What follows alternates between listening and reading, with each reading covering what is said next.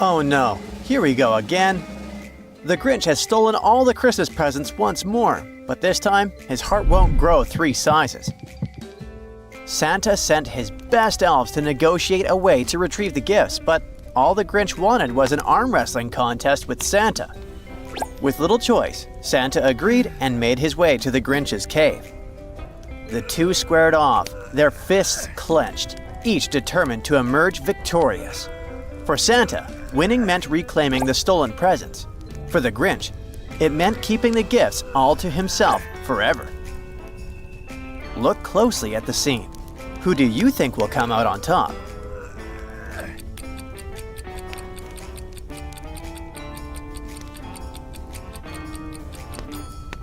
This isn't just a story of good triumphing over evil. It comes down to raw physical strength. Santa's arm is visibly muscular, which makes sense. How else could he carry that enormous sack?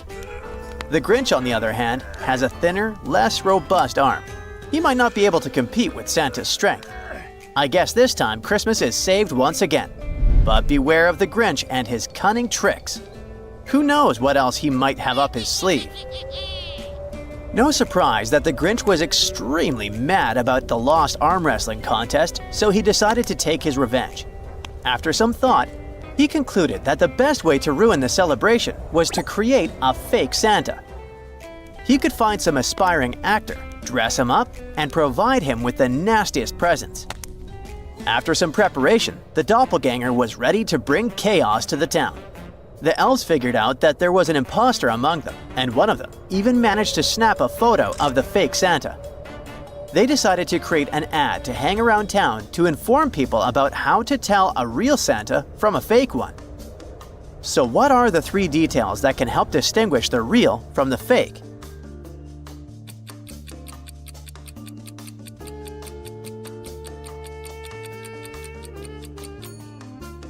The beards are the same, the noses are the same, and the clothes too.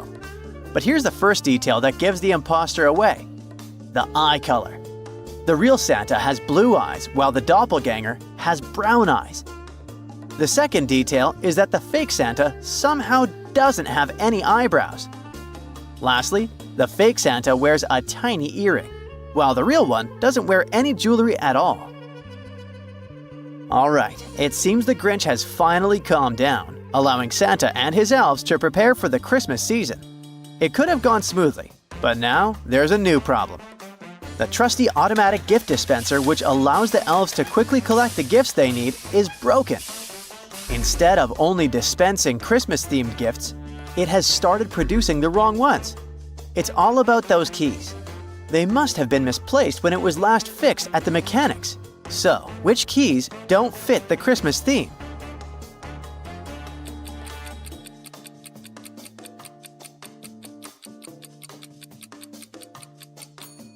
We have 3 misplaced keys here. The first one is right here. It's an SPF cream, which may not be the best match for the holiday season. Next, we have an ice cream cone. And lastly, there's a pumpkin. It fits perfectly for Halloween, but not for Christmas. The holiday season is intense, and sometimes there are so many gifts to pack that the elves don't even have time to prepare and eat lunch. To address this, Santa hired Jessie, a kind girl who is now in charge of keeping the elves happy and well-fed. On her first day in this new role, Santa handed her a shopping list and sent her grocery shopping. On the way to the supermarket, Jessie was unexpectedly confronted by none other than the Grinch. Luckily, he didn't harm her, but he did steal the list. The Grinch thought this would ruin Santa's plans, as hungry elves might go on strike. Jessie, however, was scared of losing her job, but she was too frightened to return and ask Santa for a new list. So, she decided to figure it out herself. Looking at the shelves in the supermarket, what should she buy?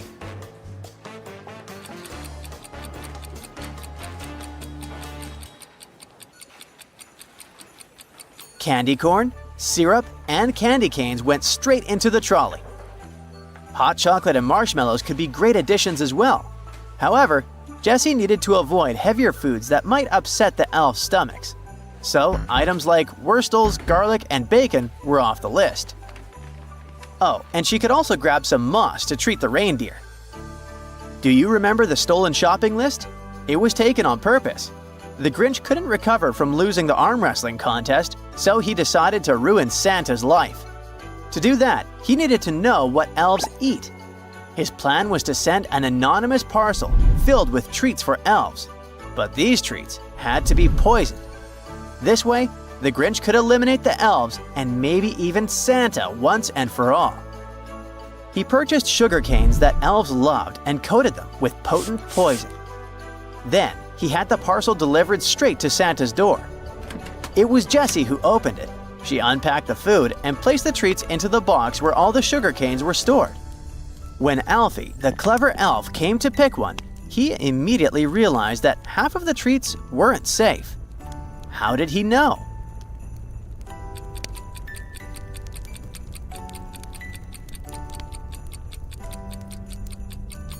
Well, if you recall, the poison Grinch coated the sugar canes with had a yellowish tint.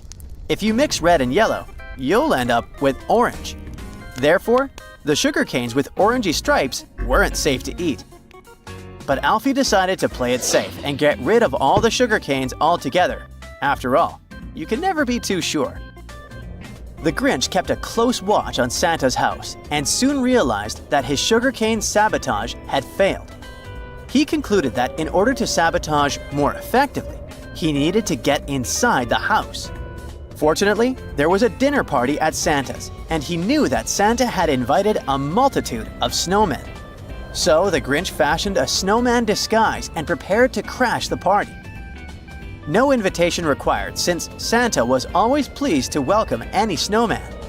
However, at the entrance stood Alfie, the clever elf, who was tasked with ensuring that no imposters slipped through the door. Can you help Alfie identify who shouldn't be let in?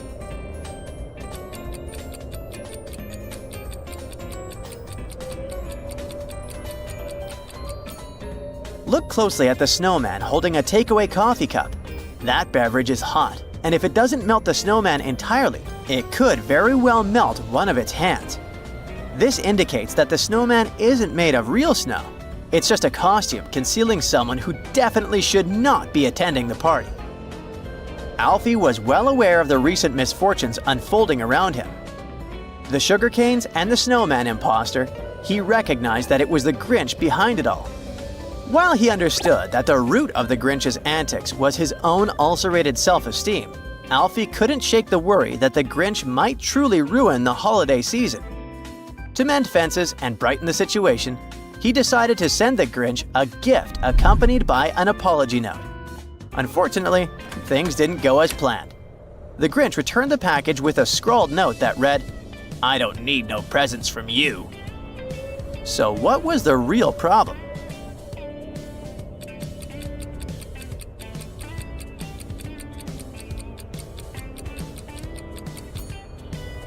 It wasn't Alfie who had a beef with the Grinch, it was Santa.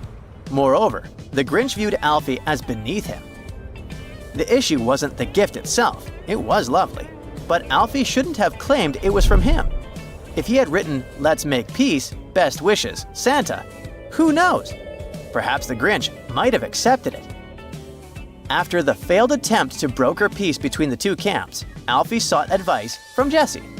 They discussed the situation and realized they needed to talk to Santa as soon as possible to persuade him to address the tricky dilemma involving the Grinch. They both came to the conclusion that they needed to convince Santa to make peace with the Grinch, even though they knew he would likely disagree. So, they decided to request that Santa grant one of their dreams.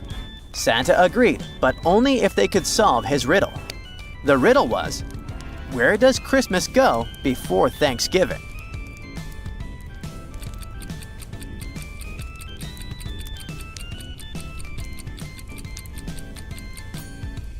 After some contemplation, Alfie and Jessie figured it out. The answer was in the dictionary. With the right answer, they were now ready to task Santa to make their dream come true. They wanted to ask him to make peace with the Grinch. Let's hope Santa takes action, or else our Christmas could be ruined. Marcus is a detective on duty right at Christmas. What an unlucky guy. Is he a defective detective? Let's find out. At one point, he receives an anonymous call inviting him to investigate strange things happening in one mysterious village. Marcus arrives there and notices 3 identical snowmen in the center of a snow-covered square.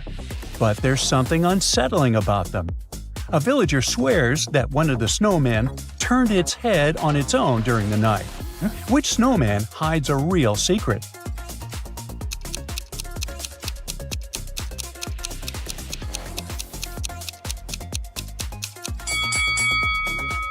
It's Snowman C. There are no footprints around it. But then, who built it? Something or someone put it there even before the snowstorm. Marcus touches its eyes and realizes they're hidden cameras. Someone is secretly watching the village. Marcus decides to stay in the village. On Christmas Eve, he receives another anonymous warning. One Santa Claus is spreading joy, and the other the opposite. Suddenly, he sees 2 people lying under the Christmas tree. Only their feet are visible. Next to each of these people, there's a Santa Claus. One of them is a criminal. Which one is it?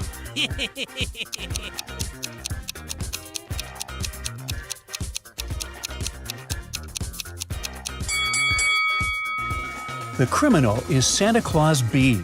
The scene looks staged. The intact sleigh, the clean coat, along with the stained gloves and the muddy footprints. The real Santa would be covered in snow, not mud. Another call. In an isolated house, 4 people attended a private dinner, each bringing a homemade dish. Shortly after finishing the meal, everyone began to feel very ill. But someone is faking it after poisoning the food. Who is it?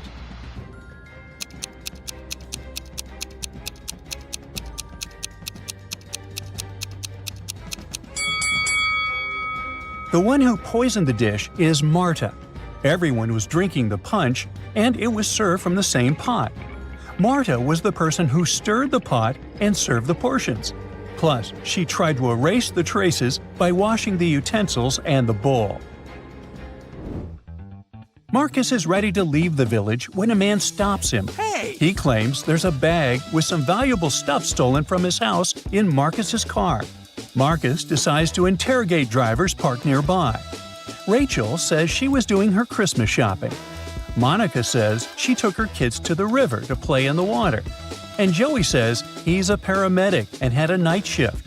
Who's responsible for the theft?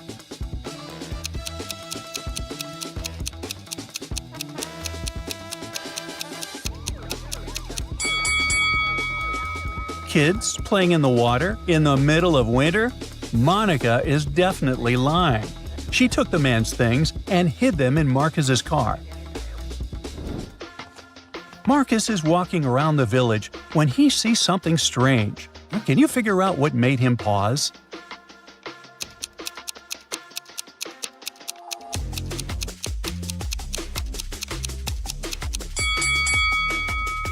Look, this icicle is pink. He continues on his way and freezes again. Something weird is going on in this village, that's for sure. What's wrong here? Can you figure it out?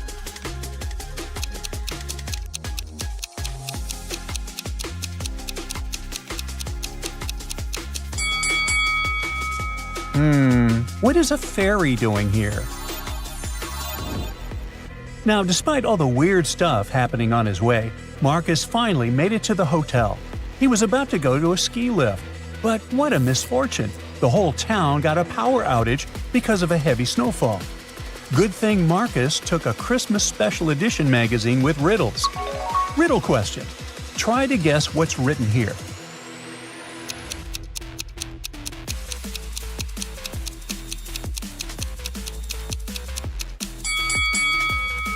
It's a star, snowflake, and here it says present. Even though there's a power outage in the village, Marcus immediately arrives at a house where the father is lying on the floor unconscious. While they're waiting for the ambulance, Marcus questions his family. Ellie claims she just got back from school. Kira says her husband wanted to go skiing, so she packed his things and went to the bedroom where she's been watching a TV series the whole day. And Ben says he went to shovel the snow outside. Who's guilty?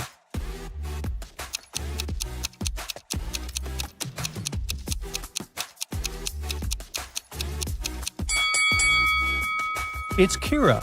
The power has been down for the whole town. She couldn't watch TV all day. Apparently, Marcus won't leave the village anytime soon. Another crime. Santa's elf, Max, is missing. Before disappearing, he was spotted working on his computer. That's the picture Marcus sees when he enters the room. What's out of place here?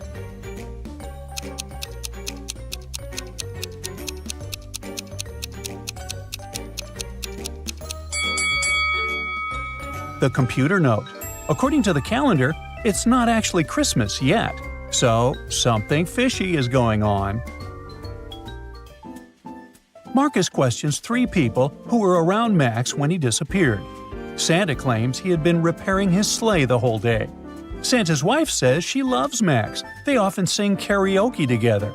Elf Thomas, Max's friend, says Max and he are the best of friends and were top of the class for spreading holiday cheer. Who knows something about Max's disappearance?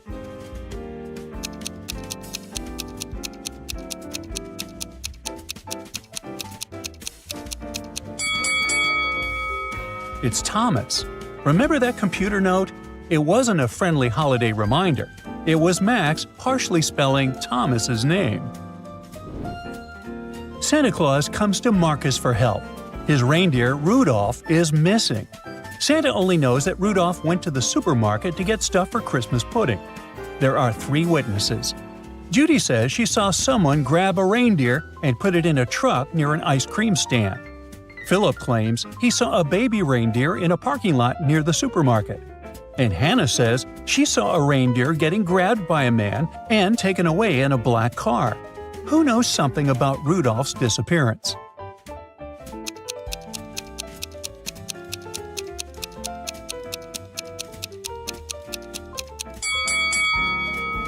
Kira. Rudolph didn't go out to get an ice cream. Neither was he a baby reindeer. So what Kara saw seems to be closest to the truth. Almost all the presents have been stolen from Santa's factory. Uh-oh. It all happened when the weather was nasty. There was snow on the ground and a light rain was falling. 3 elves are the main suspects. Each of them claims to have been at home the entire time. Can you guess who took the presents?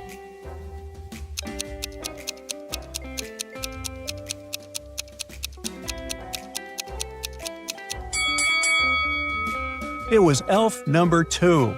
The first one's sleigh is damaged, and there's a lot of snow on the third one. It hasn't been used recently.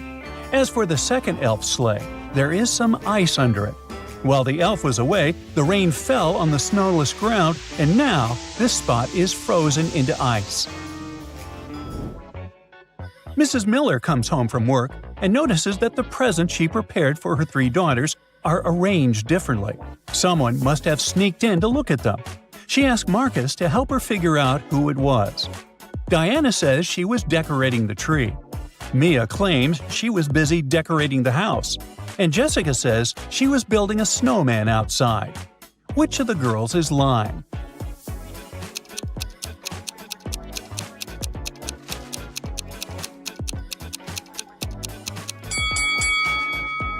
Definitely Jessica. There's no snowman outside, and there aren't even any footprints in the backyard, so no one's been there in a while. One elf plays a prank on Santa and hides presents behind one of these 2 doors. Marcus knows that one of the doors leads to some danger, and behind the other, the presents are. There are 2 signs on the doors. One of them is a lie, and the other is true. On the first door, it's written, "The presents are here. The danger is in the other room." The other sign says, "The presents and the danger aren't in the same room." Help the detective figure out where the presents are.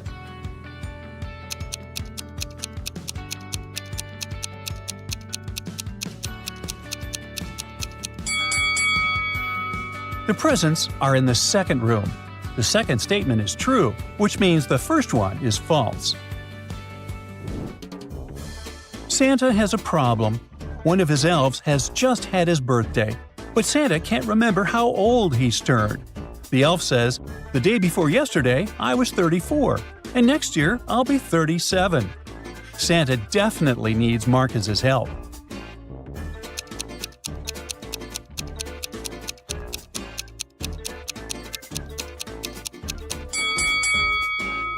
The elf's birthday is on December 31st, and he's talking about it with Santa on January 1st.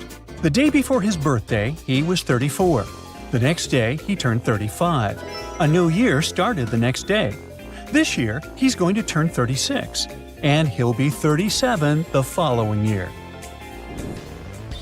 After accidentally falling out of his sleigh, Santa has problems with his leg. It hurts to walk, so he goes to see the doctor. What can the specialist give Santa to help him walk?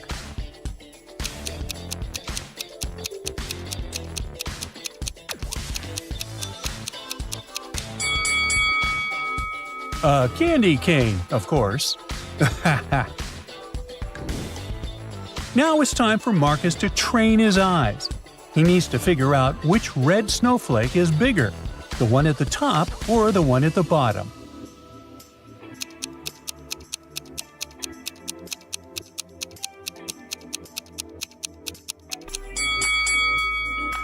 Marcus thinks they're exactly the same, and that's the correct answer.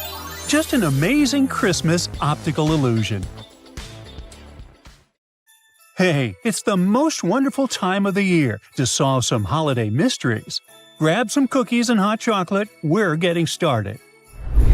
At a high-end restaurant, the giant Christmas cake prepared for the evening banquet vanished. We have these three suspects: the musician from the party, the hall decorator, and a rival chef. Who did it?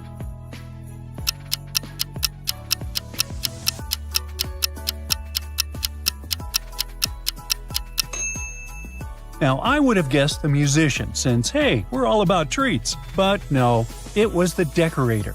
He's covered in cream from the cake and has a candy cane stuck to his sweater. He must have accidentally knocked over the cake and hid it, hoping no one would notice. At the Christmas fair, a man dressed as Santa lost a borrowed poodle he was holding for photos. There are three people around: a young volunteer, a second Santa from the next booth, and the caramel apple seller. Look around for clues and try to tell who took the dog.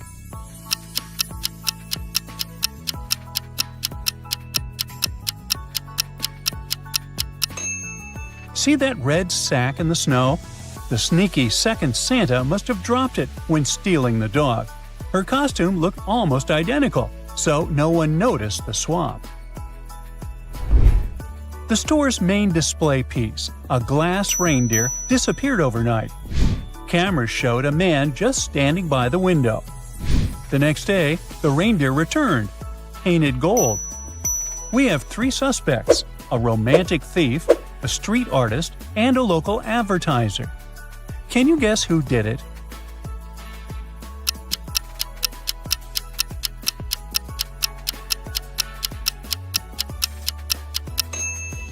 It was the street artist. He still has gold paint on his hands. He probably repainted the reindeer, hoping the store would hire him as a Christmas decorator. Santa brought three gifts for three friends: a smartwatch, wireless headphones, and an e-reader. Each person got one. Emma didn't get the smartwatch. Jack received the e-reader. The wireless headphones didn't go to Lily. So, what did Lily get?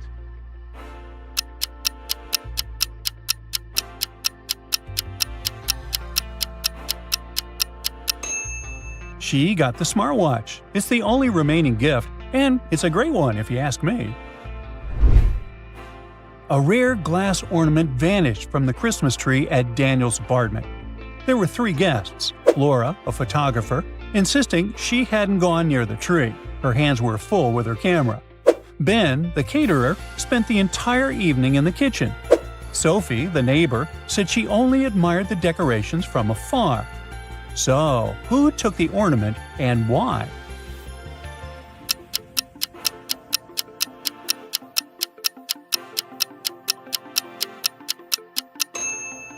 Laura removed the ornament from the tree to photograph it, but accidentally dropped it. A tiny feather from the ornament caught on her sleeve and gave her away.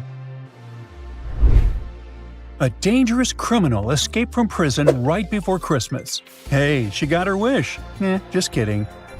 A police officer spotted her on the street and followed her as she slipped into an art gallery hosting a festive event called Candy Style. The officer focused on two women. They looked the strangest among all the models. He instantly identified the criminal. Can you do the same?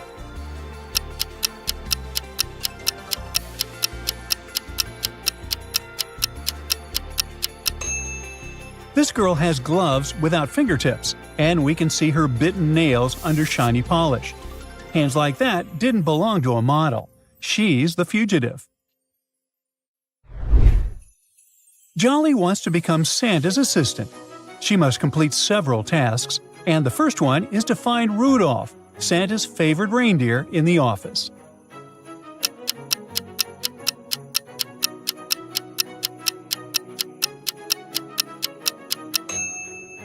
Alright, this one was a no-brainer. Rudolph is the red-nosed reindeer who is easy to find anywhere, even in the dark. The next task is to solve the gift crisis. The list with all the recipient names and the description of the right gifts is lost. So how can Jolly guess who gets what?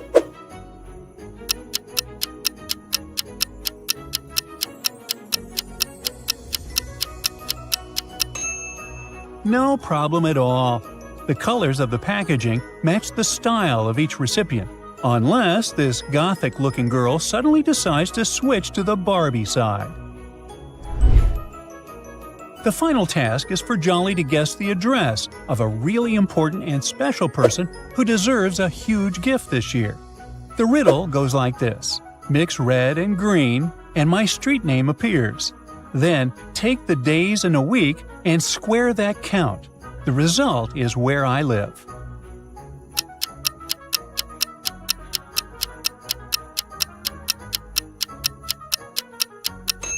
Well, you get brown if you mix red and green. There are 7 days in a week, so if you square this number, you get 49. That special person lives at 49 Brown Street. Miss Nina Potter wins the neighborhood Christmas lights competition every year. She put on the most beautiful lights on her house again the night before the competition. The next morning, they were all gone. But she gave the police one clue to easily find who stole it. Can you guess what it is and who did it?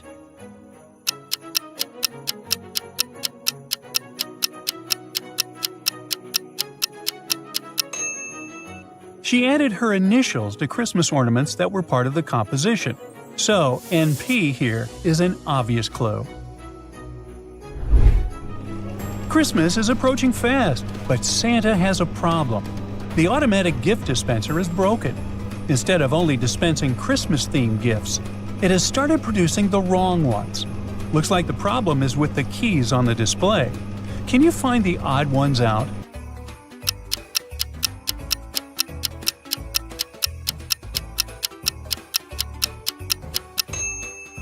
There are 4 misplaced keys here. An umbrella, a pumpkin, a flower, and a black cat are definitely not associated with Christmas, unlike all the other icons here.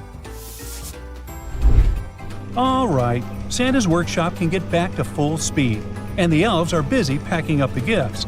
But suddenly, one of the most experienced elves hits the emergency button and stops the whole production line. Why did he do that?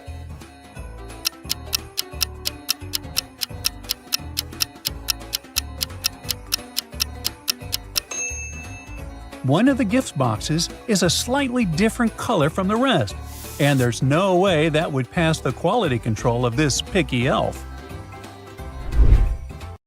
Mandy and Paul moved in together before Christmas. Mandy followed her family tradition and made cookies with a twist for Santa. The next day, the cookies were gone, and Paul looks like he needs help. Can you guess what happened here?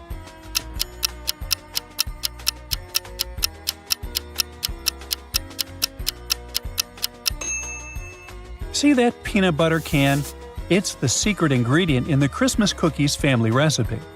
Paul, who obviously ate the cookies, must be allergic to peanut butter, and he didn't have the time to tell Mandy yet.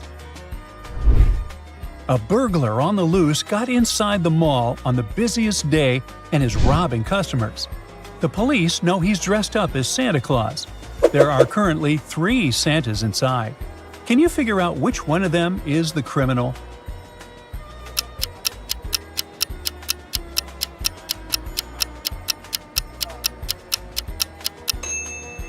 Looks like this Santa on the left has something to hide, literally. His hat looks suspiciously big and full. That's where he hides the loot. Everyone at Nick's office is looking forward to Christmas, except for one person. You can easily guess it by their desk, which has 0 decorations as if there's no holiday at all. But can you match the desk with the person who works at it?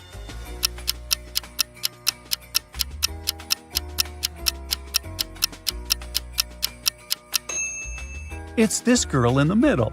Her t-shirt is covered by the cardigan, but you can still see some letters from the phrase, "I hate Christmas." Well, she's getting nothing from Santa this year, is she? Lola is invited to a Christmas party at her new friend's house. The only problem is that there are no numbers on the buildings in the street where her friend lives. Can you help her find the right house?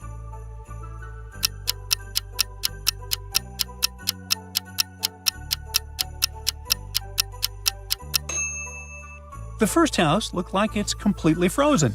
No one lives there for sure. The second house has footsteps leading to it, but there's a small "for sale" sign. Looks like Lola needs to enter the third house. Alright, you've proven you have amazing logical skills, but what about a sharp eye? Try to find all 5 hidden objects in this image. Feel free to pause the video if you need to.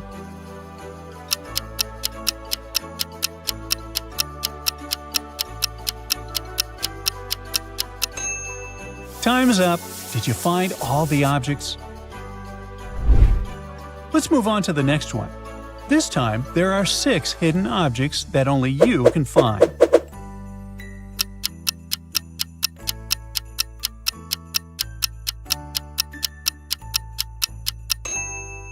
Three, 2, 1.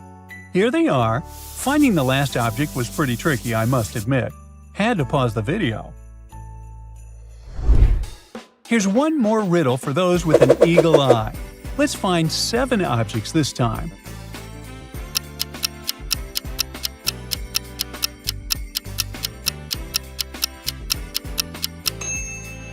Well done! And on to the final, trickiest challenge. Try to find 10 objects hidden in this beautiful Christmas image.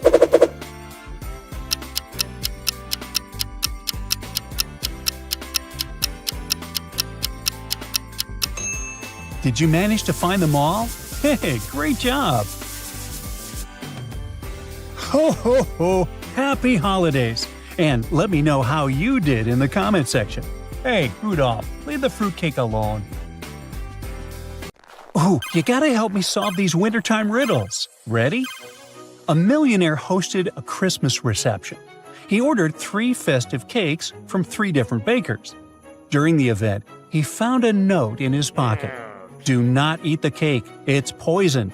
But which cake was it? Look at the bakers and help him figure it out.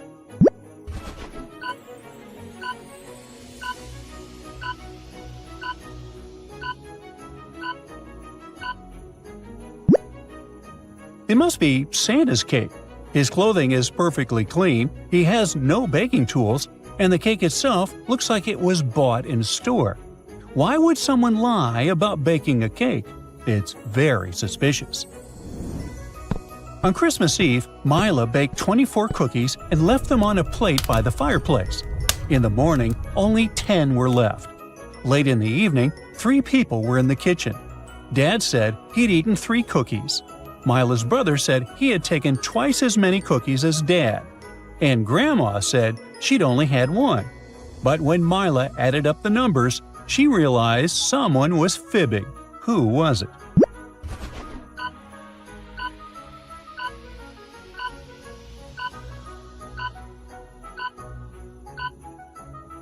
It was the brother.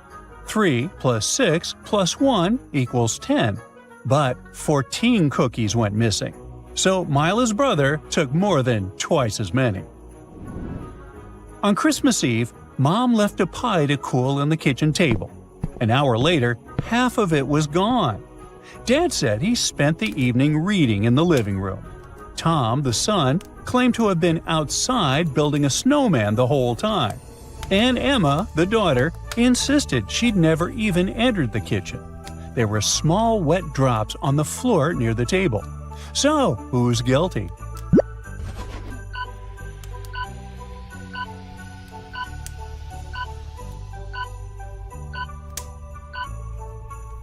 Tom.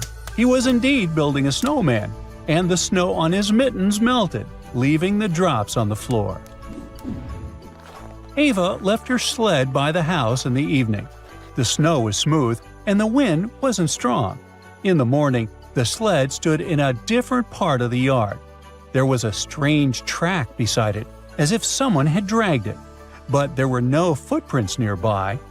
Ava's parents hadn't touched the sled either. Can you figure out what moved the sled?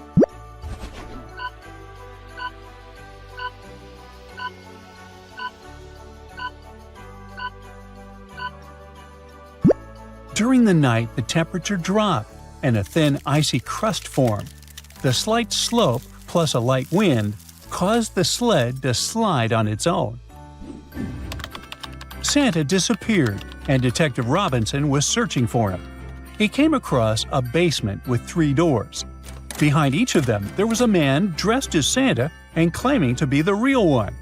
Now, look at these Santas attentively and try to figure out which of them is real.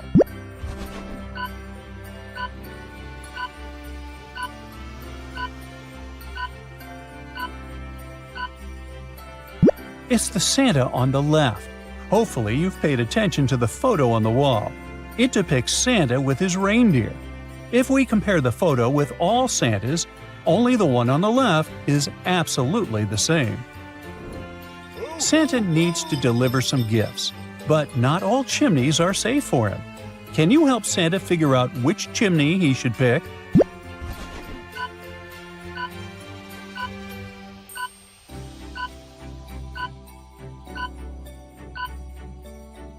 The first chimney seems to be fully blocked, and no oxygen flows through it.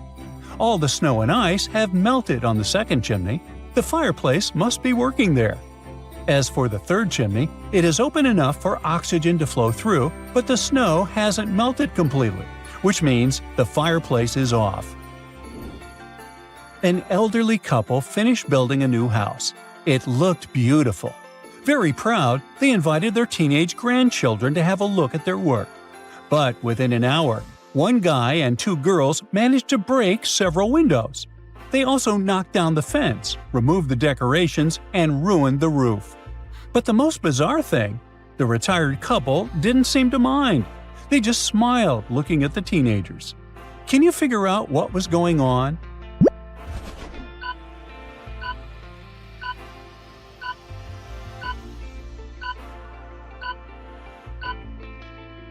The grandparents made a gingerbread house and invited their grandchildren to eat it.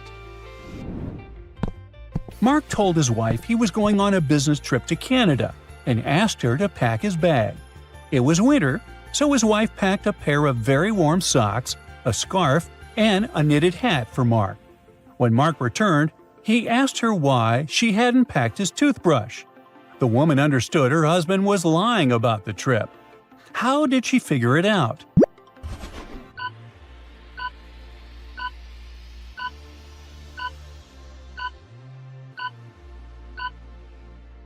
She put his toothbrush under the warm clothes. If he didn't take them out of his bag, it wasn't very cold outside, so he wasn't in Canada.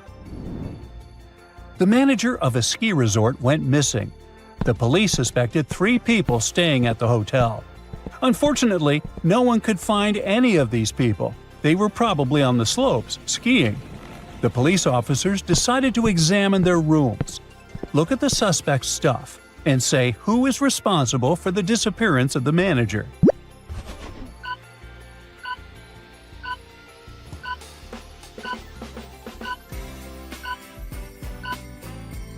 It's James. He's the only one who doesn't have warm clothes or winter sports gear and equipment. It means he didn't come to the resort just to have some fun. Santa's sleigh ended up in a ditch. The police questioned him to find out what happened. Santa says he was testing his new reindeer-free electric sleigh, but suddenly the Grinch on skis appeared right in front of the sleigh. Santa had to make a sharp turn, and the rest is history. Can you figure out who's guilty?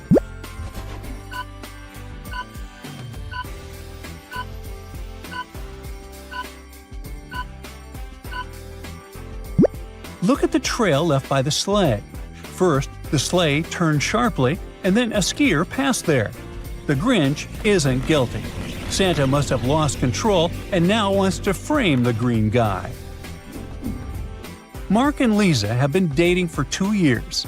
One day, the guy came to his girlfriend's house planning to propose to her and found Lisa with another man. The other guy got scared and rushed out of the house. Unfortunately, Mark didn't see the guy's face clearly.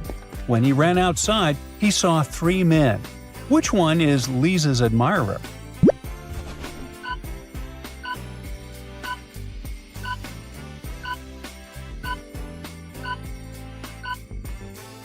It's the guy on the left. It's freezing outside, and the other 2 guys have red cheeks and noses, but the third guy's face is pale because he just left a warm house. It was a snowy winter. Detective Davis was walking home when he saw a young woman carrying 2 large bags. The girl seemed suspicious to the detective. He came up to her, showed her his badge, and asked what she had in her bags. She answered she was going on vacation, and that was just some stuff she needed there. The detective arrested her. Why?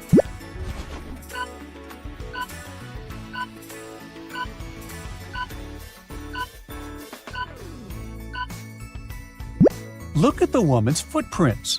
She got out of the house through the window. She must have broken into the house, and there are stolen things inside her bags. A young woman went to another town to look for a better job. She promised her mother she would come and visit her often. But 4 months passed, and she still didn't come home. Her mom missed her very much. One day, in the middle of winter, the woman shouted, "April is here!" How is it possible?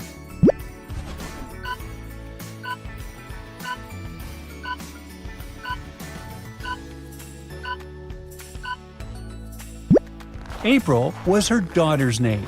She finally came to visit her family. Adam's car broke down in the middle of a deserted forest road. It was winter, snowdrifts were huge, and the wind was freezing cold. Adam had to get to the nearest town, but if he followed the first path, he'd have to deal with hungry wolves. The second road went through the area where bears lived, and if he took the third path, he'd have to cross a river covered with thin ice. Which way is the safest?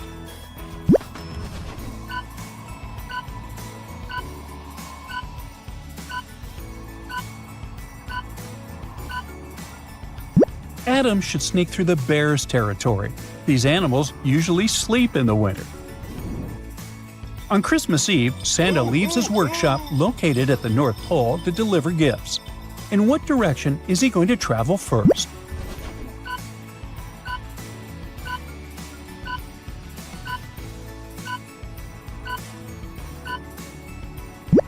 In the southern direction. It's the only direction you can travel from the North Pole. You're lost in the forest on a cold winter night. You have nothing to warm you up. There are 3 options: to stay where you are and call for help, to keep walking until you get out of the forest, and to go on but take small breaks, sit on the snow, and cover yourself with some branches. What should you choose?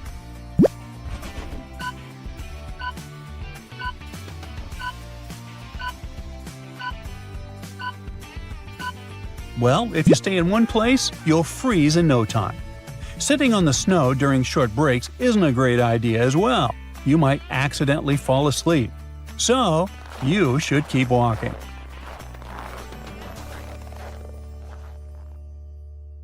Are you ready for a new logical thinking and attention challenge? Then get your magnifying glass and let's go! Your first task is to help Santa. Which chimney is safe for him to use?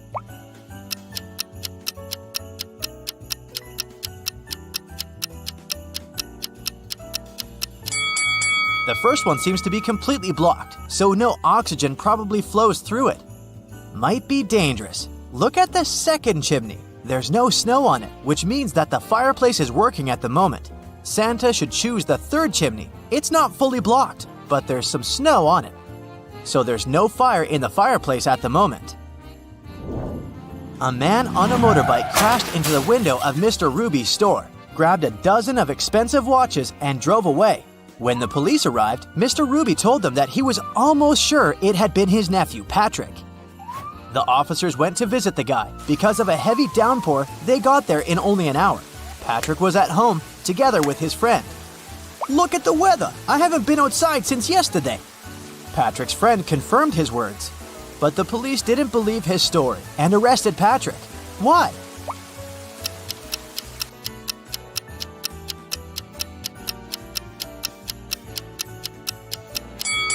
The guy's helmet is hanging on his motorbike. If it had been there since the previous day, it would be filled with rainwater now. One day, a famous soccer coach went missing right from the changing room. The police had 3 suspects, and all of them were from the coach's team. Brandon said that after the training, he'd stayed on the pitch to practice a bit more. He hadn't been to the changing room yet. Andrew swore that after the training, he had gone outside to meet his girlfriend. And James claimed that when he'd been leaving the changing room, the trainer had been there. Who is behind the disappearance?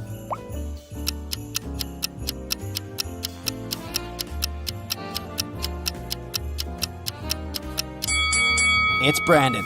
He said he hadn't been to the changing room yet, but he's wearing not his uniform, but his street clothes. On a summer night, Emily threw a big party. But in the morning, she discovered that someone had stolen all her jewelry and money. The police have 3 suspects: Daniel, Emily's boyfriend, Lily, her best friend, and Hannah, the girl's sister. Daniel told the police that he'd been playing computer games with his friends all night long. Lily felt sick and went home in the middle of the night. And Hannah said that she'd stayed at the party until 7 a.m. and then taken a taxi. It was too dark to walk home on her own, and nobody could give her a lift. Do you know who's lying?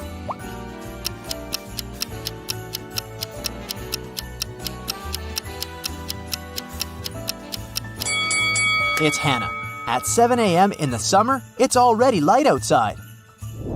A wealthy businessman disappeared right from his house. The detective who arrived to investigate the case found nothing unusual, except for a mysterious note with 377I3 written on it. There are 3 suspects: Eric, Ellie, and Colin. Help the detective to identify the criminal.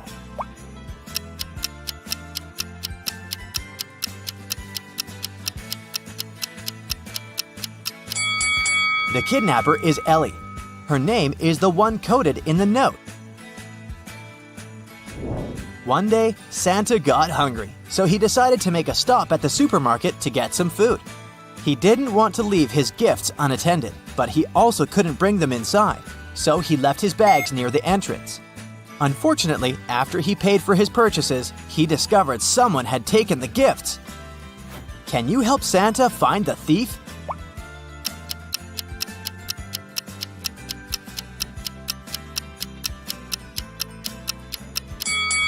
It's the third guy. He's trying to hide the gifts he's stolen. One kingdom was burned to ashes by a magic fire that was impossible to extinguish. The only person who survived was the prince of the kingdom. He decided to travel to the land of witches to figure out who had destroyed his country. There he met 3 witches, gray, brown, and purple. "My kingdom was destroyed by witchcraft. Who did it?" The Grey Witch answered that at the moment of the attack, she was on vacation in Africa. The brown witch told the prince that she had just returned from India. And the purple witch claimed that she could predict the future and heal people, but she had no power to control fire. Can you figure out which witch is guilty?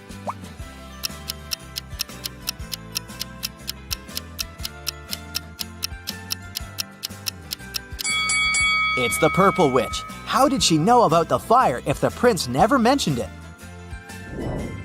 Mark was wandering through the forest, trying to find a bus station. Suddenly, he met a man who told him that he'd soon see a crossroads. There would be a post with several signboards. The right one will lie, the left one will tell the truth. And indeed, a bit later, Mark saw this post. The right sign said, "To the bus station." And the left one read, "To the forest." Can you figure out where the station is?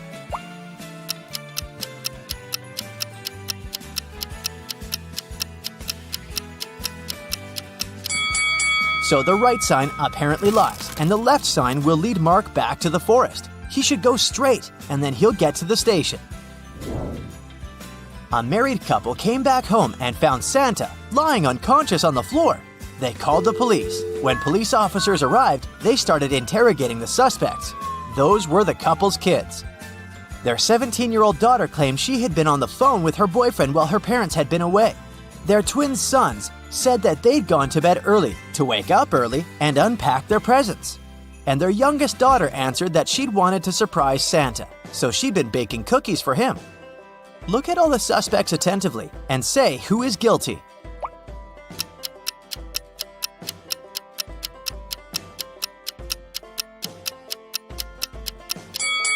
It must be the youngest girl. Look, the cookies have been made with peanuts. Santa must be allergic to these nuts. You go to the supermarket and buy an egg and a chicken. The total cost of your purchase is 108 coins. But the chicken is 100 coins more expensive than the egg. So, how much does the egg cost?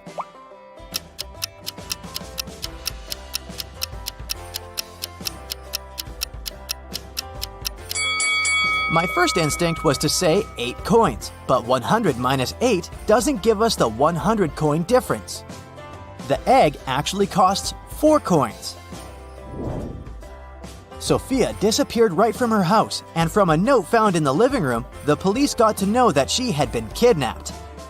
Detective Peterson, who came to investigate the case, decided to question the woman's neighbors. Anthony told the police that he had worked the night shift. When he came home, he went straight to bed and was only woken up by the detective. Ryan explained that he had planned to organize a barbecue party for all the neighbors, but since it had been raining the whole day, he had to cancel it. Lauren said that she'd been downtown doing some shopping and had just come home. The detective immediately realized who the liar was. Have you figured it out too?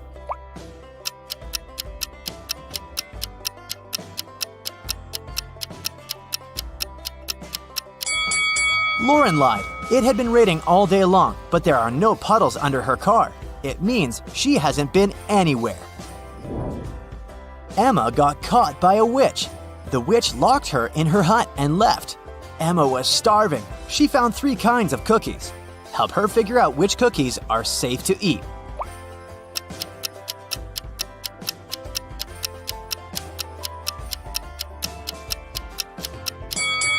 Look at these sweets. Even though these black dots look like raisins, they're actually little bugs. These white chocolate cookies look delicious, but what are those green stains? Oh no, they must be poisoned. Emma should opt for the cookies with chocolate chips. How do you know that Santa is really good at karate?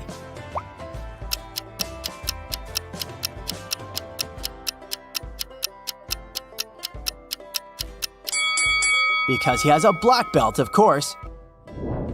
Are you attentive enough to find the odd Santa?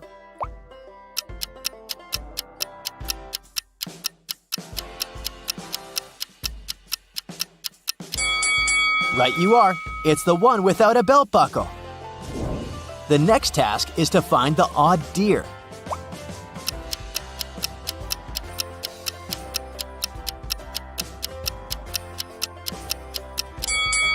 This little guy with a red nose. Now, put your detective hat on. You're going to catch a thief. Look at this room attentively and say where the criminal is hiding.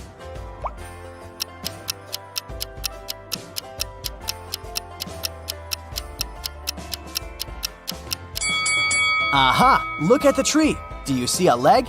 Someone is hiding there. At a police station, 3 men dressed as Santa Claus were arrested after making a big scene downtown. Each one said he was the real Santa, but only one of them was telling the truth. Can you spot him?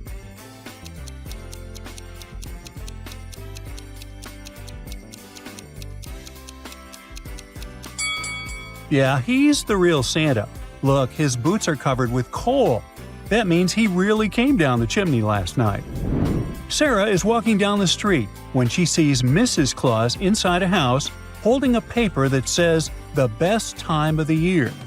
But something is off. Her mouth is covered and the door is locked from the outside. Can you help Sarah figure out the 6-digit code?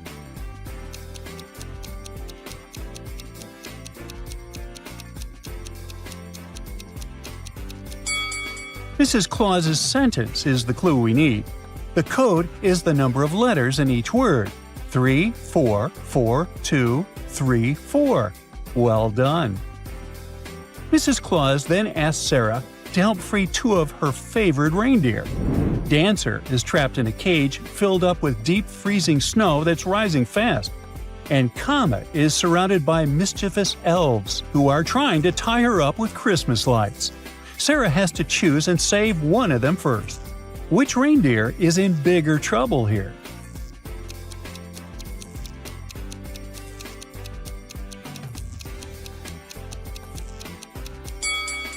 Sarah needs to save Comet first. Look, the Christmas lights have a damaged wire, and she could get shocked any second. Dancer is used to snow and freezing weather, so she's not in as much danger right now. On Christmas morning, 4 elves are taking Santa's private plane back to the North Pole. Before takeoff, there's a bag check, and each one has to show what's inside. But right then, the flight attendant stops one of them and says he's not a real elf. Can you guess who's the fake one?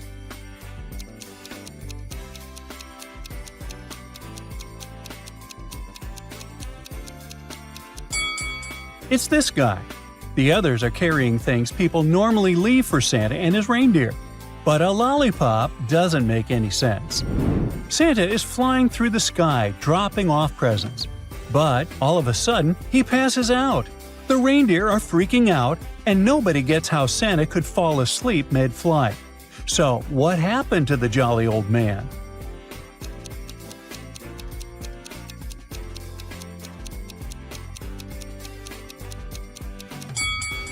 Look, the milk has a weird color. Oh no! Someone poisoned Santa. The police need answers. After their investigation, they think one of these 2 families poisoned Santa's milk, the Smiths or the Millers. Take a good look and tell us who did it.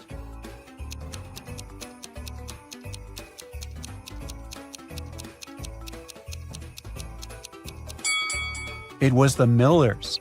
Santa only drinks milk after he leaves gifts under the tree. Since the Smiths hadn't gotten their presents yet, they couldn't have poisoned him.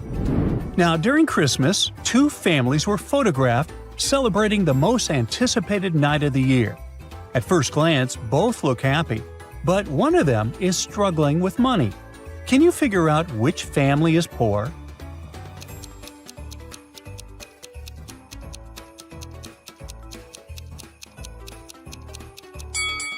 It's Family B.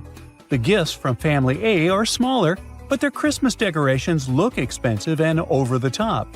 Family B has bigger gift boxes, but look around their home. They can't afford fancy decorations. You just got pulled into a Secret Santa. The players are Liam, Olivia, Jack, and Jenny. Your job is tricky. Figure out who gets each gift. Ready? The first gift is a cat scratcher. So, who's getting this one?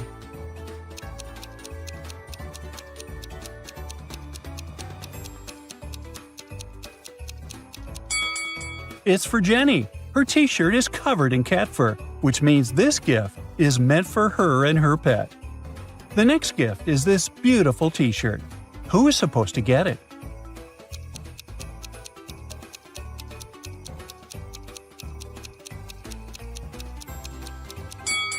It's definitely for Liam. He's wearing purple from head to toe, so that must be his favorite color. Now, this piece of jewelry, it's down to Jack or Olivia. Who will be the owner?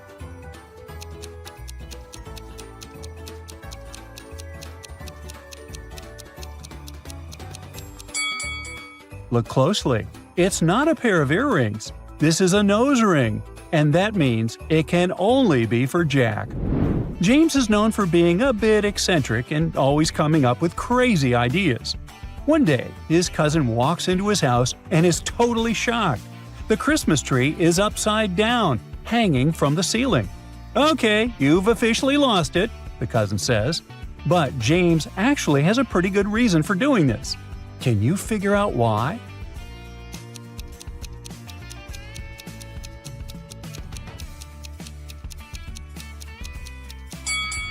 Look, he's got a cat picture sitting on the shelf. That means he hung the tree from the ceiling so his cat wouldn't climb it and wreck the Christmas decorations. Lila invites a group of co-workers over for Christmas dinner at her place.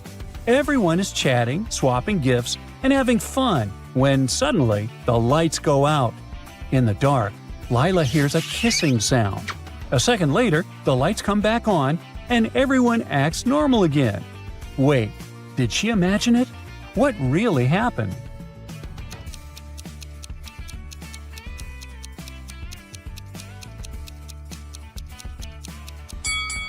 She didn't imagine it. Two of her co-workers were standing under the mistletoe, so they were just following the kissing tradition. Santa Claus is ready to start handing out gifts this year. He takes a good look at his sleigh and notices something that could ruin the whole mission. What is it?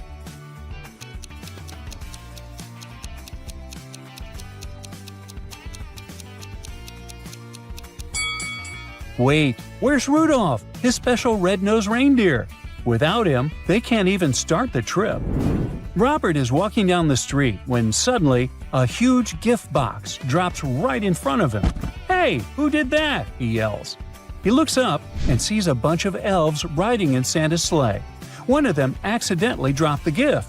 Can you tell who it was?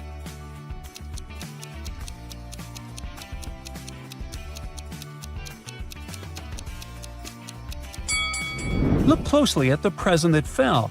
It's missing a wrapping ribbon, and this elf is holding it. Busted! It's time for gift exchanges. This old woman has 3 granddaughters.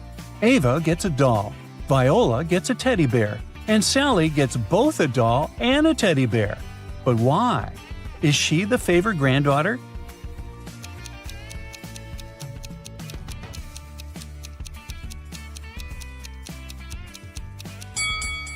Not at all. December 25th isn't just Christmas, it's also Sally's birthday. So she gets 2 gifts for 2 special days. The night after Christmas, a housekeeper is hired to clean Marie's house. Marie already packed away almost all the Christmas decorations. But she couldn't find 4 items to wrap for next year: a snow globe, a candy cane, a cookie jar, and a gingerbread house. Can you help the housekeeper find all of them?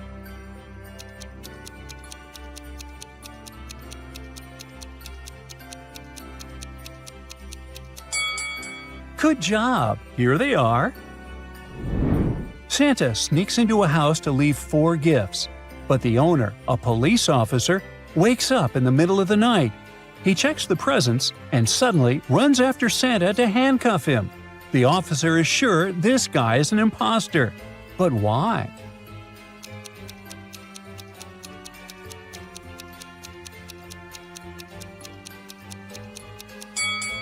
Because if the gifts were really from Santa's workshop, this stamp right here would say "Made in the North Pole," not "Made in the United States."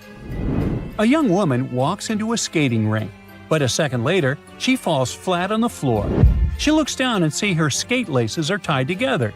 She thinks one of her relatives did it. Her brother says it wasn't him, he was getting hot chocolate. Her boyfriend says he was putting on his own skates and didn't see anything. Her mom says she can't even bend down to tie her own shoes. So, who is lying?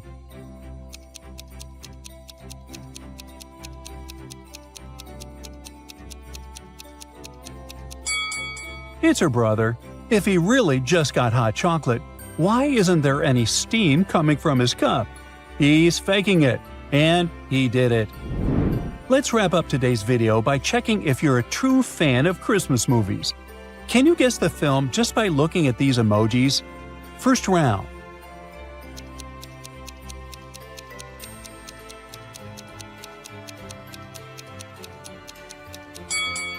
If you said Home Alone, you're right. Next one. Which movie is this?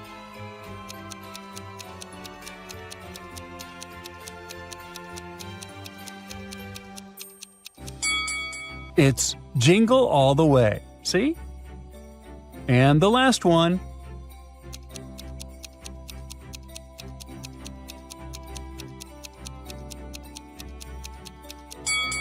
The answer is the Polar Express. This Christmas, Jake decided to play a game with his sons. He would only give them their Christmas presents if they could win at his game. He would ask them a series of questions, and they would get as many gifts as they answered the riddles correctly. Jake asked his first son, Gabriel, "What do snowmen call their offspring?" Do you have any idea how to answer this riddle?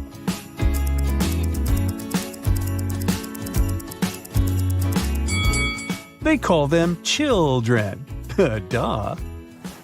Then Jake asked his only daughter, Julia, another question. "Knock, knock," he said. "Who's there?" she answered. "Tree," Jake said. "Tree who?" Can you guess the answer to this riddle?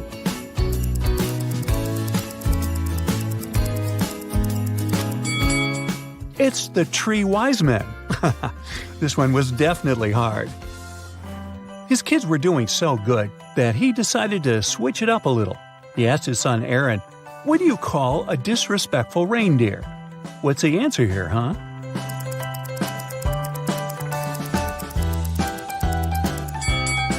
Well, let's see. A disrespectful reindeer is a Rudolph. For his last question, he asked all of his offspring together, "Where do Santa and the elves go to swim?" What do you think they answered?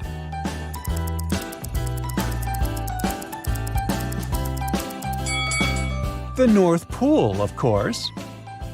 On one of his trips, Santa brought with him some delicious walnut cookies. He kept them in a jar, waiting for the perfect moment to eat them. But one day, he got home from a day of work and found that his cookies were gone.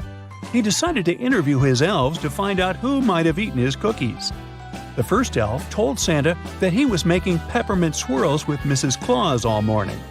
The second elf said he had spent the afternoon making homemade peanut butter for Christmas Day. And the last elf said he spent the day keeping an eye on the reindeer so they wouldn't fly away. Santa immediately knew who had eaten his cookies. How did he know?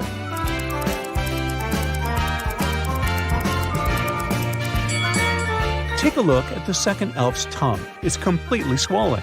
Elves are allergic to all types of peanuts, swollen from eating the cookies. Plus, his alibi is fake. If he had spent the day making peanut butter, he would have gone to the elf hospital for sure. At Somerville Middle School, the teachers decided to play a prank on their students to make the holiday season more cheerful. The principal announced on the speaker that there was a robber on the loose. The robber was dressing up as Santa and robbing laptops inside the school property. Students were told to beware. At the end of the school day, 5 students had photographed different people dressed up as Santa around the school. Take a look at the photographs. Can you figure out who the fake thief is?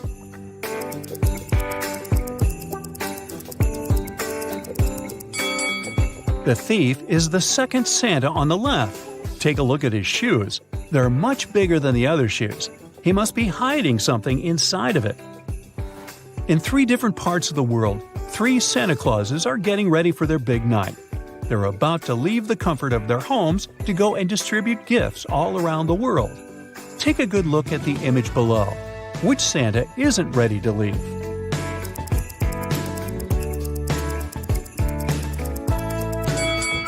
He's the one in the middle. He still doesn't have his belt on. He can't leave without his belt. And speaking of spotting the real Santa, take a look at these two chimneys. Can you tell who is the real Santa?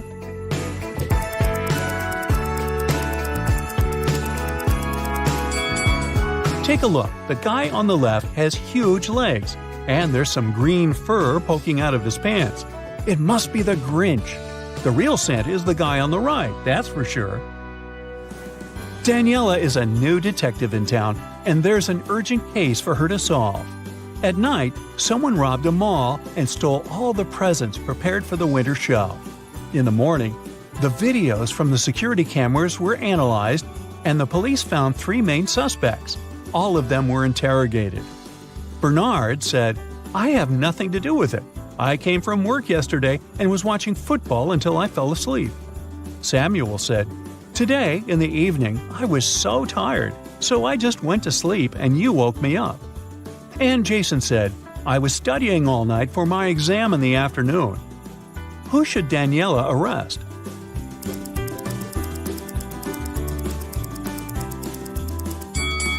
Both Samuel and Jason look very tired, but only Jason has a valid reason for not sleeping.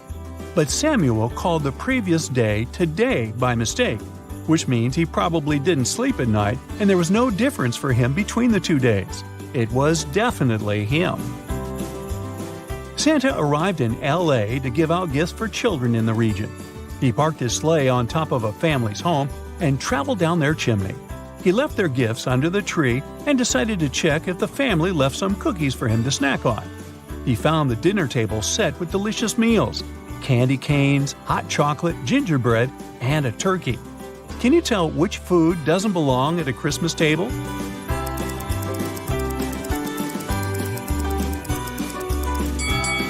The turkey. They're usually eaten during Thanksgiving, not Christmas. Well, in some homes. On January 1st, Devin called the police to report a crime. He says he went to his neighbor's New Year's Eve party the night before, and during that time, someone must have broken into his house and stolen his laptop. When the police asked about the party, Devin said it was great. There was good food, and the tree lights in his house were shining brightly and beautifully. Devin added that he thought that his neighbor could have been the one that stole his things. Maybe he snuck inside the house when Devin was at his place having fun. The police officer went next door to interrogate Devin's neighbor, Tom. However, as soon as Tom opened the door, the officer knew he wasn't guilty of the crime and also that Devin was lying. How?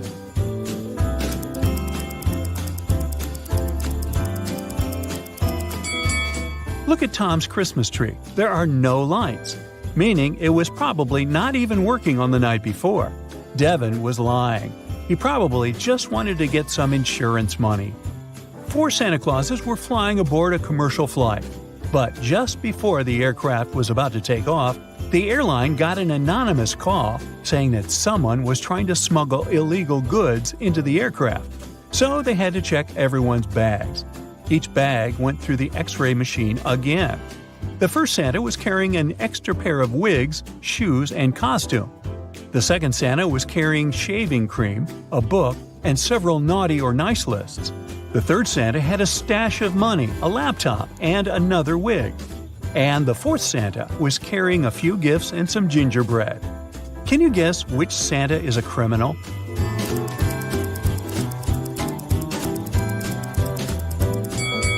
It's the one carrying the shaving cream. Santa never shaves his beard, so he must be hiding something inside it. Jenny ran into her comedian friend on the street during the holiday season, and he was on fire, asking her to answer all of his riddles. The first thing he asked Jenny was, "Why is Santa really good at karate?"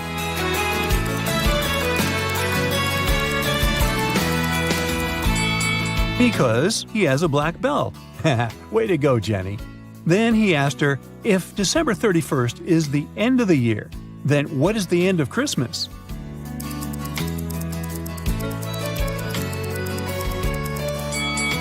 The letter S.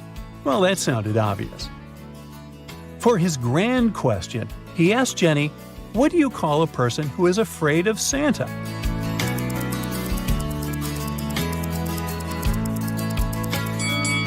The answer? Claustrophobic. Christmas is just around the corner, but you received a letter saying you didn't make it to Santa's nice list.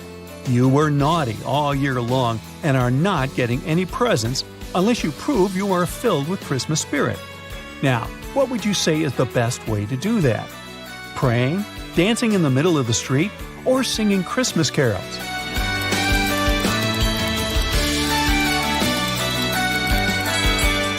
Well, it's definitely the last option. Carols are the best way to spread Christmas cheer. Merry Christmas! It's Christmas time, and I have fun wintry holiday riddles for you to solve. Let's start with a few optical illusions to train your eyes. First, look at this cubical tree. Which way do the cubes face?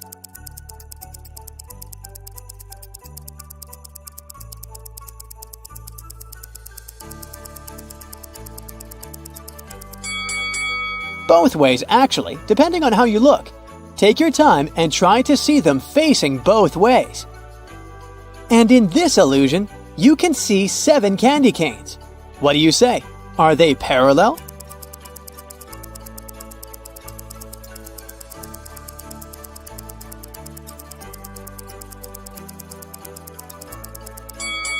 The diagonal lines make it way trickier. It definitely doesn't look like the canes are parallel, but they are.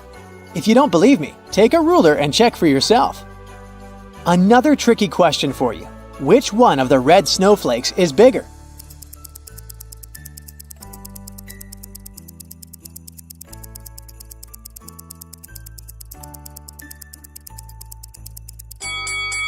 A trick question yet again.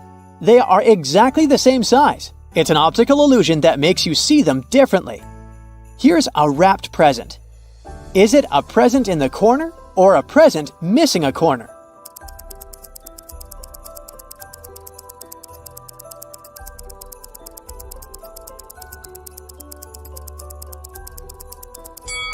Again, it can be both. Try to see it. There's the third way. 2 presents, one big and one small, next to each other. Now, how about you try to guess emoji-coded holiday movies? I'll give you a combination of emojis, and all you have to do is guess which movie it represents. Let's go. Here's the first one.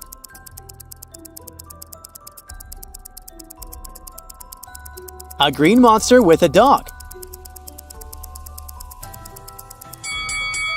That's for sure the one and only Grinch. So the movie is The Grinch. Okay, good job. Here's the next one. Another holiday classic.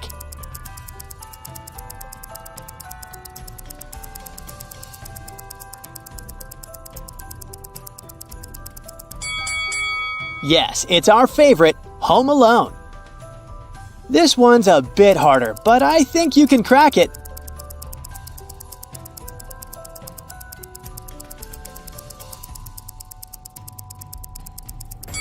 Yes, it's the Nutcracker. It's getting progressively more difficult. Can you figure out what this one is?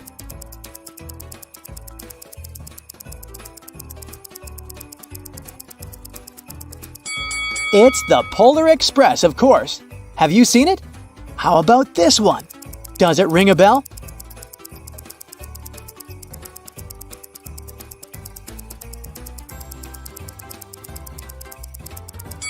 It's Tim Burton's The Nightmare Before Christmas. And here's the last one. Do you recognize it?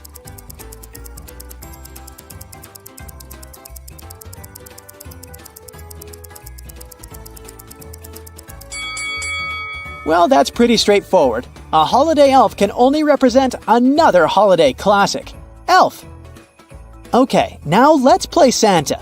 There are a few teenagers who don't believe in Santa anymore, so they didn't bother writing any letters with their wishes to him. Yet, Santa really wants to bring them gifts. He sends a few of his elves to observe the teenagers and decide which present would make each of them happy. Can you help them figure it out? Okay, here's the first room where Poppy lives. Which gift would be the best for her?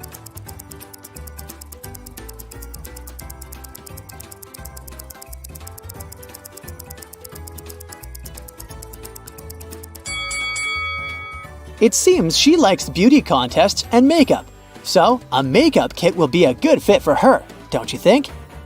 This is Arwen's room. What is the best possible gift for her?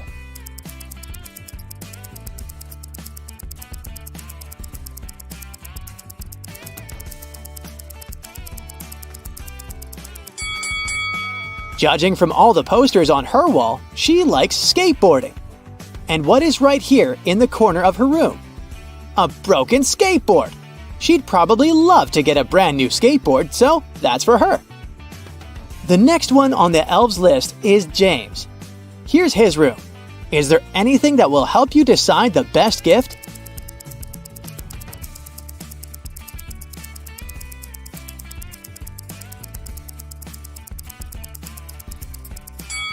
He seems to be playing for the school's basketball team.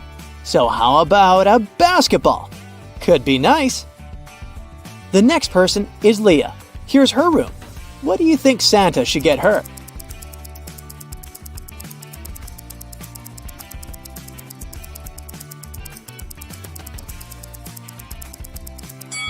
Look around.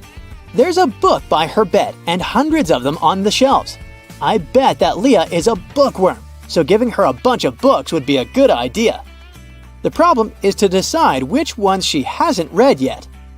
And here's the last person to visit today, Neil. What do you think is a good gift for him?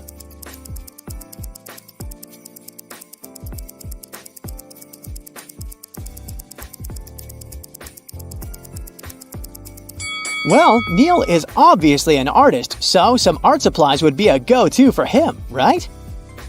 Okay, great job! How about a few riddles? You can find us both in Harry Potter and in the Lord of the Rings books. Without us, there would be no presents during holidays. Who are we?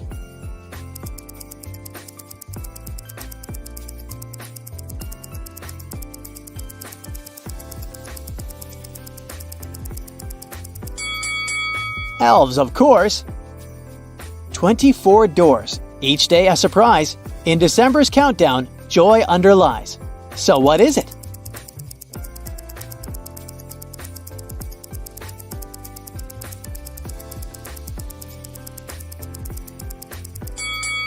It's an advent calendar.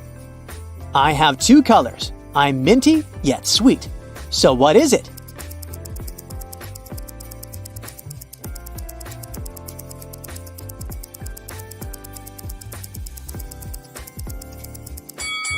It's a candy cane. Sugar and spice in walls so sweet. What am I? An edible treat?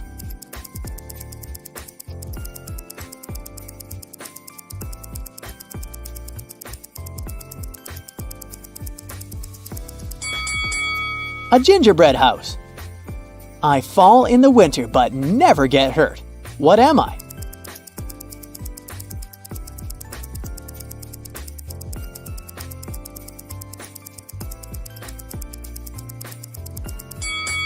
It's snow, of course. And here's the last one of these. You can hold me and even shake me, but I'm easy to break. I have lots of snow, but it's all fake. What am I?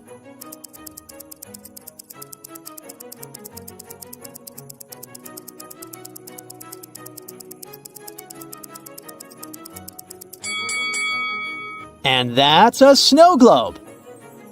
It was the winter holiday season, and Esme went for a walk in the forest. Of course, she got lost. Gladly, she found a witch's house, walked in, petted a cat, and asked the witch to take her home. But the witch wouldn't do it for nothing. I will let you go if you solve a riddle. Look, I've got 4 frogs. Here are the names of the 3 of them: Carol, Eve, and Christina. What is the name of the 4th one?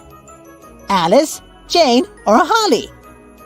Can you help Esme?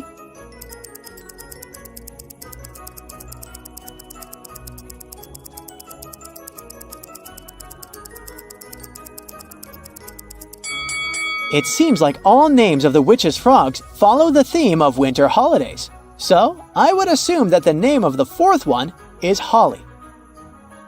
This one night a year, Santa Claus leaves his workshop at the North Pole and travels the world to deliver presents. Which direction does he travel first?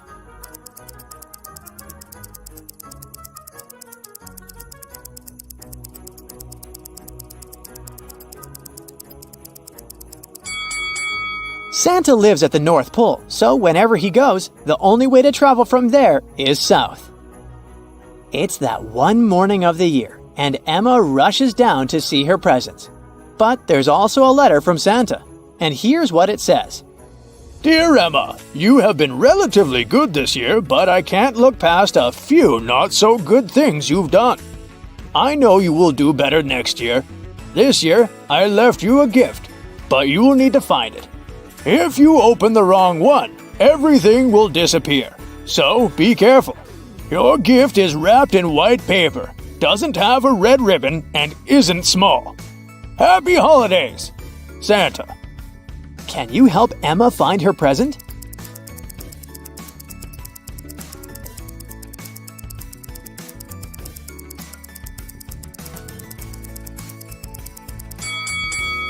It's this one right here. White, gold ribbon, and big. Noelle is obsessed with holidays, and every year she wants to do as many Christmas activities as possible. Can you find all holiday-related objects in her house? Let's start with the bedroom. You need to find a gingerbread house, a candy cane, a Grinch costume, some wrapping paper, and paper snowflakes.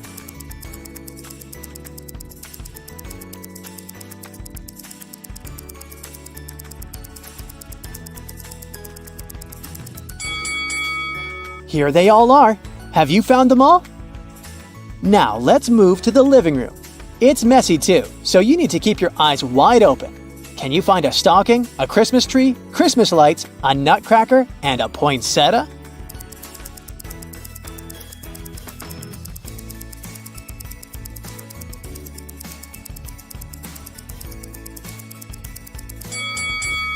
There they are! How many have you found?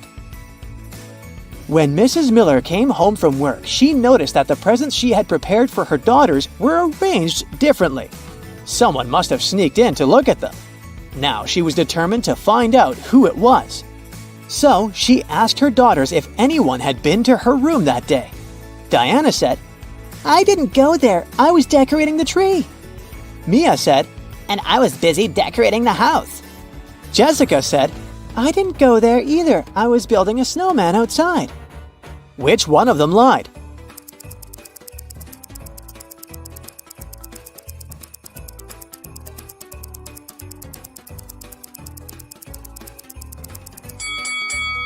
It was definitely Jessica. There is no snowman outside, and there aren't even any footprints in the backyard, so no one has been there in a while.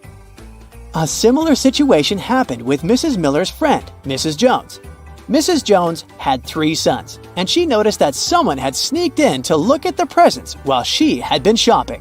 Here's what her son said. Jake said, "I was busy wrapping presents I got for everyone. Here they are." Noah showed the cookies he made. I was baking these cookies the whole time and never left the kitchen. David said, "I was outside shoveling the driveway." Which one of them sneaked in?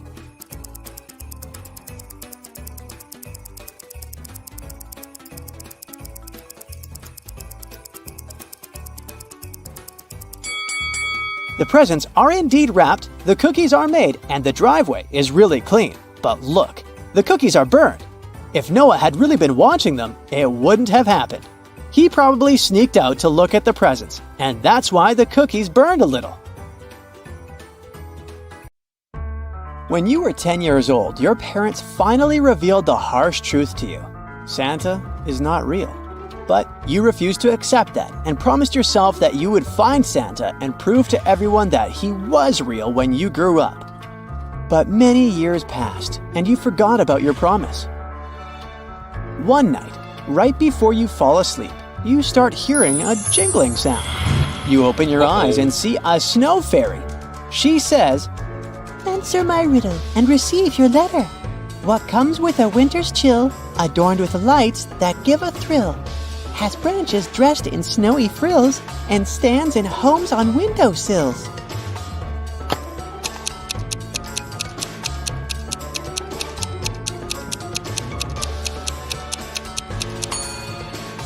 The answer is a Christmas tree.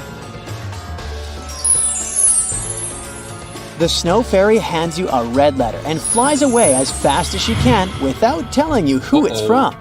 You open it and read, "Dear believer, I know you're wondering who I am. The answer lies in this riddle. I journey forth when stars are bright, in a cloak of night, not a sound in sight. Bringing joy from lands afar, on my sleigh I soar, neath the polar star." Can you figure out who wrote the letter?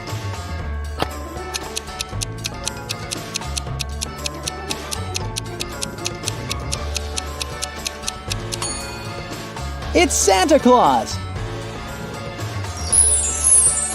At that moment, you hear a jingling sound coming from the living room downstairs. You rush there to catch sight of what's causing it and spot an elf waiting for you by the tree with 3 different gift boxes in front of it. It tells you to pick one of them. Which one should you choose?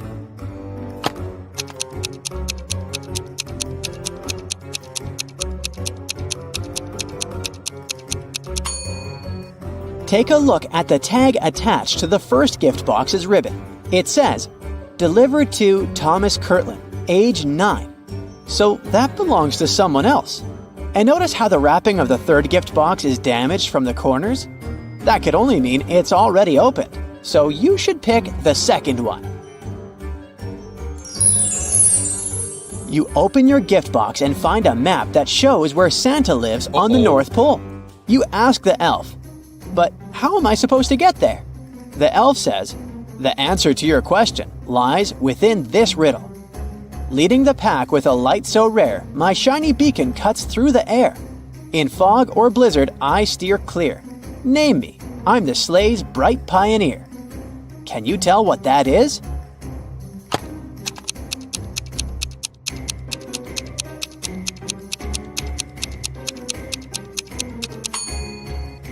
The answer is none other than Rudolph the Red-Nosed Reindeer. Rudolph flies you to Santa's house on the North Pole, but as soon as you land, you realize that you made one huge mistake that might put you and this whole mission into danger. What is that?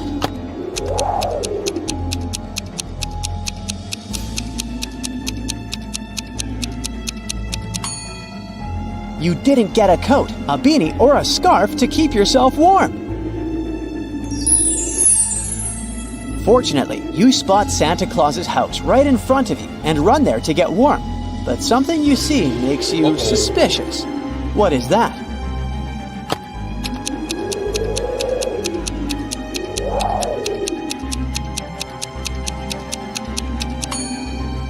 The door to Santa's house is open even though there's a snow blizzard outside. That doesn't seem normal at all. You hesitantly enter the house and start hearing screaming coming from the end of the hallway. You rush there to check what's going on and find out that there's a door. Unfortunately, it's locked with a 3-digit password padlock. Behind the door is Mrs. Claus asking for your help to free her. Luckily, there are clues around the place about the password. Can you spot them and unlock the door?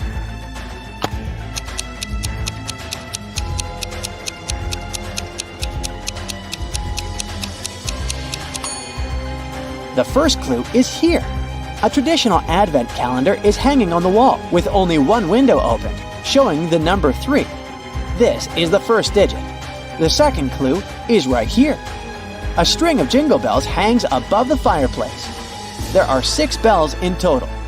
So that's the second digit. And the last clue is here on the shelf. Take a look at this snow globe.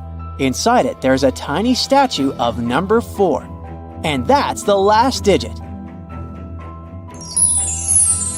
Once you free Mrs. Claus, she explains to you that the original Santa has been tied up for many days now in the North Pole prison, while the evil Krampus pretended to be him. She hands you a magic key and asks for your help to save him and the holiday.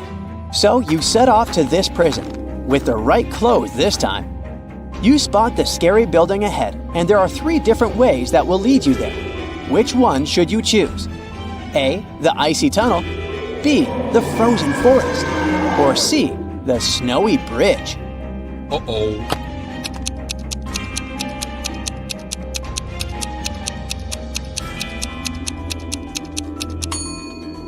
The tunnel is filled with sharp icicles that can collapse at any time. That's dangerous. As for the forest, do you hear the distant growls of wild animals coming from there? Better not risk encountering them. You should pick the bridge because notice the footprints on the snow across it? That indicates someone just used it recently, suggesting that it's good to go. There are 3 prison cells inside the building, and inside each of them, there is one Santa look-alike.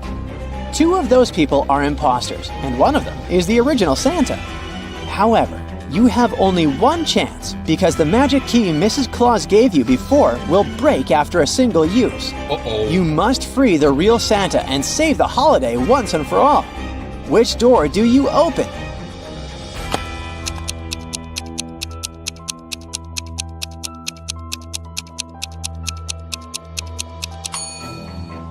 The Santa behind the second door wears a pair of round spectacles.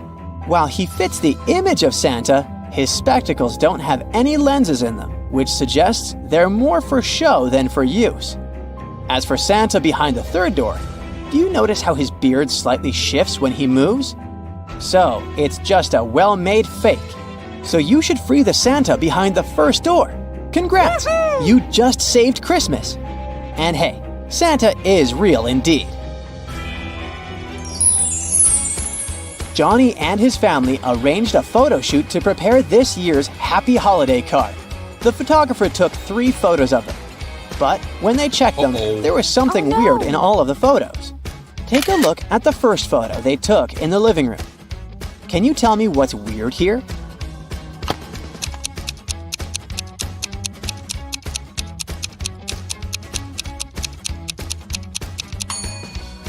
You can see from the window that it's not snowing outside. But check the mirror on the wall here. You can see snow on the reflection of the window. Now, look at the photo they took in the backyard of the house. What's strange here?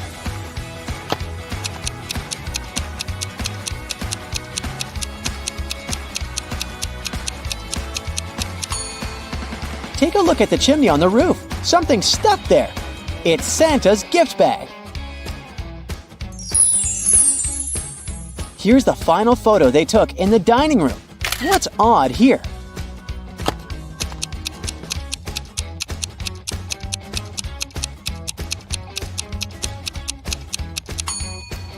Take a look at the long velvet curtains here. Someone's hiding behind them, but they didn't do a good job. You can see their feet sticking out. Let's just hope it's Santa. Janine's boss was leaving the town for the winter holiday, and she wanted Janine to take care of her mansion while she was gone. Before leaving, she mentioned a security code, which once entered into the system, would activate an electrified gate to keep out intruders. During a snowstorm, Janine noticed burglars approaching the mansion, but realized she had forgotten the code. Oh no! Luckily, her boss also left her a clue which read, "When trees are bare and skies are gray, nights lengthen to outlast the day. In this time, the cold winds whisper. What brings this frosty, chilling picture?"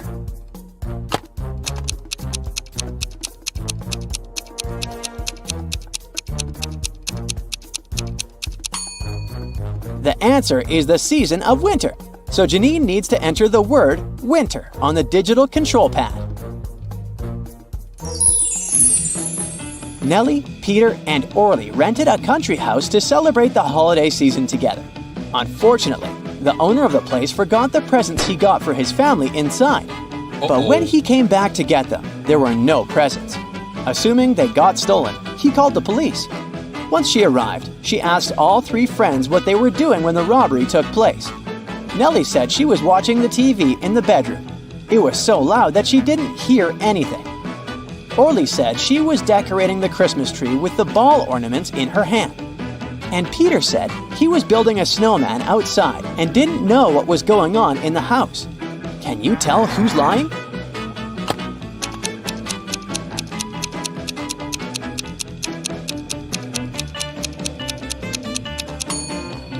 Orly is lying. There are no balls on the tree.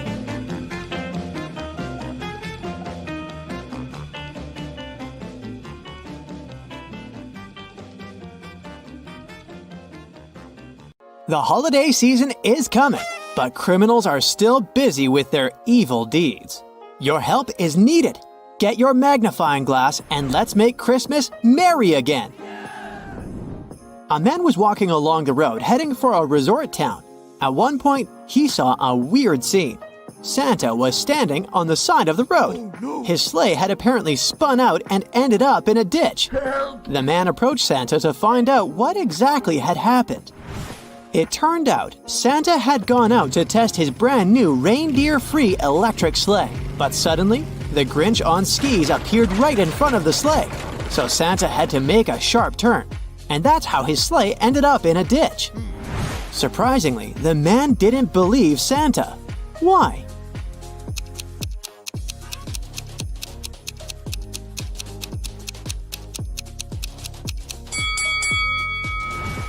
Look closely at the trail left by the sleigh. You can see that first the sleigh turned sharply, and only after that did a skier pass there. The Grinch is not guilty in this case. Most likely, Santa just lost control and now wants to frame the green guy. Santa needs to deliver some gifts, but not all chimneys are safe for him. Can you help Santa figure out which chimney he should pick?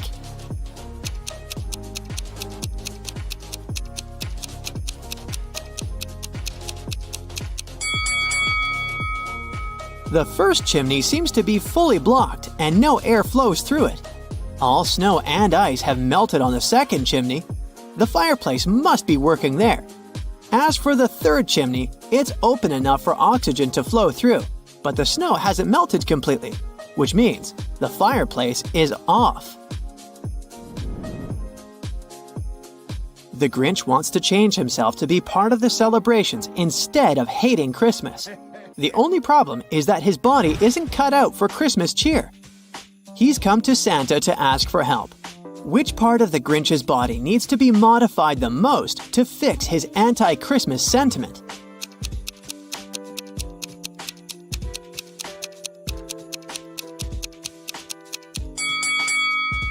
His chest is where the problem lies, so we'd better swap that heart out for a bigger one, bursting with Christmas joy.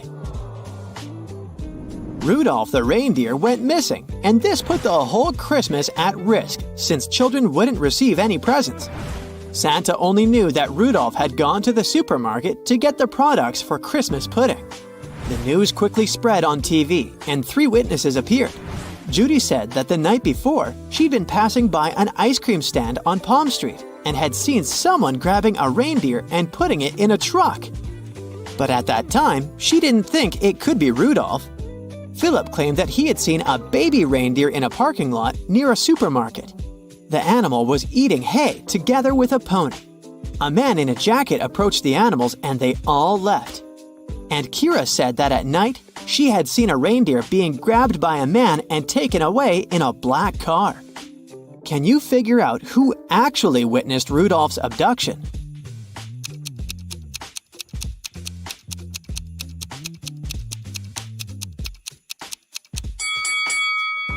It was Kira. Rudolph didn't go out to get an ice cream, neither was he a baby reindeer. So what Kira saw seems to be the closest to the truth. Look at this battle. What do you think? Who isn't going to survive it?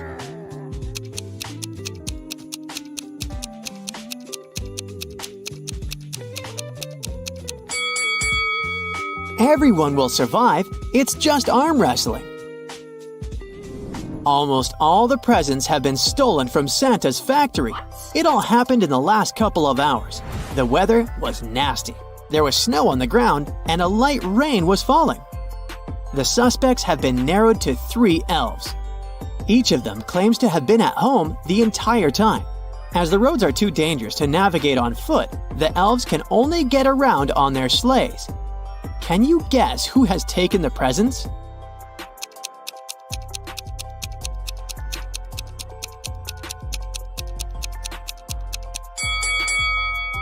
It was elf number 2. The first sleigh is damaged, and there's a lot of snow on the third one. It's unlikely someone's been using it recently. As for the second elf sleigh, there is some ice under it, which means that he's recently left the house. While he was away, The rain fell on the snowless ground where the sleigh had previously been parked.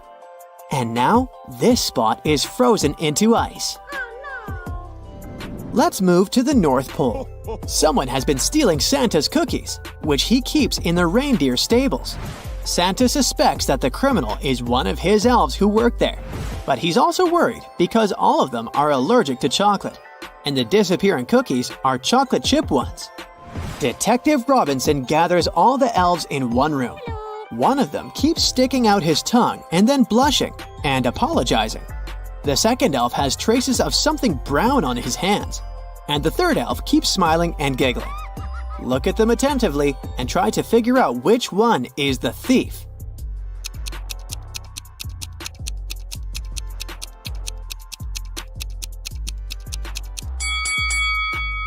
The guy with brownish spots on his fingers works in the stables, so no wonder his hands are dirty.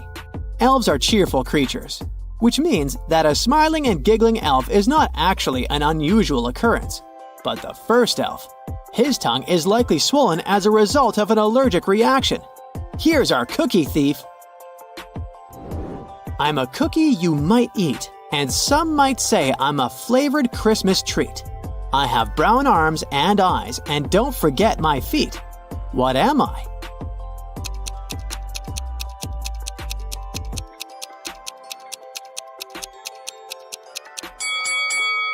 I'm a gingerbread man. After accidentally falling out of his sleigh, Santa had problems with his leg. It hurt to walk, so he went to see the doctor. What did the specialist give Santa to help him walk?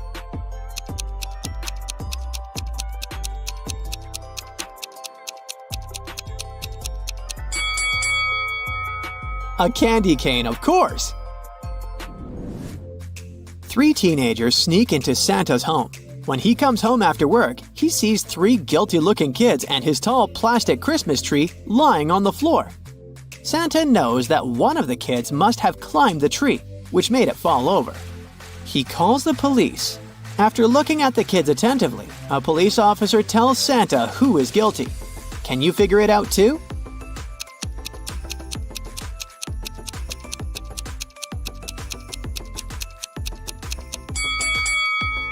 This guy with green hair looks as if he has some Christmas tree needles in his hair.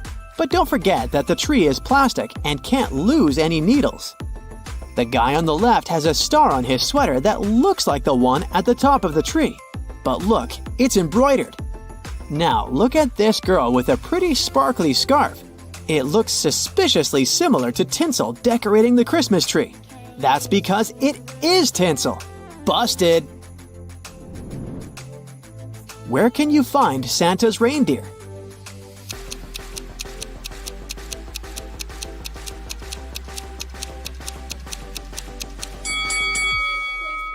It depends on where you left them. Santa called Detective Chris Mallet and asked him to go to a haunted gingerbread house and face one of 3 horrifying monsters. They had taken up residence in Santa's tasty but currently unapproachable cabin. Chris's potential opponents are a giant reanimated Christmas turkey. It's threatening the detective with knives and looks extremely unfriendly. A scorching hot eggnog monster that looks like a moving pile of slime. Or a menacing-looking huge candy cane creature with long, sharp limbs. Help the detective make the right choice.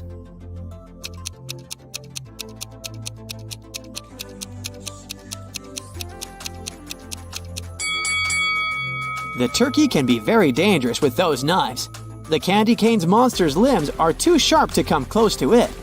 As for eggnog, besides being very hot, it doesn't pose any serious danger.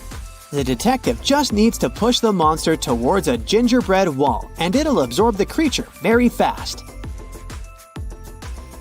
On Christmas Eve, Santa leaves his workshop located at the North Pole to deliver gifts to good children. In what direction does he travel?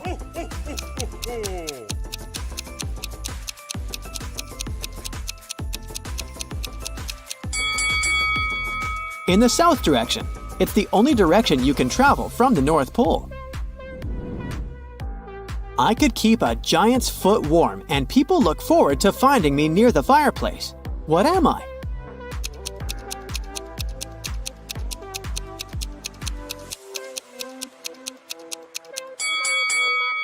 I'm a Christmas stocking. What does the gingerbread man put on his bed instead of a blanket?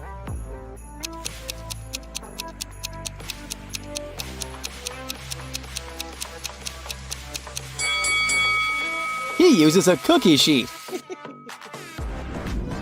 He is a man during the winter, but you might drink him during the summer. Who is he?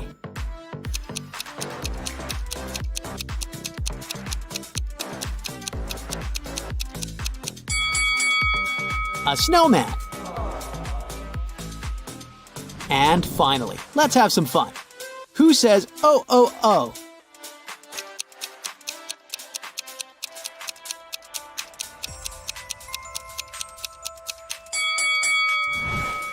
Santa walking backwards. Ava got into a serious accident during the weekend. She got a concussion and broke her leg. Still, the very next day, one of her friends saw her riding a bicycle in the park, and she looked fine. How is that possible?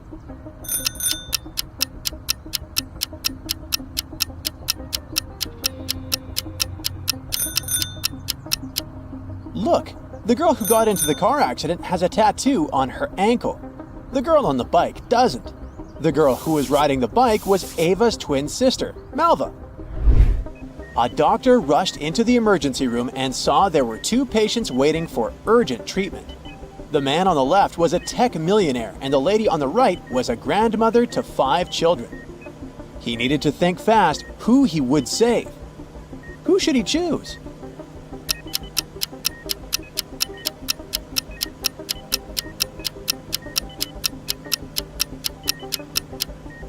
He should choose the grandmother.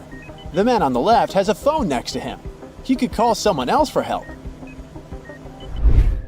3 scientists went to research in the Amazon forest.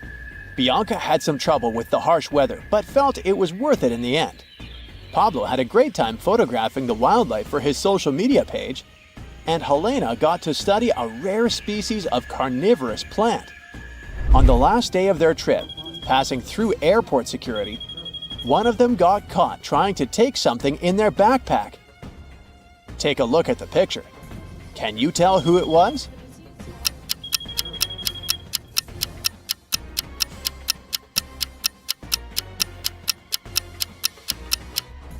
Well, it's illegal to take seeds and plants with you, and Helena had a carnivorous plant in her backpack. Yikes! Mia went to Rome for summer vacation. She was wandering through the streets when she saw an artist's easel was knocked over. He said he had stepped away for 1 second and the tragedy happened. Mia decided to help him solve the case and interviewed a few people. Marco said that he'd been taking photos nearby. Harry said he'd been juggling for a big crowd a few meters away. Josie said that she'd come by just to buy a painting from the artist. And Leo said he had been enjoying gelato at a cafe nearby. Can you help Mia figure this one out?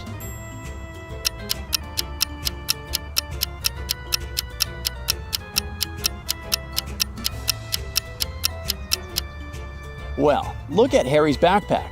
There are some art supplies sticking out of it. He must have created a distraction to steal it. Yikes! Barbara invited her colleague Sabrina for lunch at her place. Sabrina was surprised she thought Barbara didn't like her. But Barbara went all in for their lunch. She even cooked delicious tuna. She split the fish in half, and each of the ladies ate their portion. A few hours after lunch, Sabrina ended up in the hospital with severe food poisoning.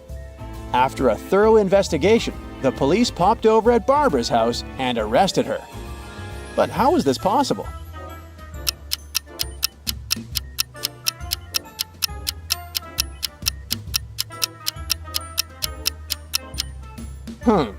Take a look at the knife Barbara used to prepare the meal. It had a bit of poison on one side. Certainly the side that she gave Barbara to eat. Oh my. You meet a friend for coffee, and she says she will only spill the tea on her latest secret if you can guess her riddle. She says, 5 costs $25, 25 costs $50. If you buy 255, you pay $75. What is it that you're buying, and how much does one item cost?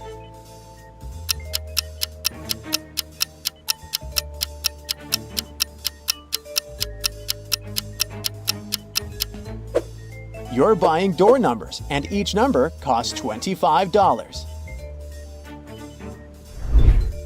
It took a decade for Professor Evans' archaeological mission to find a priceless artifact. The professor stored it safely in a vault. The team celebrated the win with a bonfire and went to sleep. The next morning, the artifact was gone. Professor Evans decided to investigate the robbery herself. Jack said he spent the last 2 hours cataloging the pottery they had found earlier. Olivia claimed she spent the last few hours in the rest area getting some sleep. Mark mentioned he'd been repairing the digger all morning. Professor Evans immediately figured out who took the artifact. Can you figure it out too?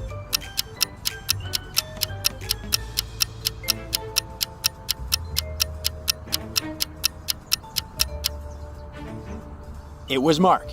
He claimed he spent the entire morning fixing the digger, but take a look at his hands.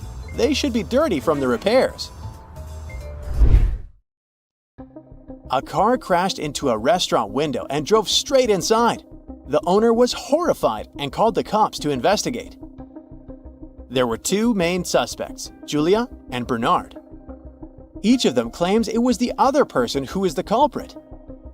Take a look at the image. Can you figure out who's lying?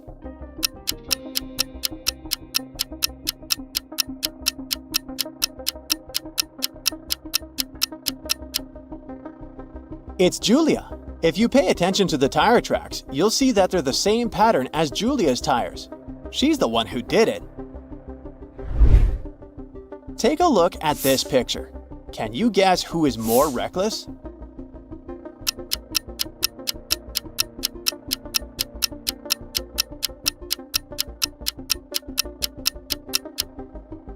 Let's see. On the first pic, we see a little kid on the beach playing near the water. His super muscular dad is in the background talking to a couple of women. In the second pic, the little kid is playing catch with a not-so-friendly dog. But hey, his dad in the background is paying close attention. It's safe to say the dad on the first pic is more reckless. You are in Greece, exploring some of the country's ancient ruins. You get lost from your group and find the entrance to a hidden cave. You come across a mysterious chamber with 4 massive doors, each with a unique symbol. Beside it, there is an ancient scroll. When you open it, you find a message that tells you to trust that your mind knows the fleeting nature of time. The first door carries the symbol of a shield. The second door has a crown. The third door features a pair of wings, and the fourth door has an hourglass on it. Which door will lead you to the treasure?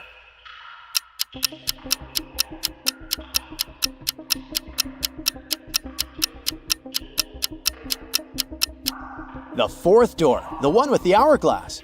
The clue was in the last phrase, the fleeting nature of time. It's the hourglass.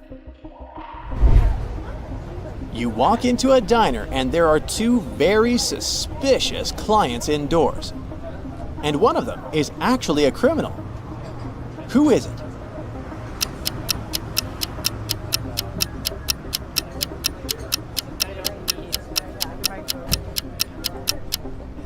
Let's have a look. The first guy looks suspicious, especially since he's holding a defensive device. The second girl looks more innocent. She's just sitting holding a knife and cutting her salad with it. But hey, she's the guilty one.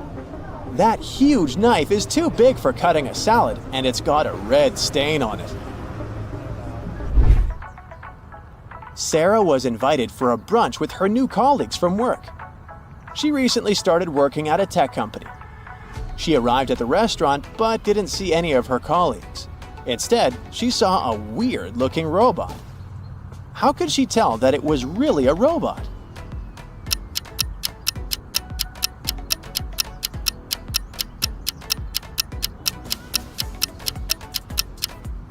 I know it looks like a person, but hey, look at her wrists. She has USB entrances on both of them. It must have been one of the pranks her colleagues decided to play on her.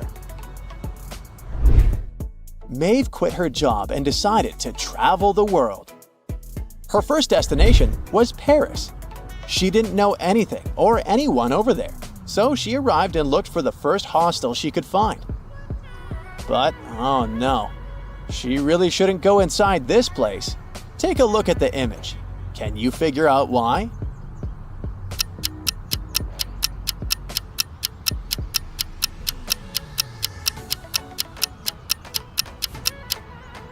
This hostel is haunted.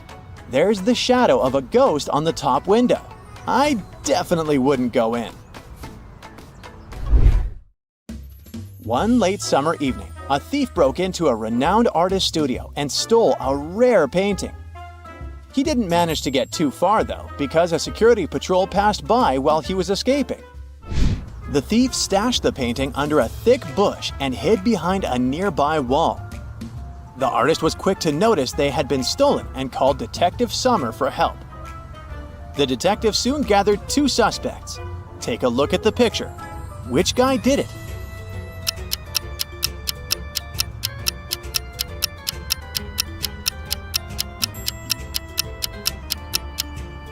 If you crawl through a bush with bare arms, they will most likely get scratched. Take a look at that second guy's arms. They're covered in scratches. He must be the culprit. Harry wakes up inside a simulated reality. An AI voice tells him that he needs to complete a series of tasks in order to get back to his normal life. 3 doors are projected in front of him. The first has a huge hammer that smashes anything that passes by it. The second door leads to a corridor filled with electric pipes. And behind the third door, there's broken glass all over the place. He has 2 seconds to choose one of the doors. Which one should he pick?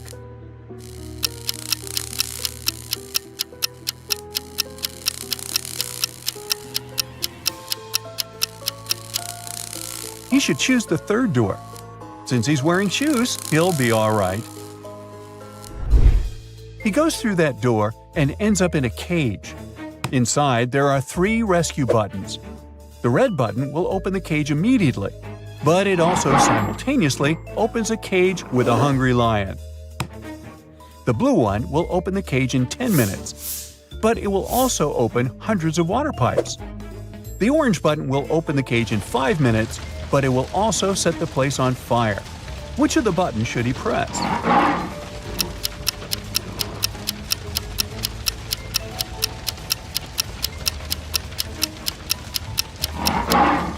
He should press the blue one. I mean, since it's a cage, it won't fill up with water. As soon as his cage opens, he is free to swim away. Then he finds himself at a crossroads.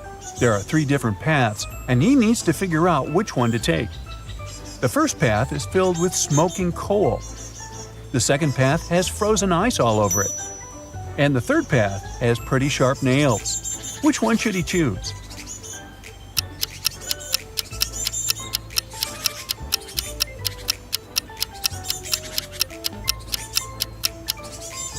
He should definitely choose the middle path. Even if the ice doesn't melt during daytime, it's pretty easy to go through it.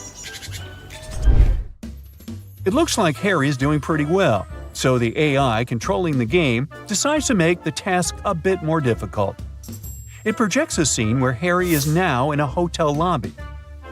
He has to figure out which of the lobby guys won't help him with his luggage.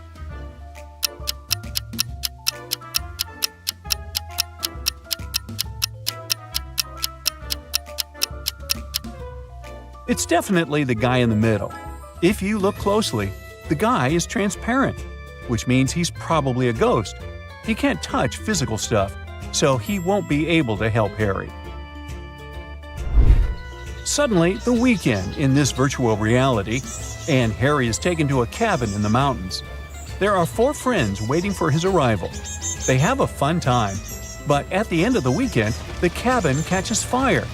One of his friends did it. Take a look at the image. Can you figure out who did it?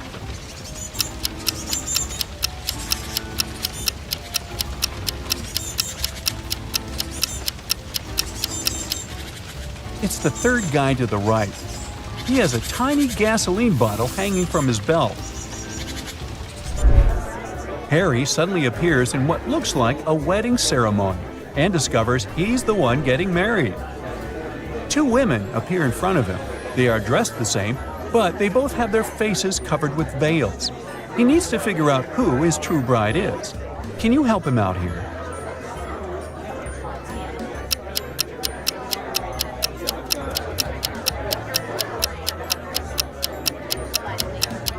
They look identical, but one of them already has a wedding ring. This can only mean that his true bride is the other lucky gal. For his next challenge, he's taken to a restaurant where a waitress shows him 4 glasses. Each glass is filled with the same liquid, water, and has an object inside of it. The waitress asks Harry which glass has more water than the rest. Take a look at the image. Can you figure out the correct answer?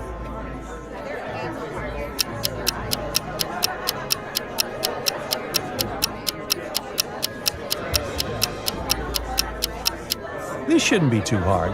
The last glass is the one that has more water inside.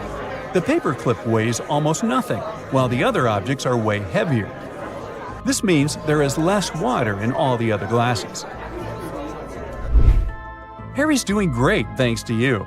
Now look at this image. There are 3 people about to parachute out of an airplane. Help Harry figure out who is in graver danger here.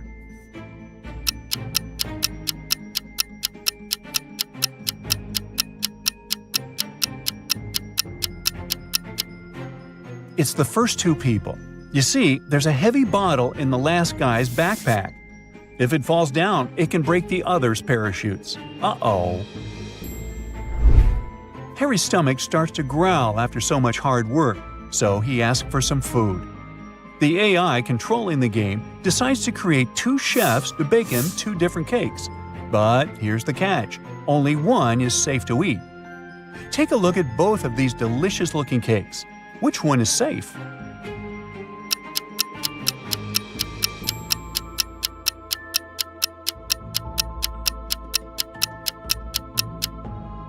If you have a sharp eye, you'll know that the chef on the left is a fake, so you shouldn't eat his cake.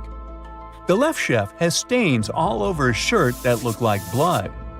Plus, he doesn't have a badge on his shirt.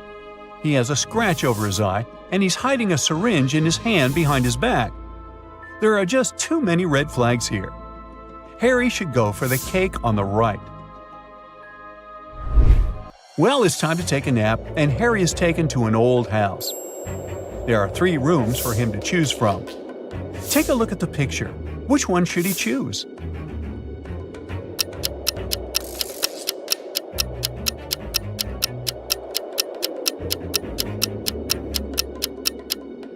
Well, so you see the hidden scenarios behind the curtains in the first room? That's a big no-no. As for the third room, notice how the AC is set to cold even though it's snowing outside. No to that, so he should definitely pick the second room. To sweeten things up a bit, Harry was enrolled into a baking competition. He was introduced to 3 judges, and they each told Harry what their favorite cake was. The first judge expressed his love for chocolate pies. Judge number 2 said he loved berry pies more than anything in the world. And Judge 3 said he was fond of pecan pies, also pronounced pecan. Harry immediately knew one of them was lying. Can you tell who?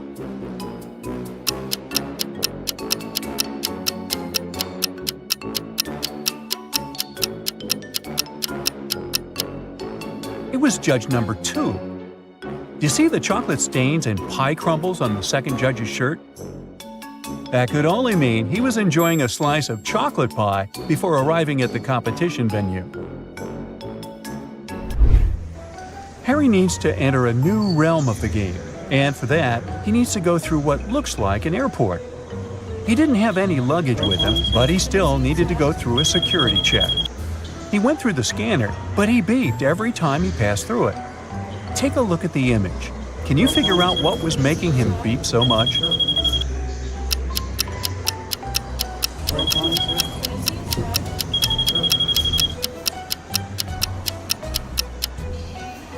It was the necklace chain dangling from the pocket of his jacket. Good eye if you spotted that. Passing through the different realms, Harry spotted a nice bakery and decided to stop for some more nourishment. There were 3 options to choose from: a cupcake, a chocolate croissant, and a gingerbread cookie. Can you guess which one he picked?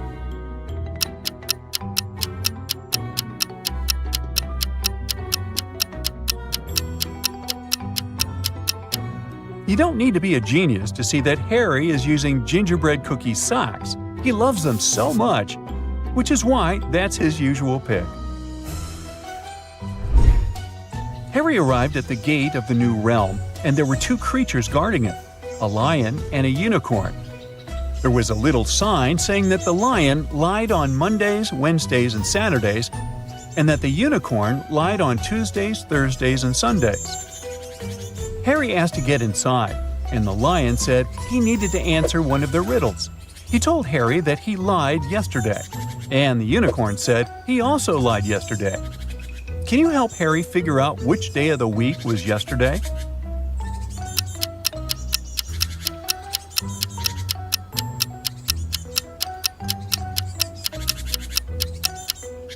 Well, let's see how this works. From what the magical creatures said, they were both lying on the same day. So the only possible answer to this riddle is Saturday. If we consider yesterday was Saturday, that means the lion was telling the truth and the unicorn was lying. Finally, Harry completed all of his tasks and was allowed to go back home. Which of the 3 doors should Harry choose to get back home?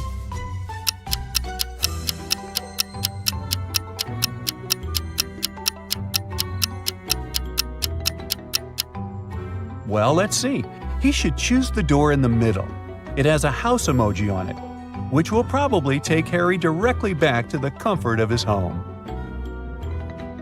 Okay, sharpen your brain, and here we go. Look at these 2 girls who got in trouble in the savannah. Who is in bigger danger?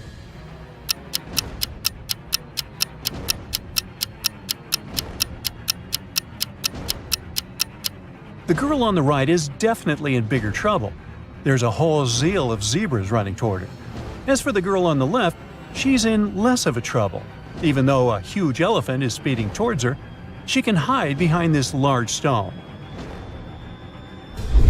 Detective Liam was invited to investigate a strange case. James, an extravagant yet very selfish man, got robbed the other day. The case seemed hopeless.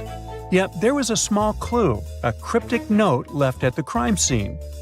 S+1, D+1, C+1. The next day, 3 suspects were delivered to the police station. Their names were Ted, Sam, and Don. Once the detectives saw their names, it became obvious who the robber was.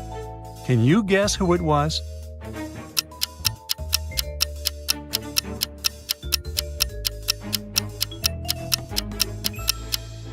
It's Ted.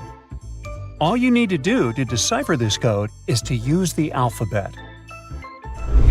At an elite party, waiters were serving drinks and snacks to all the guests.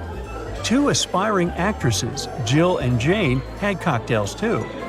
The next day, Jane showed up at an audition while Jill was in a hospital with doctors fighting for her life. Why?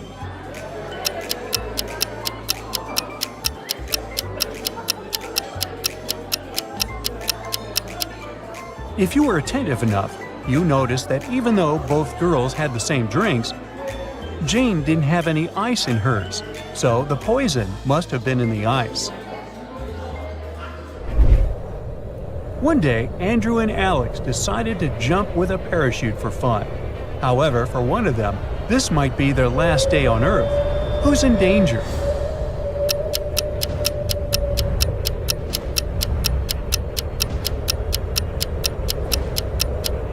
It's Alex.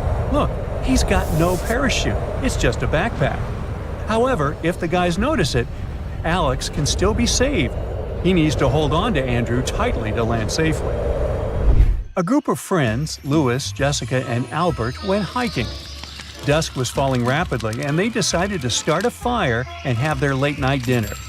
But once the flames lit the dark, It became obvious that one of them was a monster. Did you spot the intruder?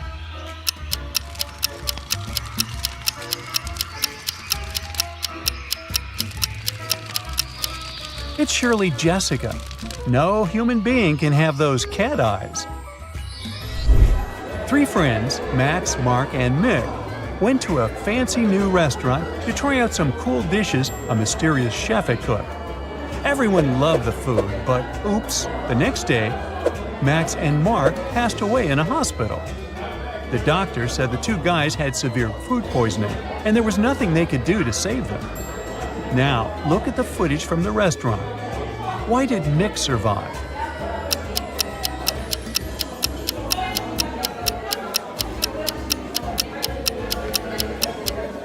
Apparently, poisoned tomatoes took the lives of the two friends. Look, Mick doesn't have this ingredient in his food. Now imagine waking up in a weird cage and seeing 3 doors in front of you. There's nothing horrendous waiting for you behind those doors, but the handles don't really inspire you. The thing is, the handle of the first door is covered with some nasty, probably toxic or radioactive ooze. The second handle is literally on fire. The third one has some super high voltage running through it. Which one should you choose?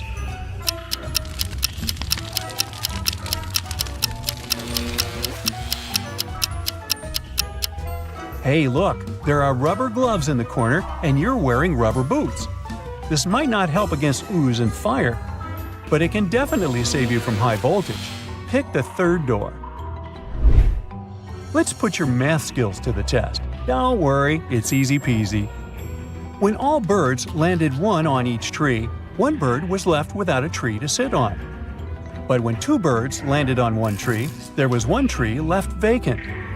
How many trees were there?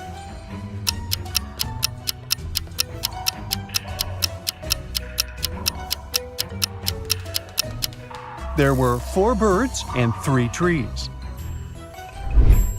Now, my dear detective, we're going to test not your sharp eyes, but your logic. So, the poor have it, the rich need it, and if you eat it, you're going to surely pass away. What's that?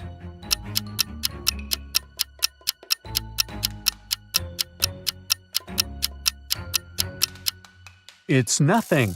The poor have nothing, the rich need nothing, and if you eat nothing, there's no chance you're going to survive for long. Jane and John Doe were an ordinary young couple. One day, they decided to go out of town and spend some time in nature, so they jumped into a car. While they were driving, they suddenly saw 4 people hitchhiking at a gas station, but most of them looked pretty suspicious. There was a man in tattered clothes, a woman wearing a cape, a man with a sullen face, and a teenage girl. Who should they give a ride to?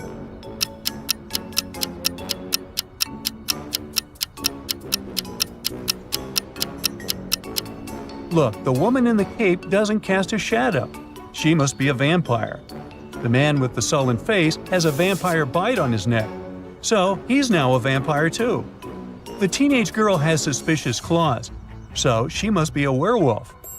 Thus, the man in tattered clothes is the only one who doesn't seem to be dangerous. 3 friends fell asleep under a tree in the countryside. While they were resting, a guy passing by painted mustaches on their faces. Once the men woke up, they started to laugh, but then, all of a sudden, they stopped. Why?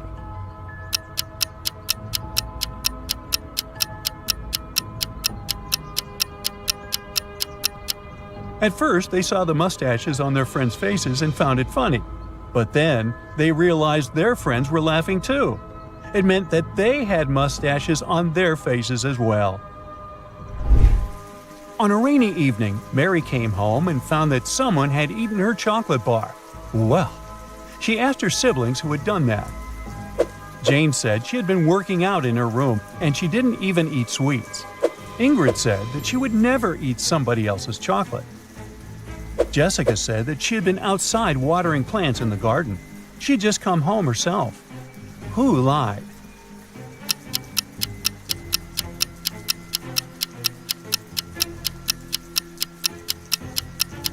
I'd say it was Jessica. It was raining outside, so she didn't really need to water the plants. One day, Detective Brightbrain was called to the airport, where an angry passenger demanded immediate compensation for stolen luggage. The angry passenger said that he had bought a plane ticket to the city of Chicago. He checked his 15-pound bag, but when he got it back, it was light as a feather. He claimed that there had been valuable things in the bag: a laptop, a ring, and a watch. He opened it right at the counter, and it was empty. While the man was waving his arms and shouting at the counter, a bag fell out of his pocket. The detective picked it up and immediately realized that the passenger was a liar. How did he guess?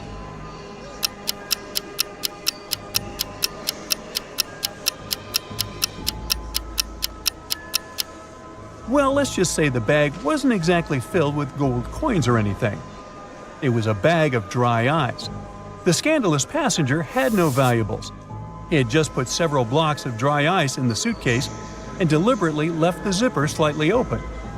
During the long flight, the contents simply evaporated, leaving no traces. The swindler only needed to pretend to be indignant and demand compensation. You find yourself trapped in a medieval castle, far away from civilization. You can't jump out the window because it's too high above the ground. The only tree growing near the window doesn't look sturdy enough for you to use it to climb down. However, there are 3 doors, and one of them can lead you to freedom. But behind the first door, a fierce fire is raging. The second door holds back hundreds of venomous snakes. And behind the third door, there's a pitch-dark maze, and you can only imagine what surprises are waiting for you there. Which door should you choose?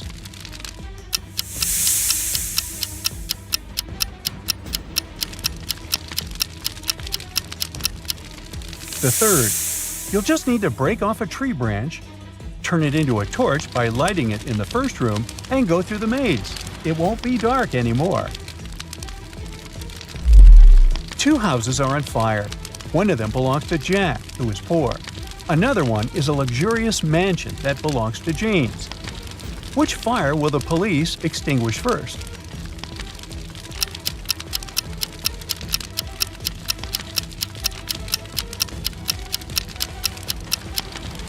Well, the police don't extinguish the fire. The firefighters do. Somebody call them, please. Ellis had to go to the hospital the other day. When she entered, she immediately felt something off about the place. Walking along the hall, she spotted 3 doctors. There was something completely wrong about one of them. Which doctor is crazy?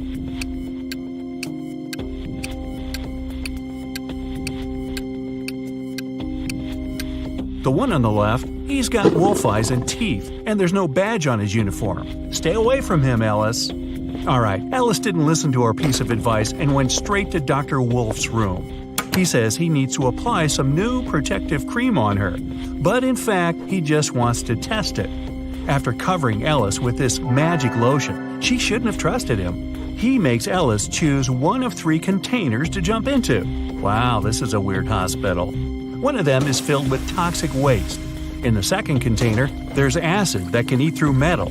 The third one is filled with lava from a volcano that almost ruined a whole town a year ago. What container should Ellis choose?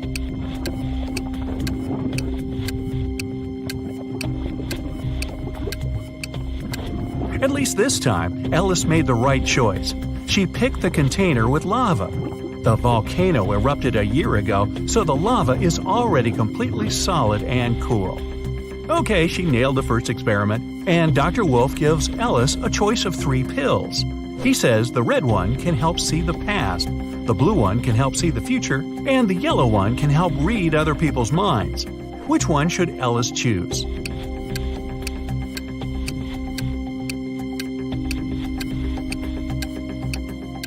Ellis was smart enough this time. She randomly picked the yellow one, but she suspected it was another experiment. She gulped the water but never swallowed the pillow and still has it in her cheek. In fact, all 3 of them were poisoned. When the wolf went outside for a second, Ellis spat out the pill and ran away.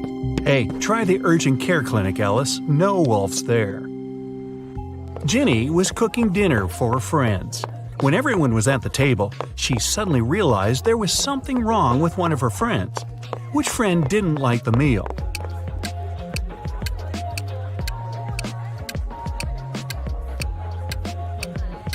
It's Mike. He secretly shared it with Jenny's dog. Everybody knows that an old witch lives in this spooky old house. Nobody really wants to meet her.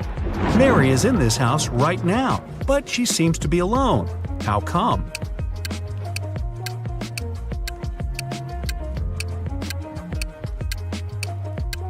Who said witches can't have a name Mary? She was once young and beautiful too, but then that darn spell happened. One town had a weird law that said all the men had to be cleanly shaven, but no man was allowed to shave himself. The only person who was licensed to shave them was a 40-year-old hairdresser. But who shaved the hairdresser?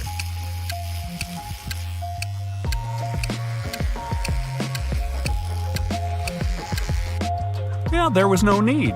The hairdresser was a woman. Allison met a stranger yesterday, and she immediately knew who he was. She hadn't seen this person before, and no one had ever described him to her. He wasn't a celebrity, and he wasn't doing anything unusual. So, how come she knew who he was?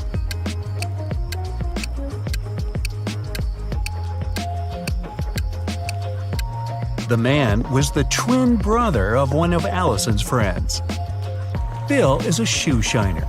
He offers his services to passers-by for free. Still, people who accept it end up paying him of their own will. How so?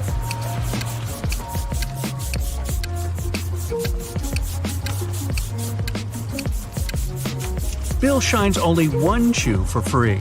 People don't want to look bizarre with just one clean shoe and have to pay for the shining of the other one. The king told his 3 daughters to place 3 identical kettles with the same amount of water on the fire. The king promised that the husband of the daughter whose kettle would boil first would become his heir. His youngest daughter's kettle boiled first. How come?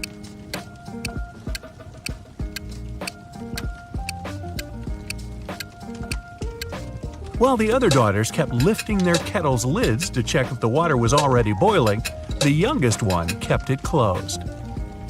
Up for some math? Nah, just kidding. You'll only need your logic.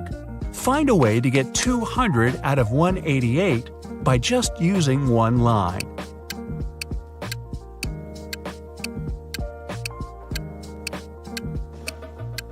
Use the line to cut 188 horizontally. This way, you'll get 2 100s. One person was 25 years old in 2000 and 20 years old in 2005. How is this possible?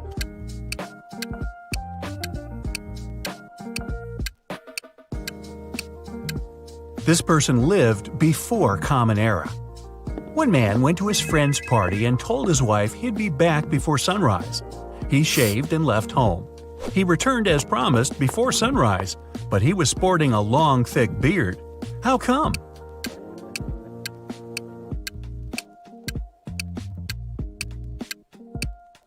The man and his wife lived in a place with polar nights that can last for several months. A man was driving his car all the way from New York to Boston. Only at the end of the trip did he discover that one of his car's tires had been punctured from the very beginning. Still, he managed to reach his destination successfully, and his journey wasn't affected by this problem at all. How is it possible?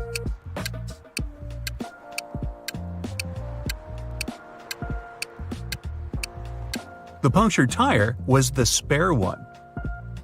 The financial director of a big company finally persuaded new partners to sign a super important agreement.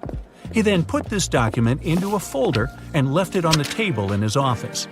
When he arrived at work the next morning, the folder was gone. John gathered all the employees who were in the office at the time and questioned them. The cleaning lady said that she had been busy washing the floor and hadn't paid attention to anything around. The designer explained that he hadn't left his working place even once. What's more, being an artist, he didn't have any interest in agreement documents. The accountant admitted that he had entered John's office to have some documents signed, But once he noticed there was no one inside, he immediately left. Who took the folder with the agreement?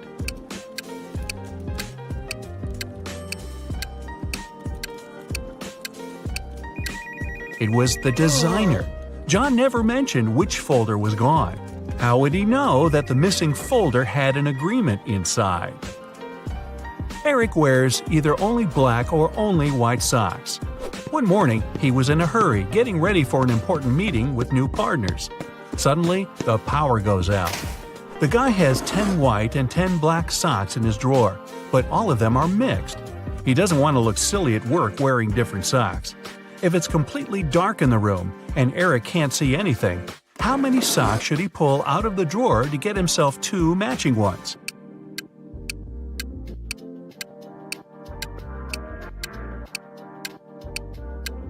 Three socks are more than enough. In a set of 3 socks, he's bound to have 2 of the same color. A hungry vampire is following you in a lonely street one dark night. Suddenly, you see a house with its door wide open and decide to hide there. The vampire can't enter your shelter since you locked the door in the nick of time, but it's waiting for you outside. However, you still have some hope. There are 3 doors leading out of the house. When you open the first door, there's molten lava. No thanks. The second door leads to the room with tarantulas as large as your head. Yikes. As for the third door, you can definitely hear a huge dog barking inside that room, and you're kind of afraid of it. What should you do?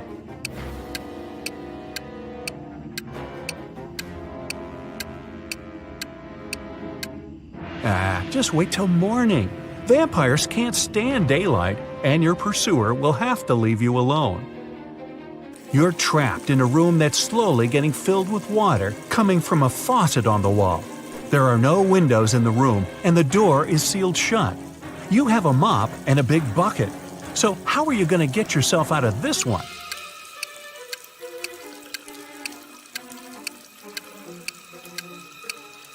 Come on, just turn the faucet off. Now it's better. Jane told her boss someone had taken the document she prepared for the meeting.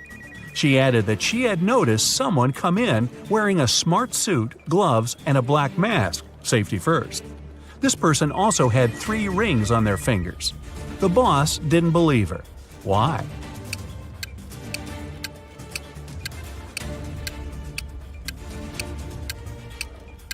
She said the person was wearing gloves. Then how did she see 3 rings on their fingers? Jane must have simply forgotten to print those documents out. A hotel owner was visiting the construction site to see the progress. He wanted to start welcoming the guests as soon as possible and had big plans. At some point, he left his briefcase with important documents on the table. Some worker grabbed it and ran away. The hotel owner didn't see who it was, but he immediately called the police. There were 3 suspects. The architect said he had been talking on the phone, trying to get electricity for the site as there was none. The designer told the police he had been trying to find the best paint for the walls. The electrician explained he had been down in the basement trying to fix a burst light bulb. The detectives figure out who was lying. Can you?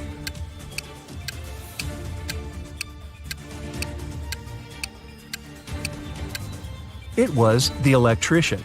How could he fix the burst light bulb if there was no electricity at the construction site at all?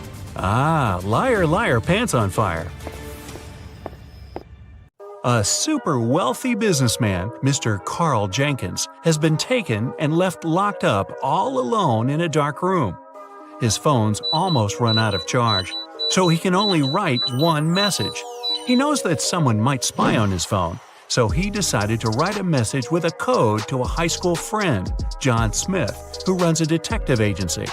He remembered that in high school, they would cipher messages to each other, so he used the same technique. The message was this. Can you guess what it means?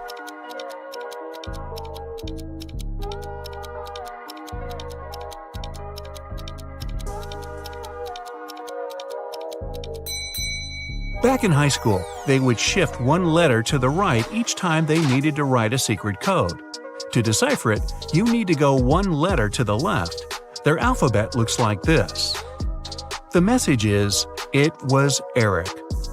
Having read the message, John knew immediately who his friend was talking about. Eric is the financial director of Carl's company.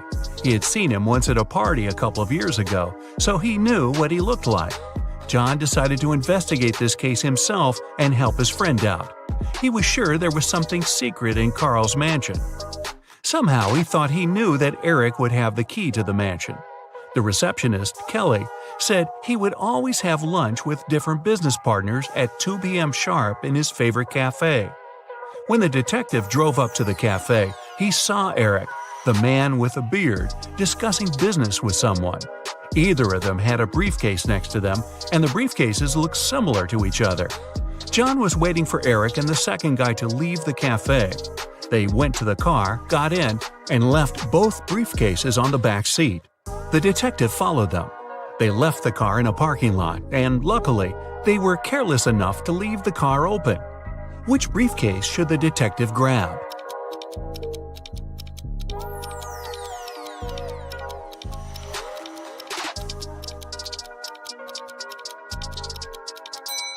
The one that looks brand new. While they were walking to the car, the detective spotted a few scratches on the second man's briefcase. Both briefcases were locked with a cipher. Not to make the whole thing suspicious, the detective decided not to take it and cracked the code right in the car. Can you help him open the briefcase?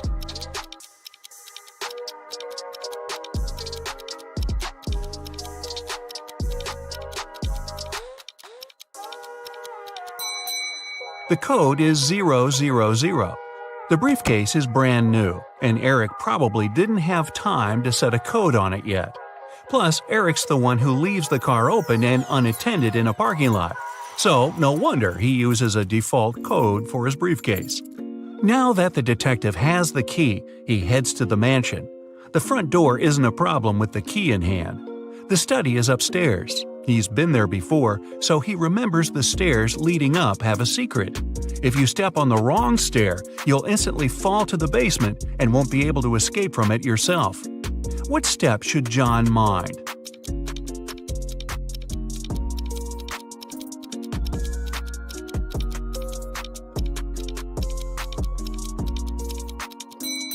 It's the one with the slit in the middle.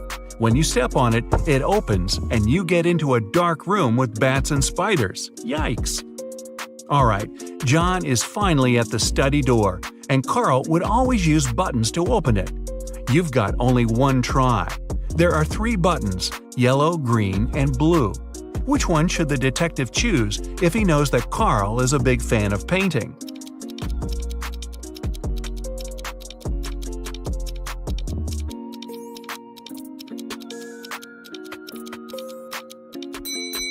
A combination of blue and yellow gives green, so the door opens. Green light for our detective. He finally reaches the safe with top-secret documents that could help him find out the truth. Obviously, just like any other safe, it's locked with a code. It also has a warning. You can enter the code only once. If you hit the wrong code, the safe locks up forever. He's looking around for a hint, and voila! John is right. On the desk, he sees a note. It says, "Secret code," and has a combination of 3 digits, 3, something, and 1. The digit in the middle can't be seen since there's an ink stain right on it. Can you crack the code with one attempt only?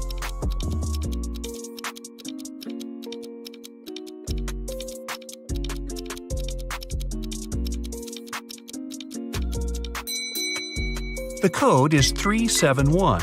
The detective thought the code was used frequently, so the button must have been a bit worn out. He was right. Since he knew the beginning and the end, he only needed to find one more worn button. Alright, now he's got the top-secret documents he needed for his investigation.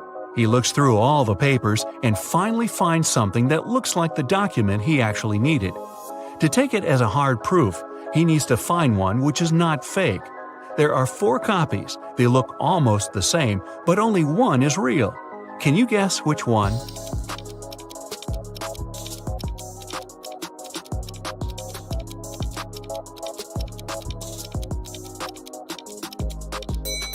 It's the one in the upper left corner.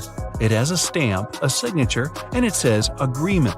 The one next to it looks the same, but it has a spelling mistake. It says agreement. Other copies lack either a stamp or a signature. So the detective takes a closer look at this agreement and sees something about a painting bought at an auction. He suddenly understands that his friend Carl was taken so that someone could sneak into his mansion and grab that super expensive painting. He's looking at the wall with all the paintings Carl collected and realizes that no painting is missing. There are as many nails in the wall as there are paintings. Still, there's something strange about one of them. Can you spot what's wrong here?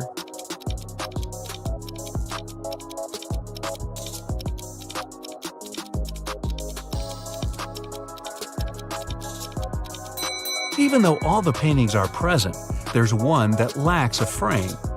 According to the agreement, the painting has been recently bought, and an art dealer helped Carl pick it. The expert was an honest man, and he helped Carl make sure all the other paintings in his collection were real. This time, the painting turned out to be nothing but a copy. Why did the expert suggest that Carl buy it?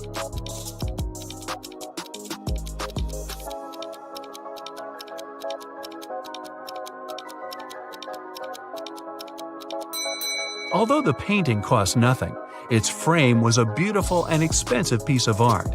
The one who grabbed it definitely knew that. Now it's all clear. John has to find both Carl and the precious frame. He goes outside, trying to deduce where the person who took Carl went. Carl is looking at all the tracks on the ground. He needs to follow one of them to understand where to look for Carl. Where should he go?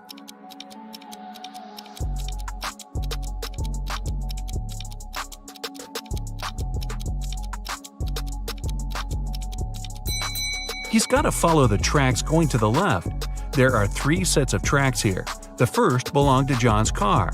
The second set belongs to a 2-wheel vehicle, and since the tracks are really thin, they were left by a bike. It seems impossible to take someone somewhere on a bike, so these must belong to a mail carrier who comes every day to bring the letters. The last set of tracks definitely belongs to a large car, so John should follow it. He's lucky and there are no turns, so he's just going straight. Half an hour later, he sees something like a castle. He drives up to it and he sees 3 moats in front of him. Here's the first one, a row full of metal stakes. How can John jump over it safely?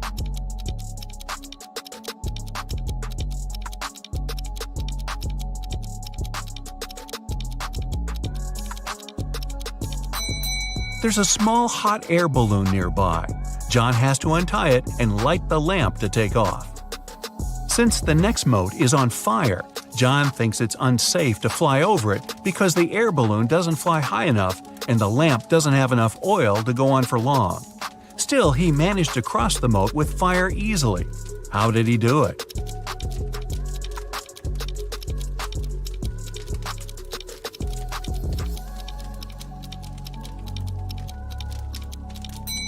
He took the sand from the air balloon's ballast and sprinkled it on the fire, extinguishing it. The last moat was filled with scalding hot lava. It took John some time to figure out how to cross it, but he managed to do it safely. How?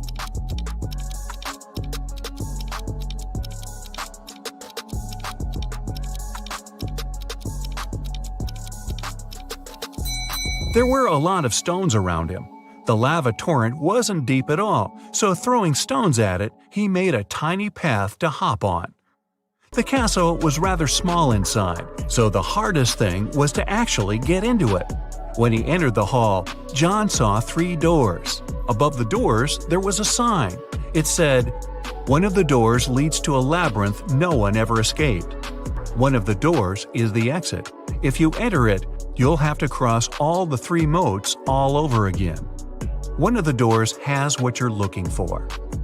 When John looked at the doors, he knew immediately where his friend was. Which door did he choose?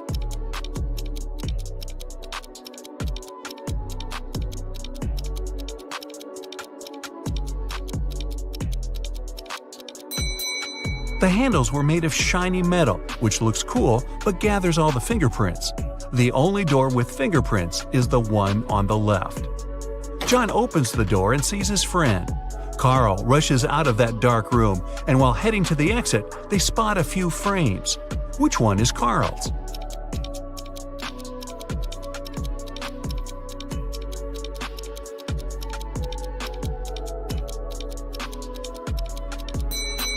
The rectangular one. The painting was rectangular, and the two other frames are square. The two friends get out of the castle, get in the car, and head to the police department. There, an officer's waiting for them. They have 3 suspects who could have possibly taken the exquisite frame. Carl and John enter the room separately. Still, they choose the same person. Who did they choose?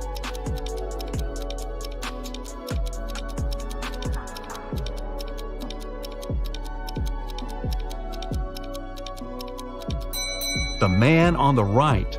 Carl chooses him because it's the art expert. John chooses him because he saw him with Carl having lunch. Wow, seems like this expert's not going to work with Carl ever again. Both Harry and Terry's girlfriends went away on a business trip for the weekend. During the whole time, the couples were texting and sending each other pictures. On Sunday morning, the girls asked their boyfriends to send them their selfies. Harry sent a selfie where he was smiling in the kitchen. Terry sent a selfie of himself in the bathroom. One of the girlfriends knew immediately that her boyfriend was cheating. Who was it, and how did the girlfriend know?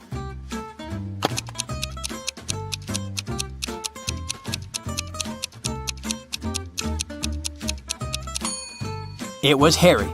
Look at that lipstick mark on the glass on top of the kitchen counter. Becca and Tom are a couple. One of them rented a scooter from Brown Scooters and now needs to pay for the ride. A worker from the scooter company comes to charge the couple $15 that they owe. Becca and Tom start arguing over who should pay for the scooter. Becca says that Tom was the one who wrote it, so he should pay for it. But Tom says that it was Becca who wrote it, and she should pay for it. Who is lying?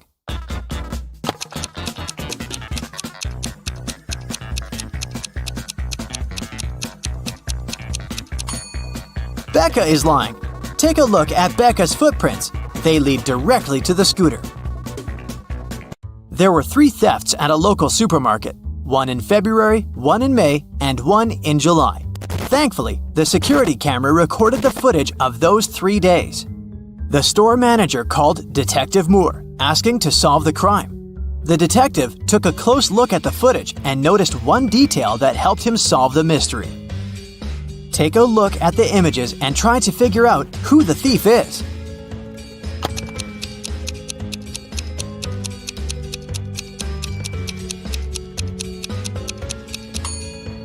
In all 3 videos, there is a pregnant lady. In the video from February, she looks about 7 months pregnant.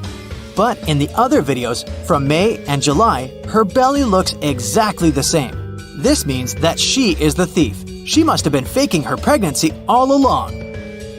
Dr. O'Brien invented the time machine and traveled all the way back to prehistoric times. Take a look at this picture and see if you can spot Dr. O'Brien amongst other prehistoric people carrying out their activities.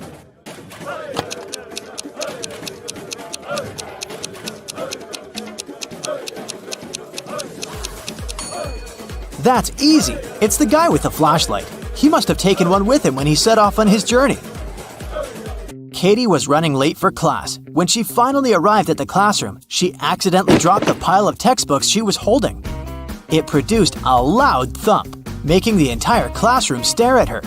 At that moment, Katie drew the attention of 20 eyes.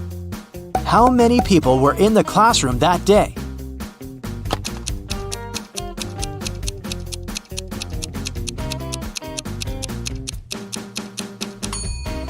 There were 11 people. 10 people have a pair of eyes each, right? Add Katie to the equation. That makes a total of 11 people in the room. Police Officer Dave received a call late at night. A famous chemist went missing from his lab. After searching the lab thoroughly, Dave found a note with ransom numbers scribbled on it. The note read 26 3 58, 28 27 57 16. Based on the note, Dave managed to find the scientist and arrest the criminals who had taken him.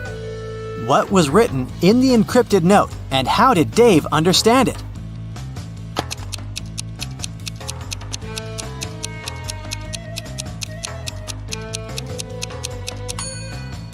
The chemist is smart. Each number in the note corresponds to an element in the periodic table. So the element that corresponds to 26 is Fe, iron. Number 3 is Li, lithium. And 58 is Ce, cerium. If you use this logic, you can figure out that the first line spells Felice, and the numbers in the second line stand for Nicholas. After figuring out the names, Dave tracked the men down and arrested them. Helena finally got herself a new guitar. She wanted to play it right away, but she had to go to school. She locked the instrument inside her room and left. When she got home in the evening, the guitar was gone. She knew it must have been one of her family members, as they always played pranks on one another. So she questioned each one of them. Helena's mother said she hadn't even seen the guitar the girl had bought. Her dad said that he had seen it when he passed by Helena's room, but he swore he hadn't done anything to it. Helena's brother said he hadn't gone upstairs the whole day, so he hadn't seen the guitar either. Helena solved the mystery instantly. Can you figure it out?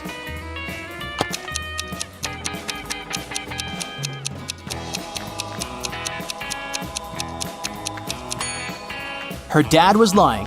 He said he'd seen the guitar when passing by the girl's room, but that's impossible. Helena locked the door when she left. A bank was robbed by masked strangers. One of the robbers asked the teller to give them all the money hidden in the bank safe. But suddenly, the teller's phone rang. It was his mother. The robber told the guy to pick up the phone to avoid arousing suspicion. On the phone, the teller asked, "Is there an emergency, Mother? Call me when you get home and I'll help you with the dinner." Then he hung up. 5 minutes later, while the robbers were still in the bank, the police arrived at the crime scene. How did the police know about the robbery?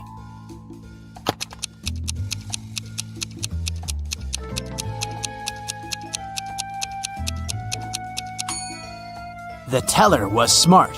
While he was speaking on the phone with his mother, he pressed the mute button while he was saying some of the words. So what his mother heard on the other end of the line was, "Emergency, Mother, call help." On the outskirts of a town, there was a haunted house. A group of friends decided to check it out. They went there at night, but as soon as they got there, one of the friends refused to go inside and tried to stop the others. But they just laughed and left him behind. There were terrible crashing sounds coming from the house, and then everything went still. John never saw his friends again. How did John understand that there was something seriously wrong with the house?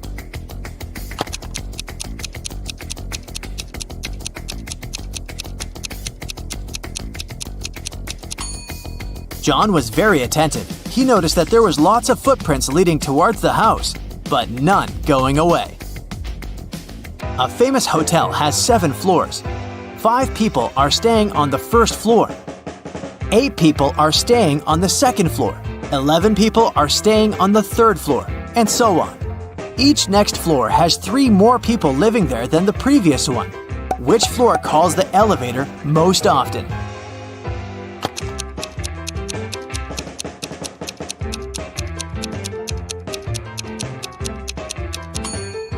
The first floor. Any person staying on a floor other than the first has to call the elevator to reach their destination. In a small town, 3 teachers asked for sick leave on the same day. Janet said she had got into a car accident and broke her leg. Now she was having difficulty walking with the cast and all. Emma complained she'd had a very unfortunate workout and injured her neck. She couldn't even turn her head. And Tina said that she'd fallen from her bike and hurt her arm. One of the teachers is lying. Can you tell who?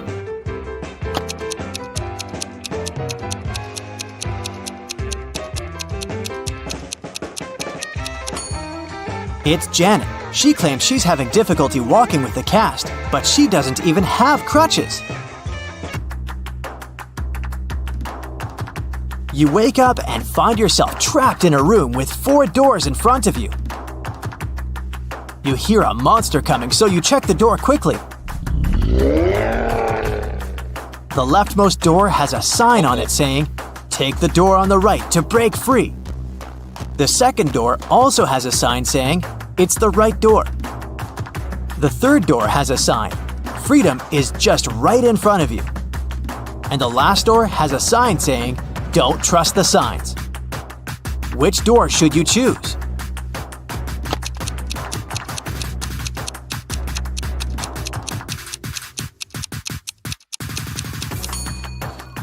Well, there's a little bit of wordplay here. Let's see why. The first door says to take the door on the right. The second one says it's the right door. Not the correct door, but the door on the right. The third door says, "Freedom is just right in front of you." That just doesn't make any sense, does it? You can interpret this statement as pointing at the door just on your right. Well, that's it. It's the last door. It does tell you not to trust the other signs, but it doesn't tell you that they're false, does it? You're a fast and furious racer on a tropical island. You find a new motorbike online and call the salesman to arrange a test drive. Later that day, you arrive at the meeting point and see two guys with two identical motorbikes. One of them is the seller you spoke with, and the other one is a scammer who wants to sell you a stolen vehicle. Who's deceiving you? Think carefully and feel free to leave your answer in the comments.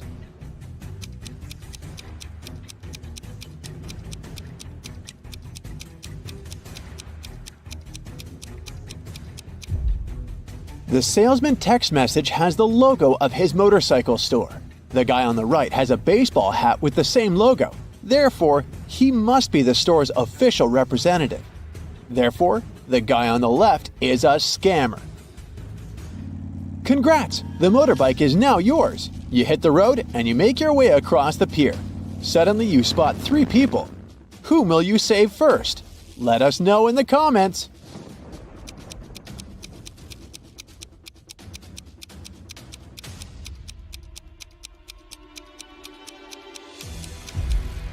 The teen is playing with a rattlesnake, which looks pretty dangerous. But luckily, it's not real, see? It has a barcode on the side, so it's just a toy. The lady is about to jump into the sea infested with sharks. But look carefully, she's just posing. Her boyfriend is filming a video. He's the only one who needs to be saved here because he's standing on rotten old wood. It's about to collapse. So he risks ending up swimming with sharks for real. You save the day and continue your ride. Oh no! The main road is closed for repairs. So you only have three options to return to your bungalow. The first route is the notorious mountain spiral road, known for its rockfalls. The second road is flat, but it leads through a jungle inhabited by crocodiles. And the third road is half flooded because it lies through the old cursed swamp. Which way will you choose to stay alive? Don't forget to share your answer in the comments section below.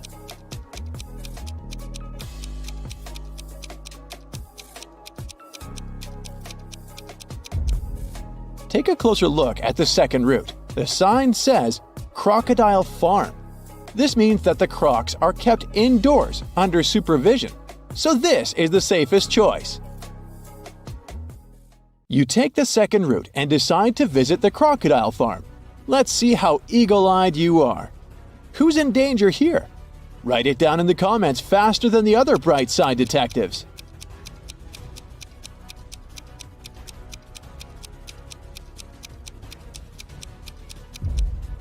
This tourist has crossed the barrier.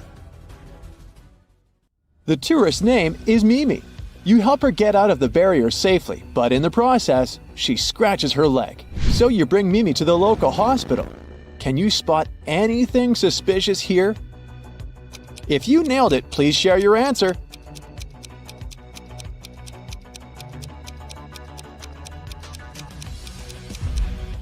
Easy peasy. The windshield of this ambulance car is covered with white paint. You enter the building and face three surgeons in the lobby. Which doctor is dangerous? Don't let the imposter get away. Share your suspicions. .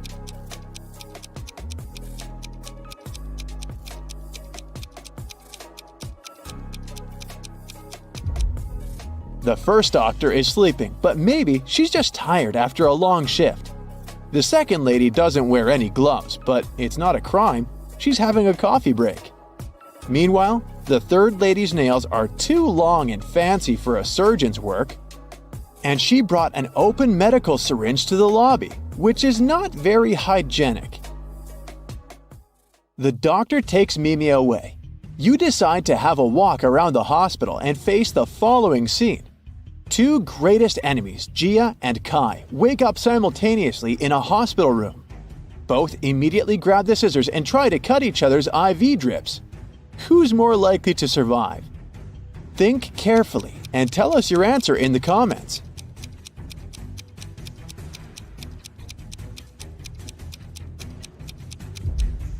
Someone whose drip is cut farther away from the arm has a better chance of surviving. This way, more medicine will manage to get into the body, and our hero will win extra time before the doctors arrive. So it's likely going to be Gia. You're starving, so you go to the local food court. Too late, it's already closed. Oh look, this kiosk is still working. There are 3 burgers left to choose from, but only one of them is safe to eat. Hit the like button if you can spot any poisoned food right away.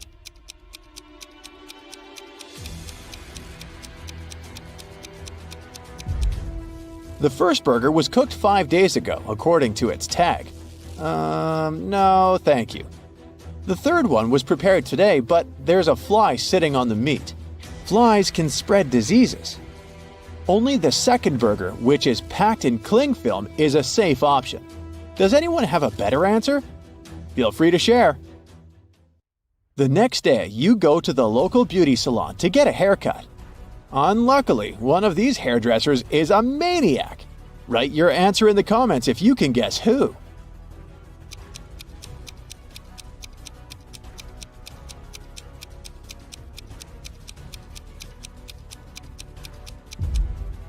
It's the second hairdresser. The fire haircut technique is pretty normal these days, but he's also hiding an axe in his pocket, which is far from normal. Busted! Your haircut is done, and now it's time to chat with your buddies. They send you some selfies. Sally is getting ready to skydive. Bobby is taking a yoga class, and Caleb is riding an ATV through a desert. Who's least likely to survive? Give this video a thumbs up if you already know the answer.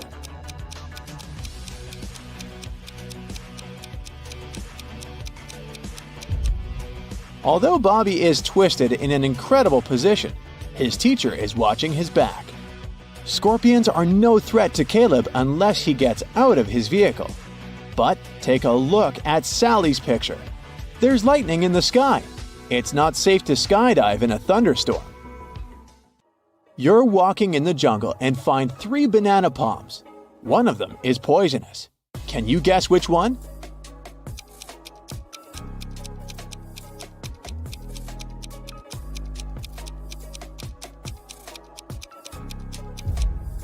Okay, the first stack looks bad at first glance because its bananas have turned dark, but it doesn't mean that they're poisonous. The third palm has the fewest bananas, so probably many people were eager to eat them. But take a look under the second palm. Someone picked a banana, took a bite, and then just dropped it on the ground. That's suspicious. So, this is the dangerous palm. But if you have a different opinion, please let us know in the comments. In the evening, you go to the local carnival. 3 ladies want to dance with you, but unfortunately, only one of them is a safe partner. Can you guess who's dangerous? Think carefully, and don't forget to share your thoughts in the comments.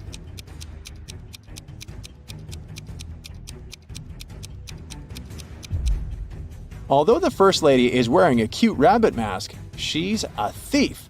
She's sneaking a phone from a guy in the crowd. Take a closer look at the third lady. A broken glass bottle sticks out of her pocket. It's not very safe to dance around her. Thus, only the second lady is safe. There are 3 routes you can take. The first path is covered with hot coals. The second with gross worms and toads. The third one with beautiful roses. Which path would you choose? Be sure to let us know in the comments.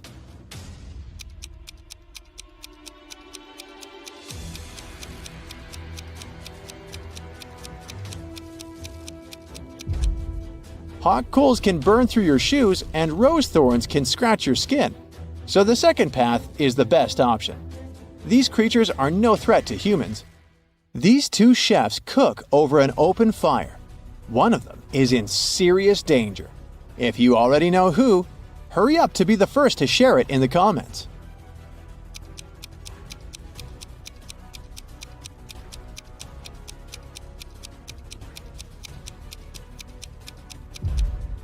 Well, well, take a closer look at the first chef. His scarf is already smoking. It's about to burst into flames. Fire alarm! The next day you go for a walk on the beach. There's an open shower on the shore. You spot 3 guys washing off the sand after swimming in the sea. Whom will you save?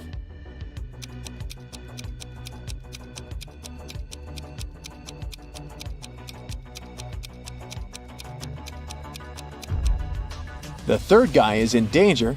Take a look at the bottle he's using to wash his hair. It says bleach. Bad idea, buddy. Hit the like button if you nailed it. Jenny and Ben were about to get married. They wanted to book a hotel for their wedding ceremony in the party. So they went to a wedding planner to look at some options. She told them only 3 hotels were available for the day they wanted and showed them the pictures. Which one should they choose?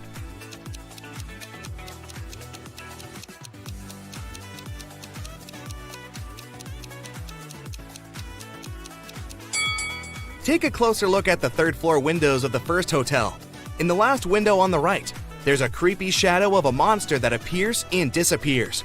5 stars or not, no one would like to get married in a haunted place unless they're an Addams Family member. In the 3rd hotel, only has 2 stars. It probably doesn't have the facilities to host a wedding, so the best choice is the 2nd hotel. Great choice, the wedding planner said, and you're in luck because they actually have a great discount offer. If you can answer this riddle correctly, you won't have to pay for the ballroom rental. Here it is. Those who have it, do not say it. Those who take it, do not know it. Those who know it, do not want it. What is it? Do you know the answer?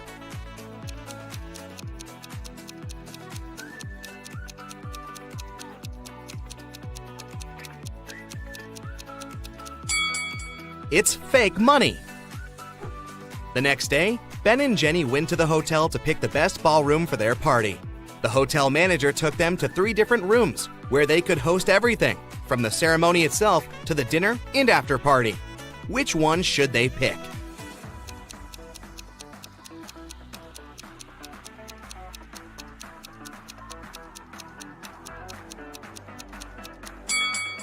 Do you see a little mouse hole in the corner of the first ballroom?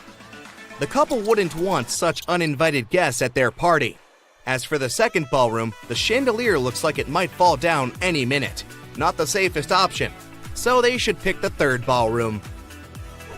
It was time for Ben and Jenny to pick the wedding menu. Since they were not paying for the venue, they wanted to spare no expense in serving food that the guests would never forget. That's why they called 3 different Michelin star chefs. Each of them prepared a different dish and presented them for a tasting. Which chef, and therefore which dish, should they go for?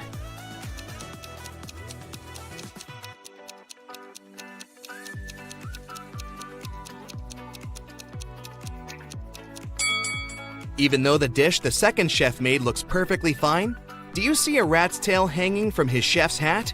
There must be some ratatouille situation going on there. So that's a pass. The 3rd dish looks like spaghetti, right? Well, look again. Those are actually very thin snakes. Exotic flavors might not be the best option, so they better go with the classical burger that the first chef made. Before they made their wedding vows, Jenny had to say yes to a dress. So, she went to a couture store to check their wedding gown collection.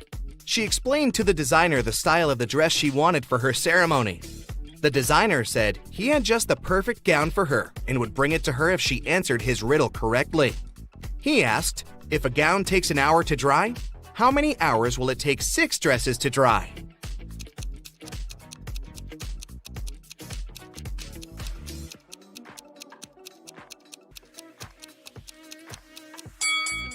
It'll still take 1 hour because they'll all dry at the same time. Ben had one last item to buy on his wedding shopping list, and it was what fastens 2 people yet touches only one. Can you figure out what it is?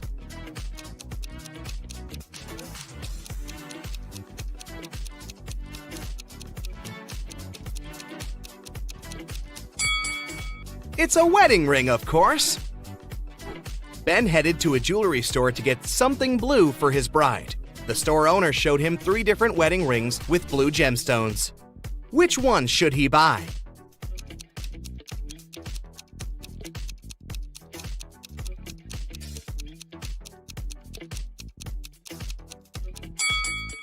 The second ring has an engraving inside, so it must have belonged to someone else before. The gemstone on the third ring has a tiny crack in it. That can only mean it's made of glass or even plastic. So, Ben should buy the first ring with a sapphire. Next, Ben and Jenny were going to send out invitations. One print shop offered them 3 different versions of invitations. Which one should they choose?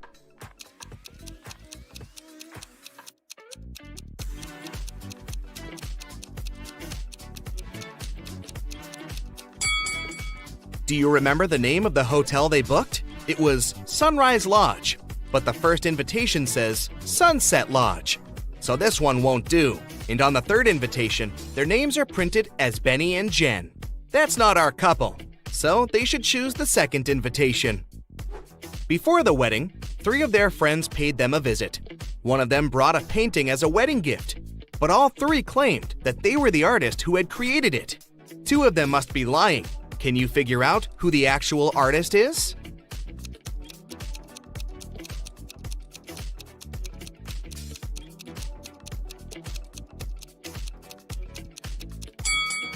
Take a look at the signature on the painting. It says Denise. Now look at the third friend's necklace. It has the letter D, so she must be Denise, the artist who painted the painting. It was finally the day of the wedding, and Ben and Jenny's guests started to arrive. However, the hotel security spotted 3 suspicious-looking people who could be uninvited. Take a look at these 3 guys. Can you tell which one is not supposed to be at the wedding?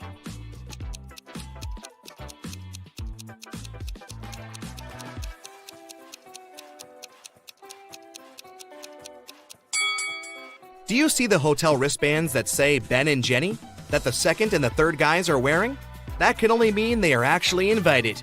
So it's the first guy who's crushing the wedding. Sorry, dude, no free drinks for you. After the vows were exchanged, it was time to party. As Ben and Jenny were dancing, someone spilled their drink on Jenny's dress, but no one saw who it was. Jenny spotted 3 people who could have done it. Take a look at them. Can you tell who ruined her dress?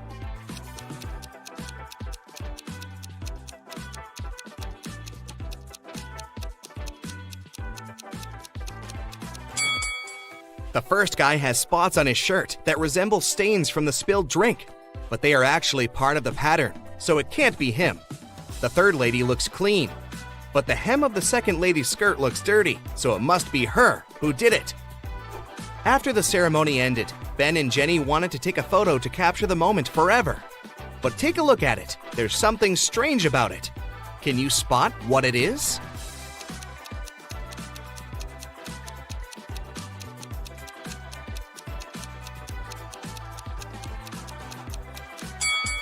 Can you see a woman hiding behind the trees watching them? She is wearing a witch hat, but it's a wedding ceremony and not a costume party. Creepy. Right before leaving, Jenny suddenly vanished. Then the witch suddenly appeared in front of Ben and said, "You may only kiss the bride if you figure out with whom you really tied the knot. Ha ha!" Then 2 Jennys appeared in front of Ben. Can you tell which one is his real wife?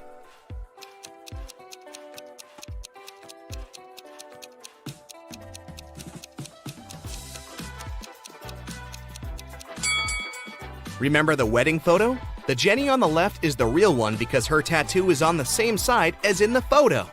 Now that Ben and Jenny's wedding was over, Phew, it was time for them to pick a honeymoon destination.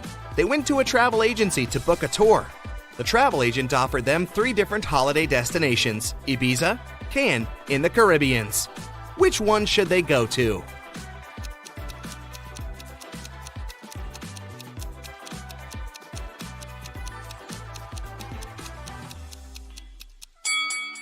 Have you noticed the weather forecast on TV in the office? It states that the weather in Ibiza is going to be windy in the upcoming days, and in Cannes, it's going to be raining. So they should pick the Caribbeans and enjoy the sun. The travel agent said she could upgrade their plane tickets to business class for free. It would be her wedding gift to them. But they had to crack this riddle. What can travel around the world while staying in a corner?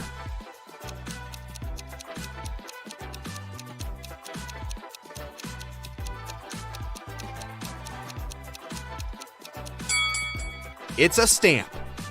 Sheila participates in a beauty pageant. The next catwalk will take place in 30 minutes. Sheila leaves her stuff in the dressing room and goes outside to talk on the phone. After that, she returns and sees that someone has torn her costume. Sheila gets furious and questions her rivals. Millie says, "I was getting my makeup done, so I sat in my chair motionless, and I couldn't look around." Chelsea says, "I was in a toilet. I think I ate something wrong for lunch." And Isabella says, "I was outside the dressing room filming stories for my subscribers." Who is lying?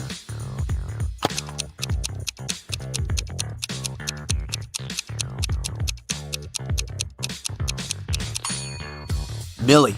She said she got her makeup done, but why did she ruin it by putting on a face mask?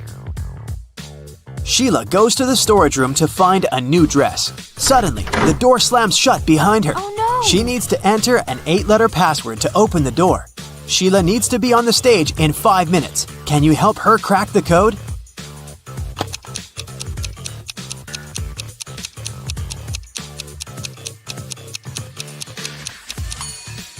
This picture on the wall is a hint. Sheila needs to enter paradise. Sheila opens the door and meets face-to-face with creepy rats. She runs away and gets lost in the basement. Sheila finds these 3 doors leading to the stage, but each door is hiding some danger. There are broken wires and a puddle of water on the floor behind the first door. There's a scorpion behind the second door waiting to bite Sheila. And there's a magical portal leading to the top of a mountain behind the third door. Can you help Sheila make the right choice?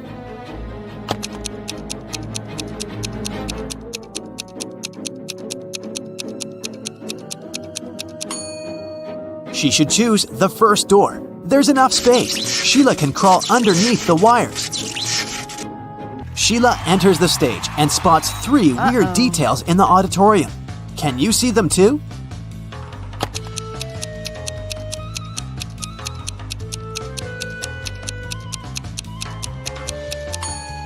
Take a closer look at this lady. She's holding a book upside down. This musician is playing the violin without any strings. Also, there's a panda among the viewers. Sheila becomes a beauty queen. She gets a diamond tiara and a paycheck. She goes backstage, but suddenly, all lights in the building go out for a few seconds. When the lights turn on again, Sheila sees that someone has stolen her tiara. She questions 3 rivals. Zoe says, "I don't want your cheap tiara. My dad is a billionaire." Jasmine says, "Someone pushed me in the dark and scratched my dress." Rachel says, "You must have dropped it on the floor. Look better." Who stole the tiara?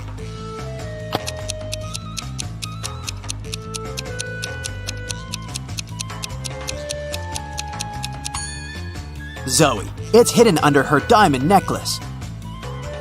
The next day, Sheila wakes up in a creepy castle. A wicked witch turned her into a monkey. To break the black magic, Sheila needs to use a spell. But the spell book is locked in a box. The lock requires a 6-digit code. Can you help her open the box?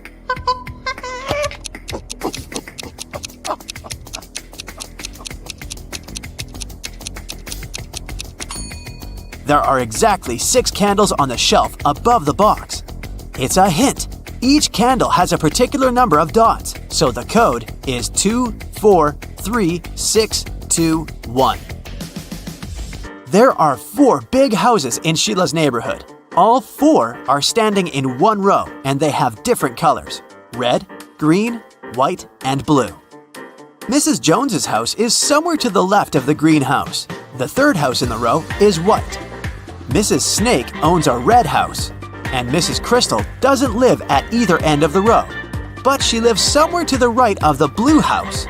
Meanwhile, Mrs. Dillon lives in the 4th house. And the 1st house isn't red. Can you decide who lives where and what the color of each person's house is?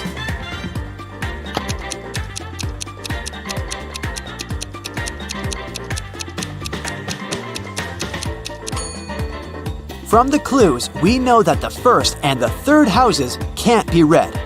Mrs. Dillon lives in the 4th house. Therefore, Mrs. Snake, who owns the red house, can only live in the 2nd. Since Mrs. Crystal doesn't live at either end, she must live in the 3rd house, which is white. Mrs. Jones's house is somewhere to the left of the green house, which means that Mrs. Dillon lives in the 4th house. As for Mrs. Jones, she lives in the 1st house, and it's blue. Can you spot a fake teacher?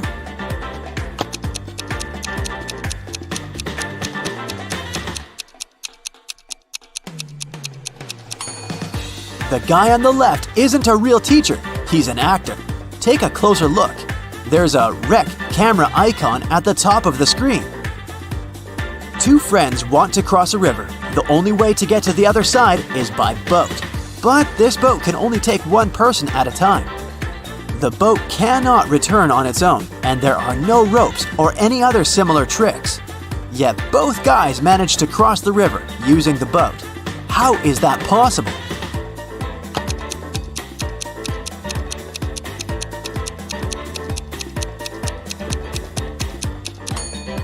The guys started on the opposite banks of the river.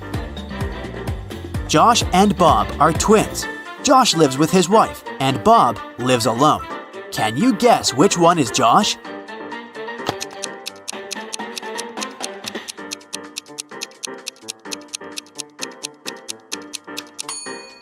It's the first guy. He has a pair of toothbrushes in his bathroom, while Bob only has one. A time traveler is attending this party. Can you spot this person?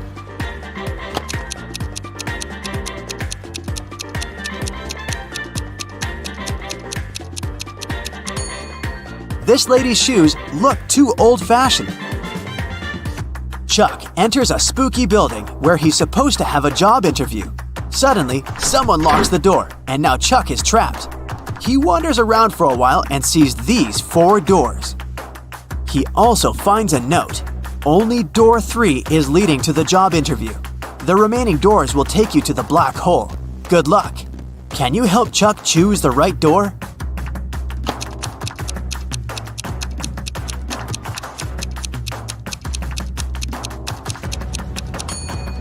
No need for luck, Chuck. The symbols on the door are actually numbers. So, Chuck should enter this door. I talk to you, you talk to me. Every day, you hold me. Yet, I can't smell you. What am I?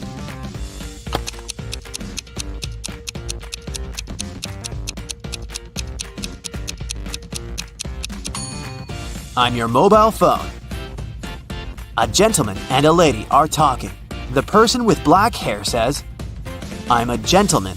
The person with blonde hair says, I'm a lady. At least one of them lied. Can you guess the hair color of each person?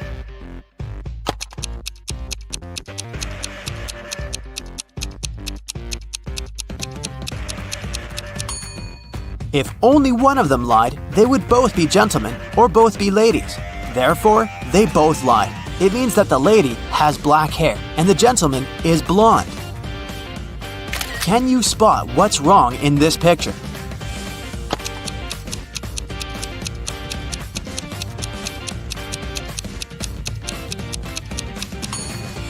There's no milk in the jug. Can you see anything odd in this picture?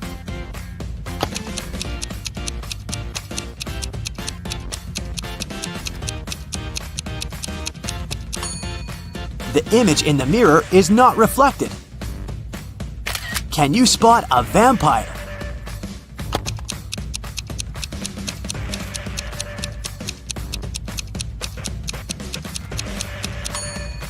This guy over here.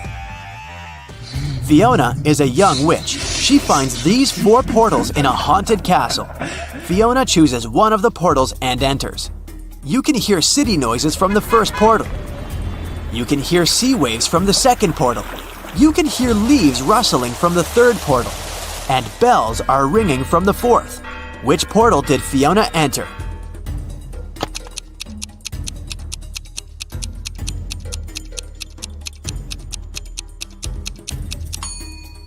Fiona's dirty footprints on the floor are leading to the third portal. Don't mind the different sounds, this could just be a magic trick. Billy finds himself on the roof of a skyscraper that is about to crumble. The only way out is to use one of these 4 elevators. There's a werewolf hiding behind the first elevator. If Billy chooses the second elevator, he'll fall hundreds of feet. Super venomous snakes are crawling all over the third elevator. And mutated scorpions are waiting for Billy inside the fourth elevator. Just one bite will make him fall asleep forever. Which way should Billy choose?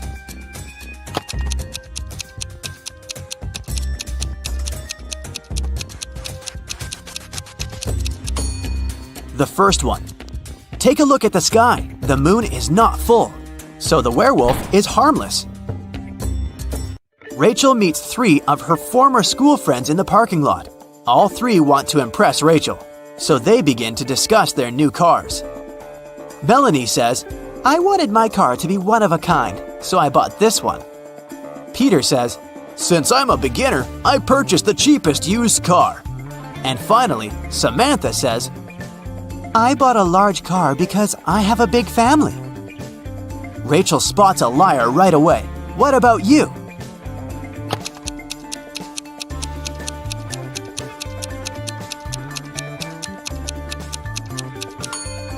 It's Samantha. Her car key doesn't match the logo on the car.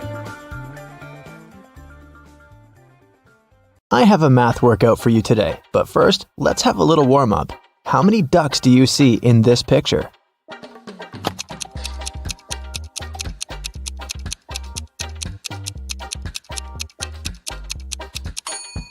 Don't forget about the hidden ones. There are 15 ducks. Did you find them all? Okay, now count all the flowers.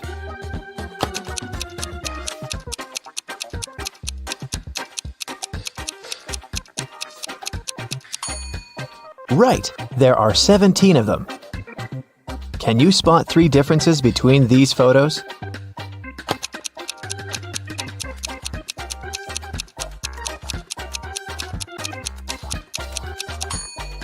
Here they are.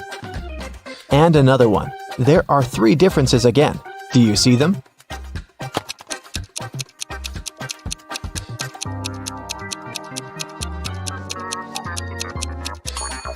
Okay, here they are. Good job. Okay, now a bit of math for you.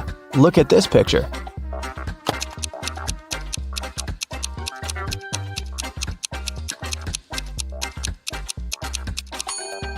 The only number multiplied by itself that gives 25 is 5, so this shape equals 5.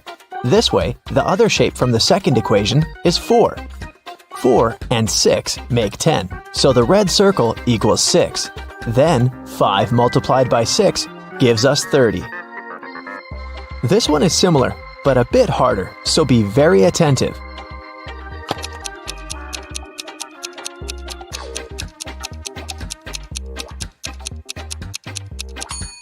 Okay, 3 pairs of sneakers make 30. Then 1 pair equals 10. Then 1 cat with a whistle must be 5. In this case, 2 whistles equal 4, so 1 whistle is 2. Now the last one. A pair of sneakers is 10. We know that a cat with a whistle is 5, but this kitty doesn't have a whistle. But since a whistle is 2, the cat without a whistle must be 3. And a whistle equals 2. So, it's 10 plus 3 multiplied by 2, which is 16. Ava and Dakota are sisters. When Dakota was 18, Ava was half her age. Now that Dakota is 26, how old is Ava?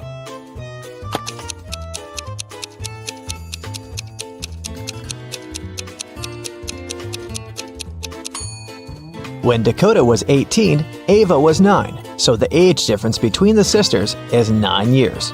If Dakota is 26 now, then Ava is 17. When Polaris was 16 years old, her mother was 39. If Polaris's mom is twice her daughter's age, how old is Polaris?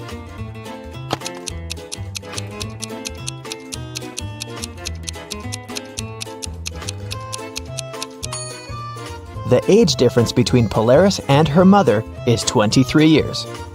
That means now, Polaris is 23 and her mom is 46. Yvonne had a big collection of CDs. One day, she decided to clean up her house and counted that she had 172 CDs. She sold them all except for 7 CDs of her favorite singer and 5 CDs of her favorite band. How many CDs does Yvonne have now?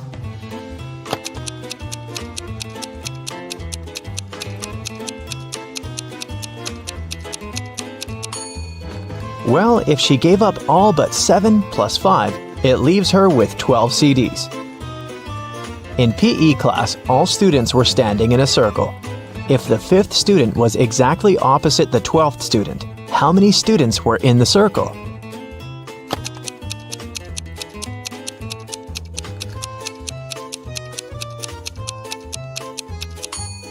Between student number 5 and student number 12, there are 6 other students. If these two are opposite each other, then on the other side between them, there are also 6 students. This makes 14 students in the circle. Danica owns a candy store. She sells candy for $0.12 a dozen. How many candy pieces can you get if you have $1?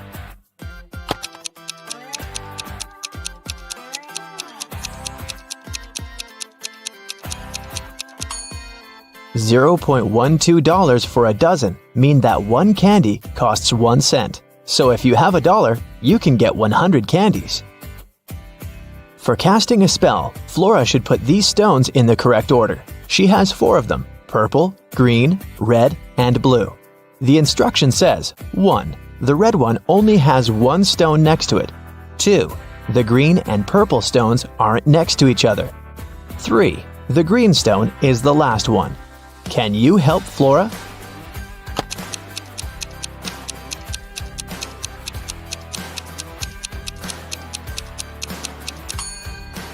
If the red stone only has 1 other stone next to it, then it's either the first one or the last one. But since green is the last one, then red is the first one. If the green and purple stones aren't next to each other, then there's the blue stone between them. So, the correct order is red, purple, blue, and green. It was midday. Kaylin was exploring a big local forest. She found an abandoned mansion and entered it. The door closed behind her back and wouldn't open. Oh no! Kaylin got trapped inside. There were 3 other doors leading to freedom, but there was a catch. Behind the first door, there was a huge pit that would take her miles underground. Behind the second door, there was a magnifying glass that concentrated sunlight and burned everybody and everything that entered. Behind the third door, there was a hungry and dangerous lion that would eat anybody and anything that entered. Uh-oh. How can Kaylin escape?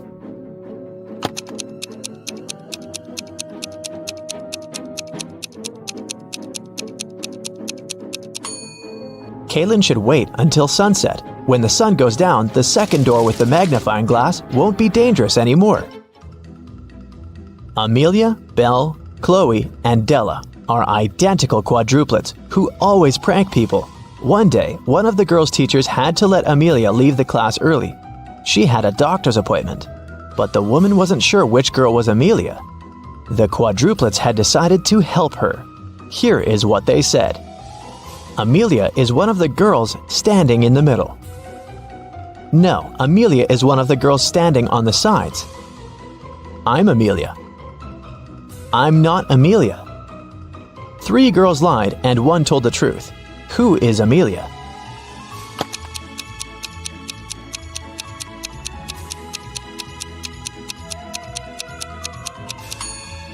If Amelia is the first girl, then 2 girls told the truth, the second and the fourth ones.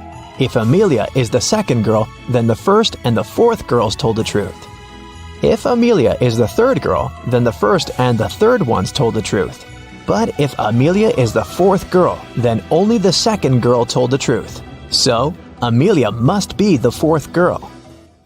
Esme was having a walk in the forest and got lost. She found a witch's house, petted her black cat, and asked the witch to send her home. The witch wanted to play a game. If Esme won, she'd send her home. But if Esme lost, she'd have to stay with the witch forever. We'll be saying numbers between 1 and 10. The next player will have to choose a number that's between 1 to 10 greater than the previous one. The first person to say 50 wins.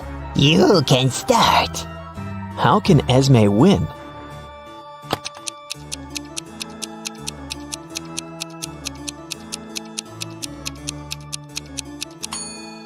If she wants to say 50, she needs the witch to say a number between 40 and 49.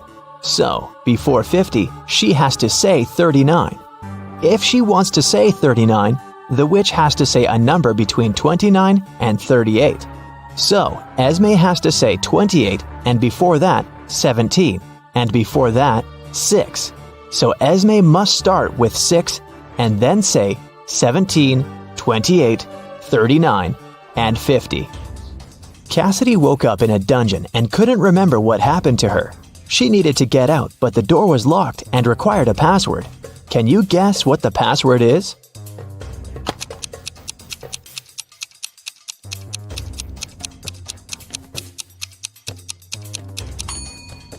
Every next number is made by moving the last digit of the previous 4 to the front.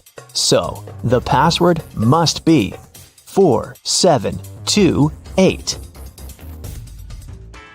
Mrs. Davies is an elderly lady telling a story of her life. After I lived 1/4 of my life, I got my first car. I married 1/12 of my life later. 1/6 of my life later, I started a business. 1/4 of my life later, I got my first granddaughter. She just turned 18. How old is Mrs. Davies?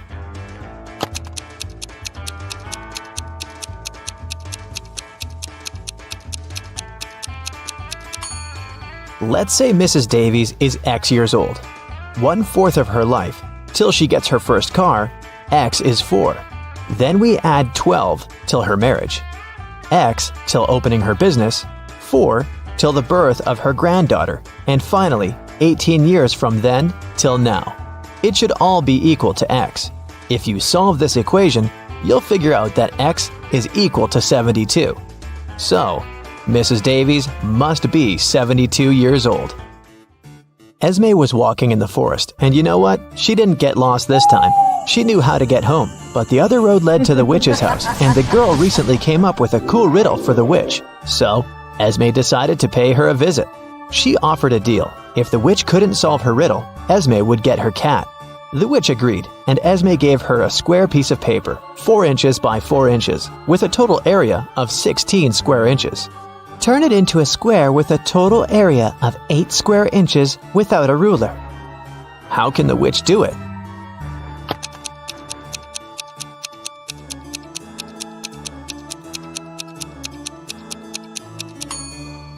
The witch should fold the 4 corners of the square towards the middle. This way, she'll get a square that is exactly twice as small as the original one. Apparently, the witch gets to keep her cat this time. There's a box filled with balls of different colors, 5 red ones, 8 blue ones, and 11 purple ones. Allison has a tricky task. Blindfolded, she has to keep picking up balls until she's sure that she has balls of at least 2 different colors. What's the minimum number of balls she should pull out of the box?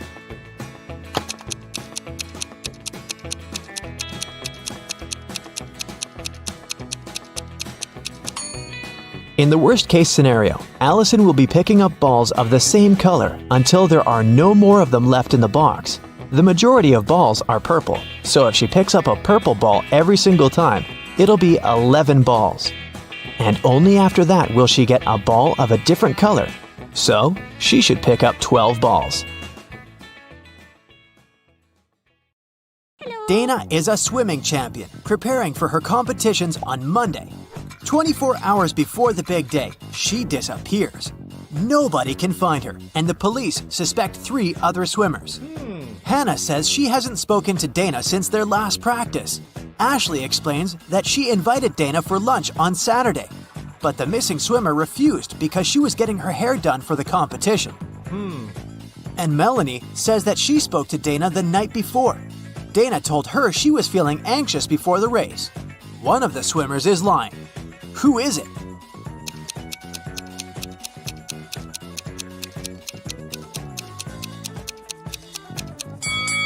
Ashley knows where Dana is. It doesn't make sense for a swimmer to have her hair done before a competition. Laura was walking home from work when she heard screams coming from a nearby house.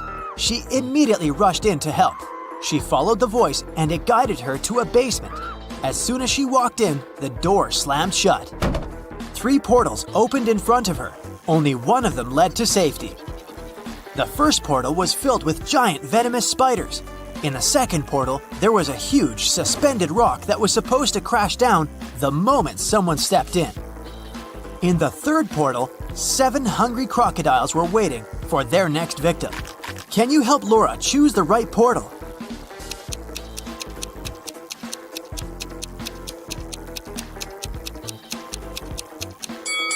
Laura should pick the second portal. She can throw her shoes inside, wait for the giant stone to fall to the ground, and make her way around it. Daniel is a sailor on a large cruise ship. One day, the captain asked him to go to the hold and get some supplies. But as the man was walking down the ladder, it broke. Try as he might, he couldn't get out. Sometime later, he discovered there was a hole in the side of the ship. More and more water was getting inside through this hole. How can Daniel get out?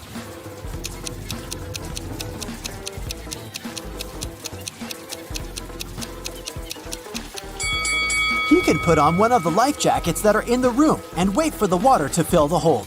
This water will lift him and he'll be able to push the door open. Look at this man and 3 women attentively. Can you figure out which one of them is his real wife?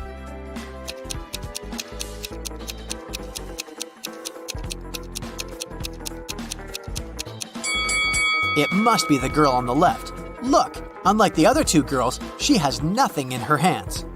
At the same time, the man is holding a purse, which, if we're honest, doesn't match his style at all. Ben and his girlfriend Amelie went to explore a cave and got lost. After some time, they came across 2 people, a guy and a young woman. The man, bearded and rough-looking, had a shovel in his hands.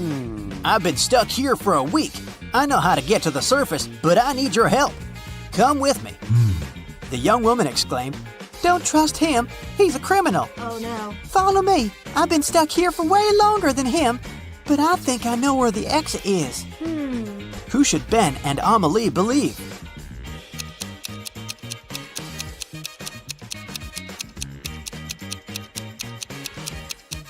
Ben and Amelie decided to follow the man. If the girl had been in the cave for so long, why did she look so tidy and have fresh flowers in her hair? Look at this image.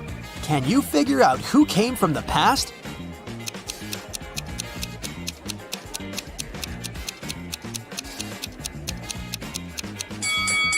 It's this guy. Take a closer look at his chest. He's wearing a shirt frill. Those were popular in the 19th century. How about this picture? Who's from the past?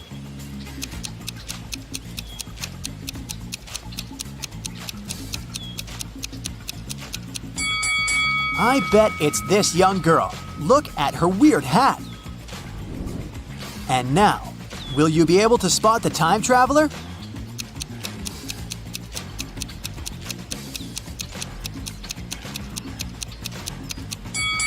It's this lady. Have a look. She's wearing clogs. Nature photographer Lydia was out taking pictures of trees and flowers in the park. She stopped when she noticed some weird chemical smell in the air. She took photos of all 3 factories in the area. When Lydia looked at the images later, she immediately realized which factory emitted toxic gas. Can you figure it out too?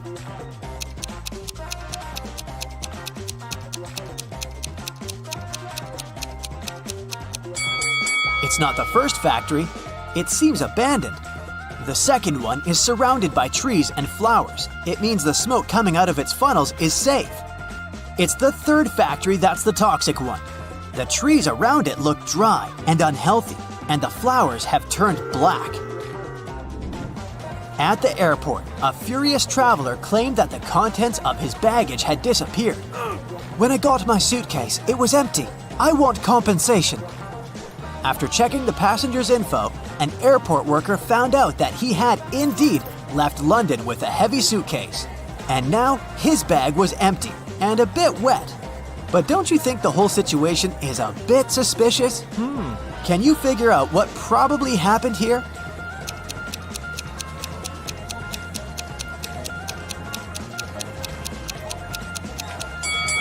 The passenger left London with a suitcase full of ice.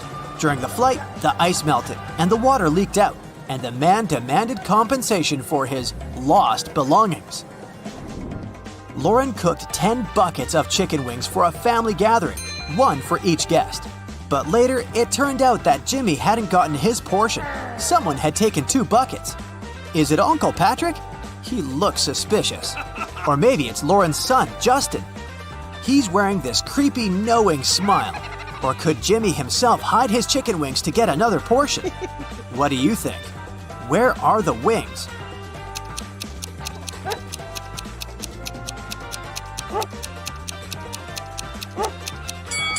Look at the dog. It wouldn't leave Uncle Patrick's side. It can smell the meat the man has hidden. Damien was at work when he found out he'd won the lottery jackpot. He told his accountant he wanted to give half of this money to his best friend Logan. But random people started showing up in the office calling themselves Logan to deceive the accountant and get the money. Can you figure out who the real best friend is?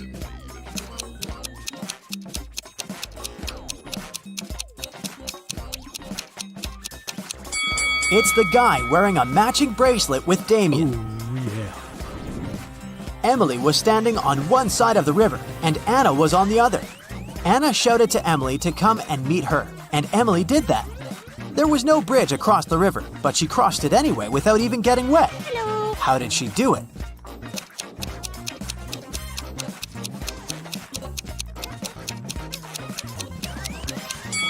The river was frozen. 3 people were stopped at the security check in an international airport. They were suspected of smuggling different stuff out of the country. The first man was heading to a beach resort. In his suitcase, there was a lot of stuff you could use at the seaside. An umbrella, a pair of sunglasses, sunscreen, and a beach towel. The second man had a cage with 3 colorful birds and a pet carrier with a family of hamsters. He had all the necessary papers.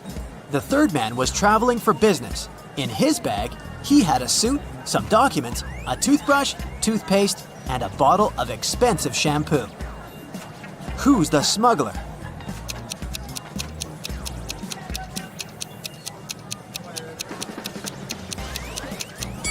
It's the third guy. He's bald.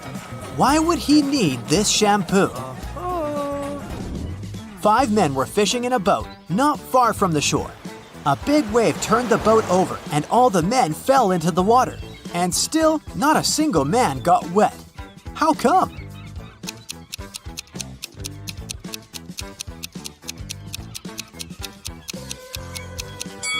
All the men were happily married. Stephen was driving to work when he realized he had left a folder with important documents at home. It was about 9 a.m. when he entered his house and saw a man leaving through the back door and running to a red car. Stephen called the police and told them about what had happened. Police officers didn't waste time and went to look for the criminal. After searching for 10 minutes, they spotted a similar-looking car near a cafe. When they entered the place, there was only one customer there. One of the police officers came up to him. "Is it your car? Where were you 20 minutes ago?" The customer answered, "Yeah, the car's mine, but I've been sitting here for more than an hour." The police officer immediately arrested him. Can you figure out why?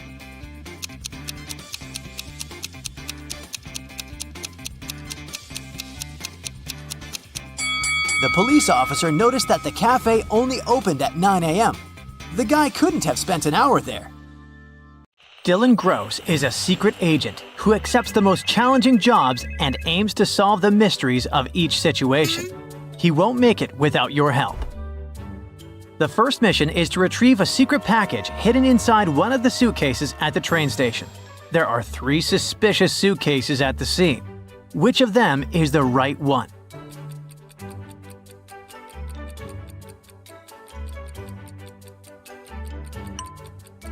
The red suitcase probably belongs to a real traveler. The black backpack has dust marks and it looks fragile. See? It must have been damaged by contact with the ground. The gray suitcase has fresh dirt on it. It's a sign that someone dug it out recently. The secret package must be in there. Dylan is at a fancy gala, but not to have fun. A spy is undercover. Dylan looks around for anyone who looks suspicious. He sees some nervous people around him. A young waiter, a musician, and an elegant guest.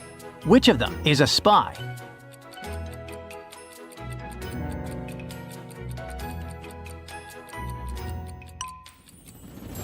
The musician has no sheet music and is just pretending to play. His movements don't even match the background music.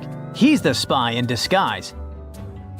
Dylan's new mission is to enter a secret lab for one purpose: to save confidential documents that were stolen. In the center of the room, he notices a safe with a voice sensor. A note next to it reads, "It can only be opened by someone who knows the truth about the owner of the lab." What should Dylan say to open the safe?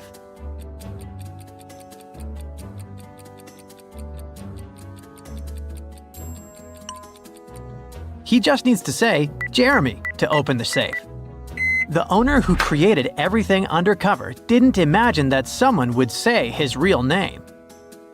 Dylan receives a photo of a suspect at a crowded festival. He instantly notices something is wrong here.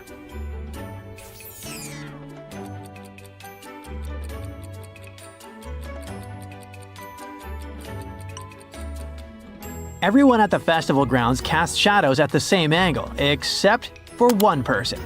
Someone probably inserted this imposter digitally. Dylan cross-references the image with the position of the sun and discovers the forgery. Agent Gross arrives at a luxury nursing home. They suspect that an international spy has infiltrated the facility, disguised as an elderly person to escape the police. In the garden, 3 residents are sitting playing cards in the sun. One of them is not really elderly. Who is in disguise?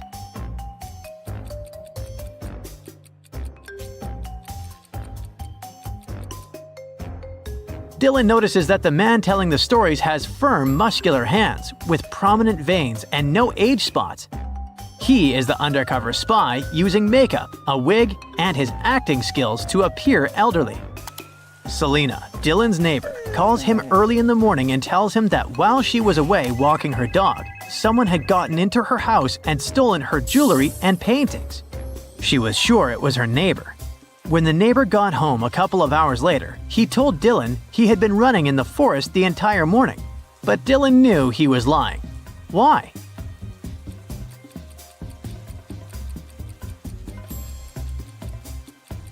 The neighbor is wearing pristine white sneakers, but it's been raining since early morning.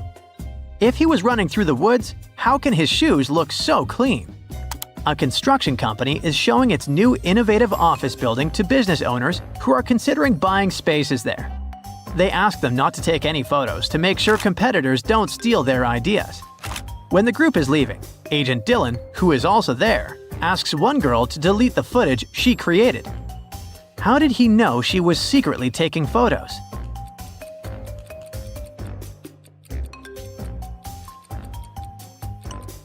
It's a gray day and she's wearing sunglasses. If you look closely, you can see a tiny light. Her glasses must be the ones that can take photos and videos. An actress who used to be popular many years ago was robbed. When Agent Gross arrived, He found her tied up on the bedroom floor. She told him she was sleeping when someone broke in and took all of her money from the safe. But Dylan instantly saw that she is lying and probably wants insurance compensation. Why?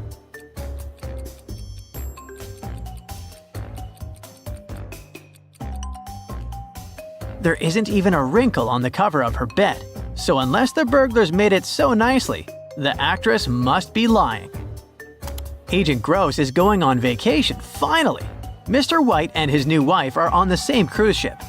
Sadly, he slips and hits his head so hard he can't remember anything. 3 women immediately come up to him and claim to be his wife. Which of them is not lying?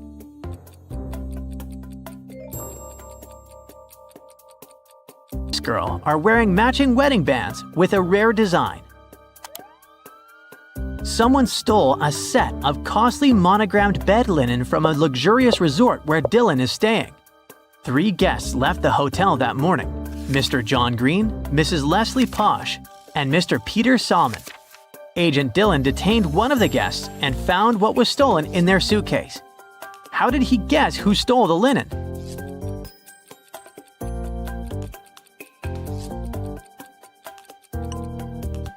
The hotel's name is Purple Sunrise. The only person whose initials match this monogram and so he could use the linen is Mr. Peter Salmon.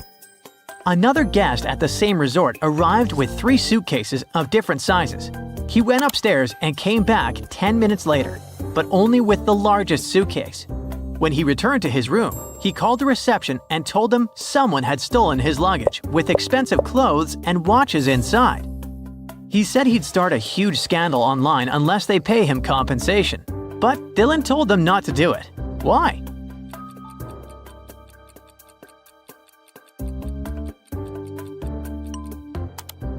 He figured out he packed all of his suitcases in the large one and just took them away from the resort. And then he pretended someone had stolen his things.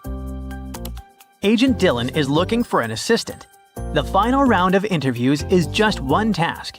He pours some water into a glass and asks the candidates to get him some apple juice. There are 2 conditions. He wants the water in the glass but doesn't want it to mix with the juice. Can you figure out how to do it to get the job?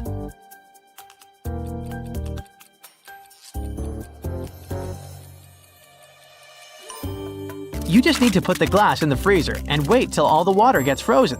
Then pour the juice on top of it. Kate is working as a maid at a rich woman's house. One day, the woman reported that someone had stolen her exclusive watch, decorated with diamonds and one huge emerald. She told Agent Gross that Katie most definitely stole it because that day, no one else was in the house. Katie denies everything. Is she lying?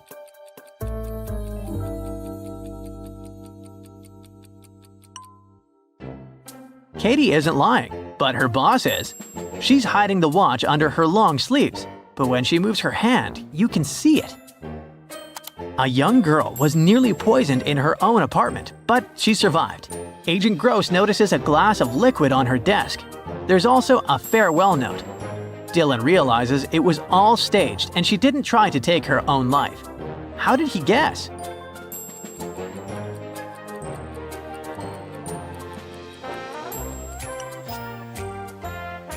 The mouse is on the left side, which means she's a lefty. But the glass and a note with a pen are on the right side of the laptop. Someone just put it there to make it look like she did. A famous writer is missing, and so is the manuscript of a new book she has just finished. Agent Gross thinks another writer who works in the same genre could be behind this. The writer denies everything and says she's been working on her own book for weeks and hadn't left her house. She has a press conference the following day to read the first chapter of her new book. Dylan knows she's lying. Why?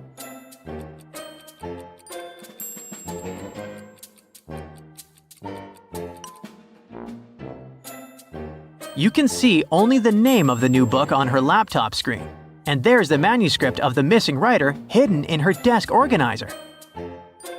Dylan decided to go shopping to take a break from all the hard work, but even there, he found a new mission.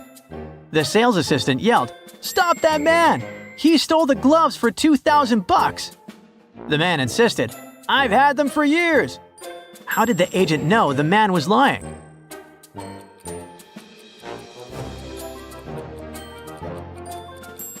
Both gloves are for the same hand. He must have grabbed them by mistake in a rush. Did you manage to solve all the riddles? Well, congrats! You can not only be a secret agent helper, but work as one yourself. That's it for today. So hey, if you pacified your curiosity, then give the video a like and share it with your friends.